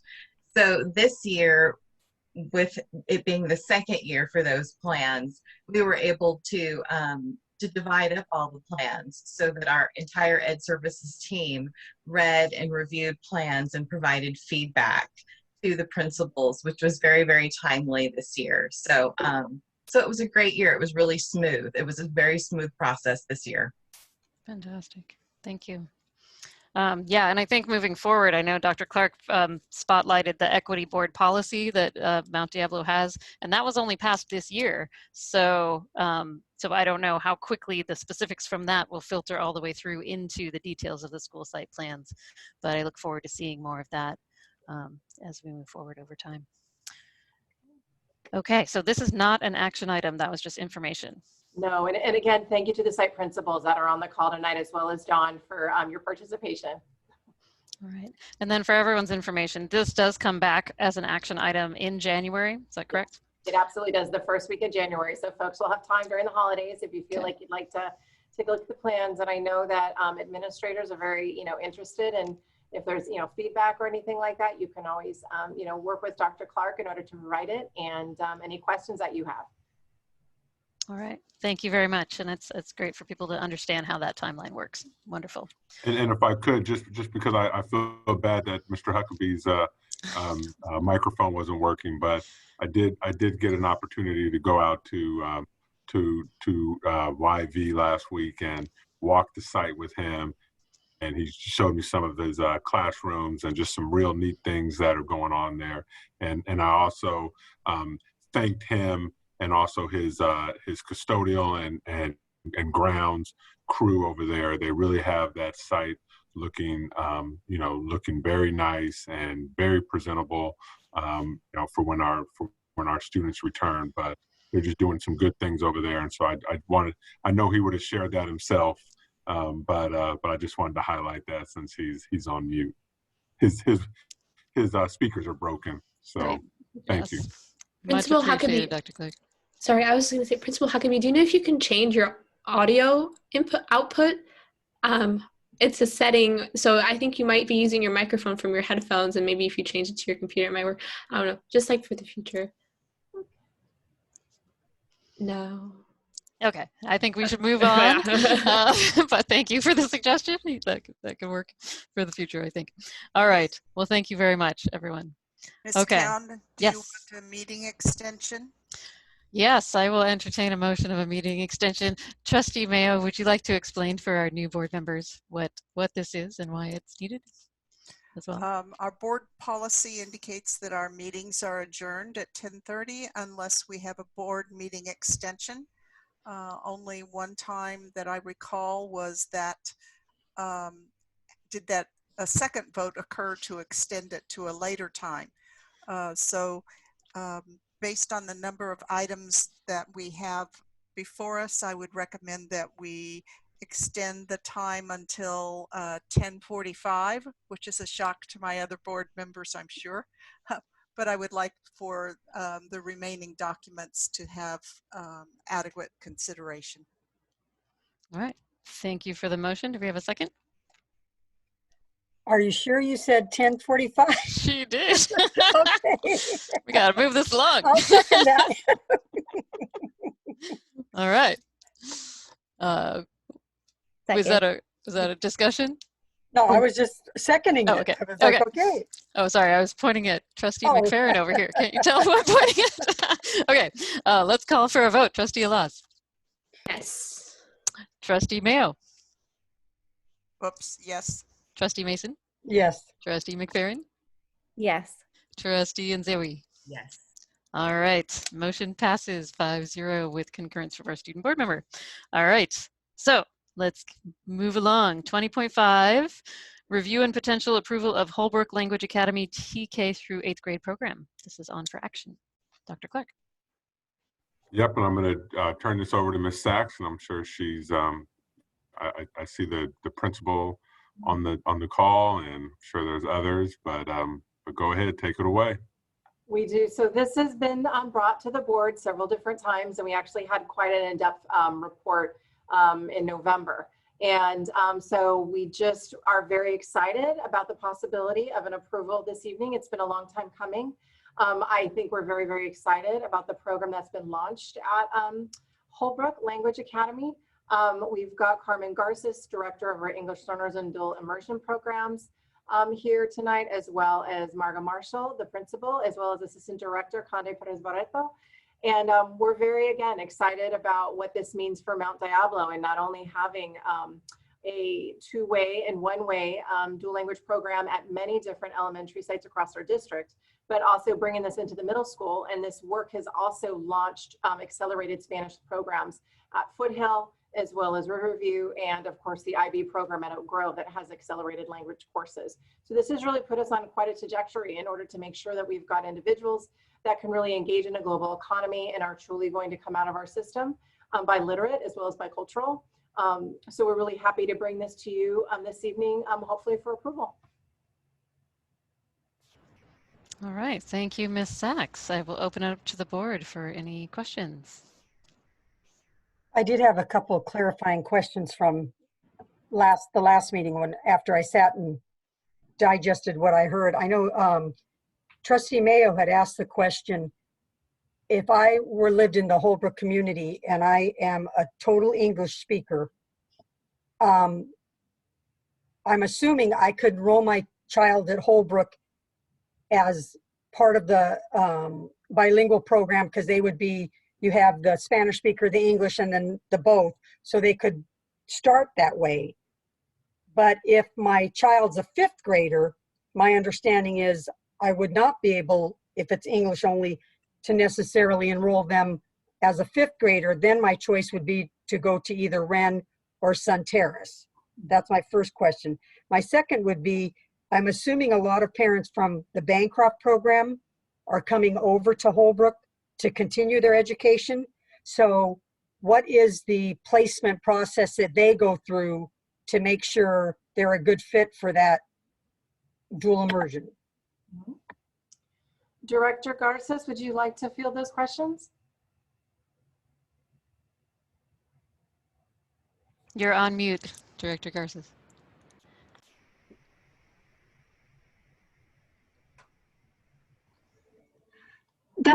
Hello.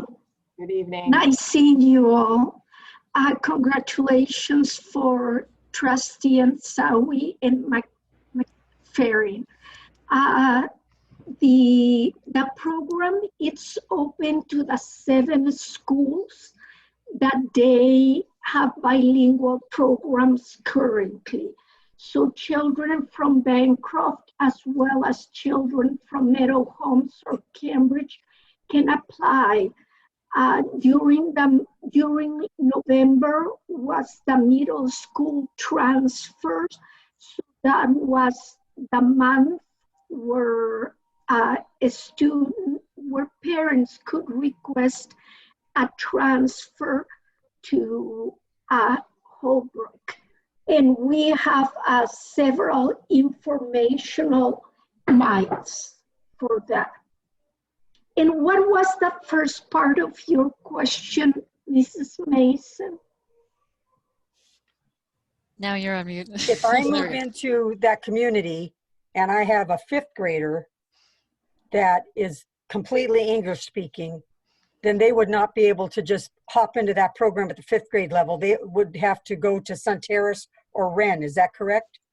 If they are a 5th grader this year, they will, and they were never in a dual language program, and they are at Holbrook in the English only, they will go to a middle school because Wren and Sunterras do not have middle schools, so they could go to El Dorado or Foothill, depending of what is their program. I think according Trustee to your Mason, excuse me, I think Trustee Mason was asking, is this correct? You were asking if they're just enrolling in 5th grade and they only speak English for 5th grade. So not middle school yet. They've just moved into the neighborhood. Or even 4th grade. Or I'm 4th saying grade. if they're Yeah, there you English go. only, they're not going to be able to jump into a dual immersion class and keep up, correct? No.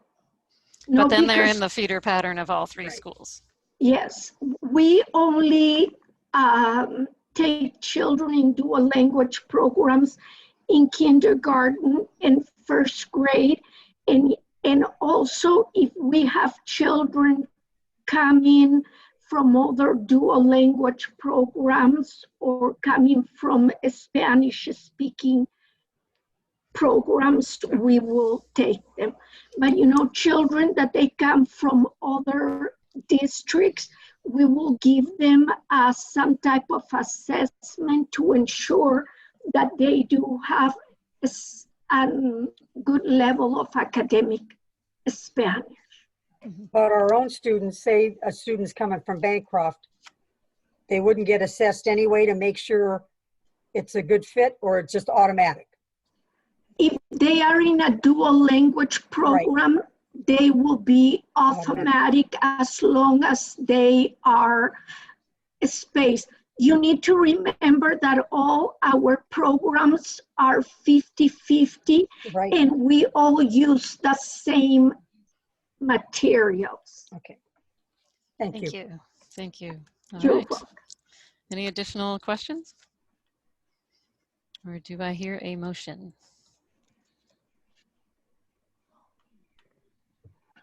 I would make a motion that we approve the Holbrook Language Academy 7th and 8th grade program.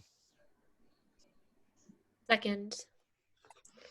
All right, motion by Trustee Mason, second by Trustee Alas. Any further discussion? All right, call for a vote. Trustee Alas. Yes. Trustee Mason. Yes. Trustee Nzewi. Yes. Trustee Mayo. Yes. Trustee McFerrin. Yes. All right, and I also vote yes, so motion passes 5-0 with concurrence from our student board member. Congratulations, Holbrook, and we look forward to seeing how that grows. All right, thank you. Thank you very much. Okay, 20.6, review and potential approval of classified salary schedule revisions reflecting minimum wage increase of California Senate Bill 3. Dr. Clark? Yep, and I'm going to turn this over to Dr. Scudero.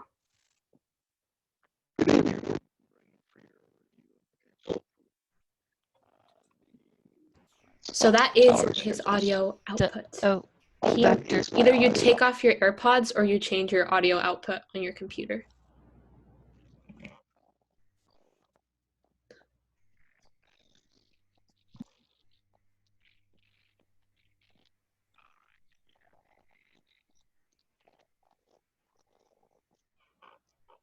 Still can't hear you yet, Dr. Scudero. Oh. Can you hear me now? All right, there we go. Thank you. You're on. All right, the things we learn from students. Thank you so much for that. That's why we have a student board member. Thank goodness for helping me to do that also. Anyways, we're bringing for your review and potential approval the outcome of California Senate Bill 3, which raises the minimum wage to $14 an hour on January 1st, 2021. The areas that were affected, you can see are attached. The Teamsters, CST, CSEA salary schedules. Some had more areas affected than others. Also, the flat hourly rate that we do for classified employees, the flat hourly rate for classified subs, and also the noon duty salary schedule. Fantastic. All right, open it up for questions. Well, I would make a motion we approve because we have to do it. All right. The state says we have to do it, so we're doing it. That's correct. All right. Thank you, Trustee Mason. Do we have a second? I will second.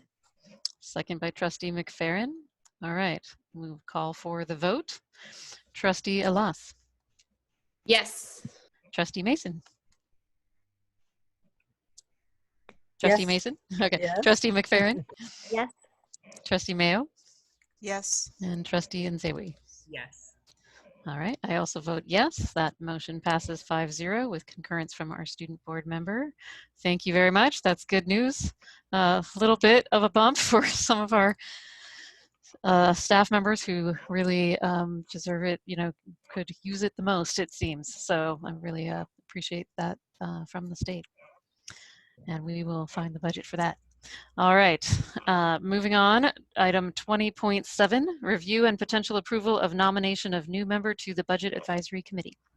Yep, and Dr. Gonzalez is going to take this item. All right. Yes, we have another new Budget Advisory Committee board member that's going to be joining us. Mike Langley was selected from the Measure J bond oversight to come and join this committee. That's the recommendation that is in front of you this evening. All right, wonderful. Do I hear a motion? Madam President, I would move that the board approve Michael Langley participation in the Budget Advisory Committee representing Measure J. Thank you, Trustee Mayo. Do I hear a second? I'll second it. Thank you. Second by Trustee Nzewi. All right, we'll call for the vote. Trustee Alas? Yes. Trustee Mayo?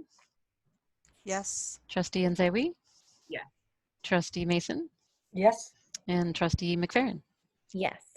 All right, I also vote yes. Motion passes 5-0 with concurrence from our student board member. Congratulations, Mr. Langley.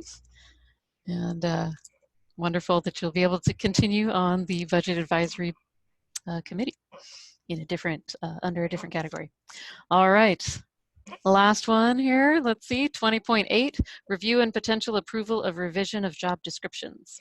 Yes, and we have Dr. Rubio is going to present this item. Good evening, board members. Again, we have two job descriptions here. We're endeavoring to shift HR from very discrete positions among everyone, which have been probably in place for 30 to 50 years, I suspect, to trying to create a more overlapping cross-training ability among our staff. And so we had some communication with DMA to have them on board, which I'm glad that they are. And these are before you tonight for your approval. All right, thank you, Dr. Rubio. Are there any questions? Are we eliminating anybody's jobs when we approve these job descriptions? We're not eliminating, no one's losing their job, no. We're doing some internal shifting and people are going to expand their areas of knowledge beyond just classified or just certificated. Thank you. Sure. Thank you, Trustee Mason. Any additional questions? All right, do I hear a motion?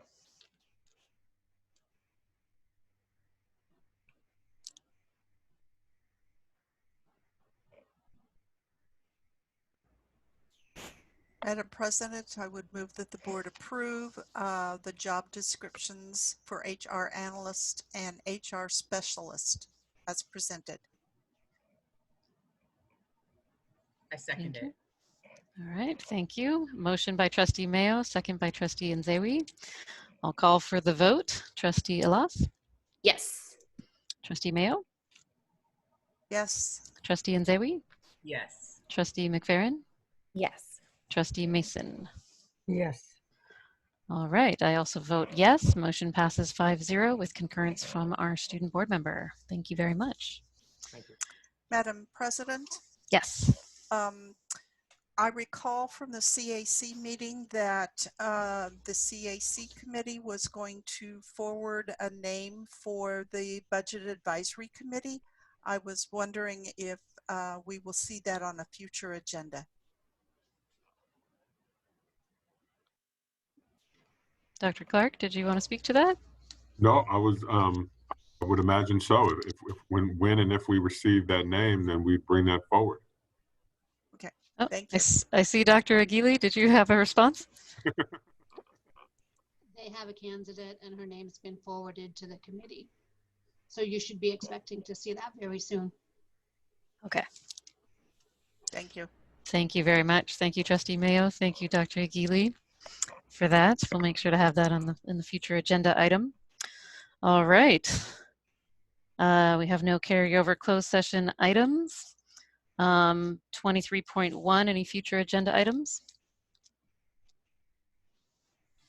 All right, hearing none, I believe we have completed our agenda for the night. I want to thank all of you for your time this evening and for your confidence in myself as well as Trustee Mason to attempt to lead this ship this year. I think we're going to be a great team and we're going to make it happen. And thank you, Dr. Clark. With that in mind, our meeting is adjourned at 10:36 p.m. Have a good night, everyone. Thank you all.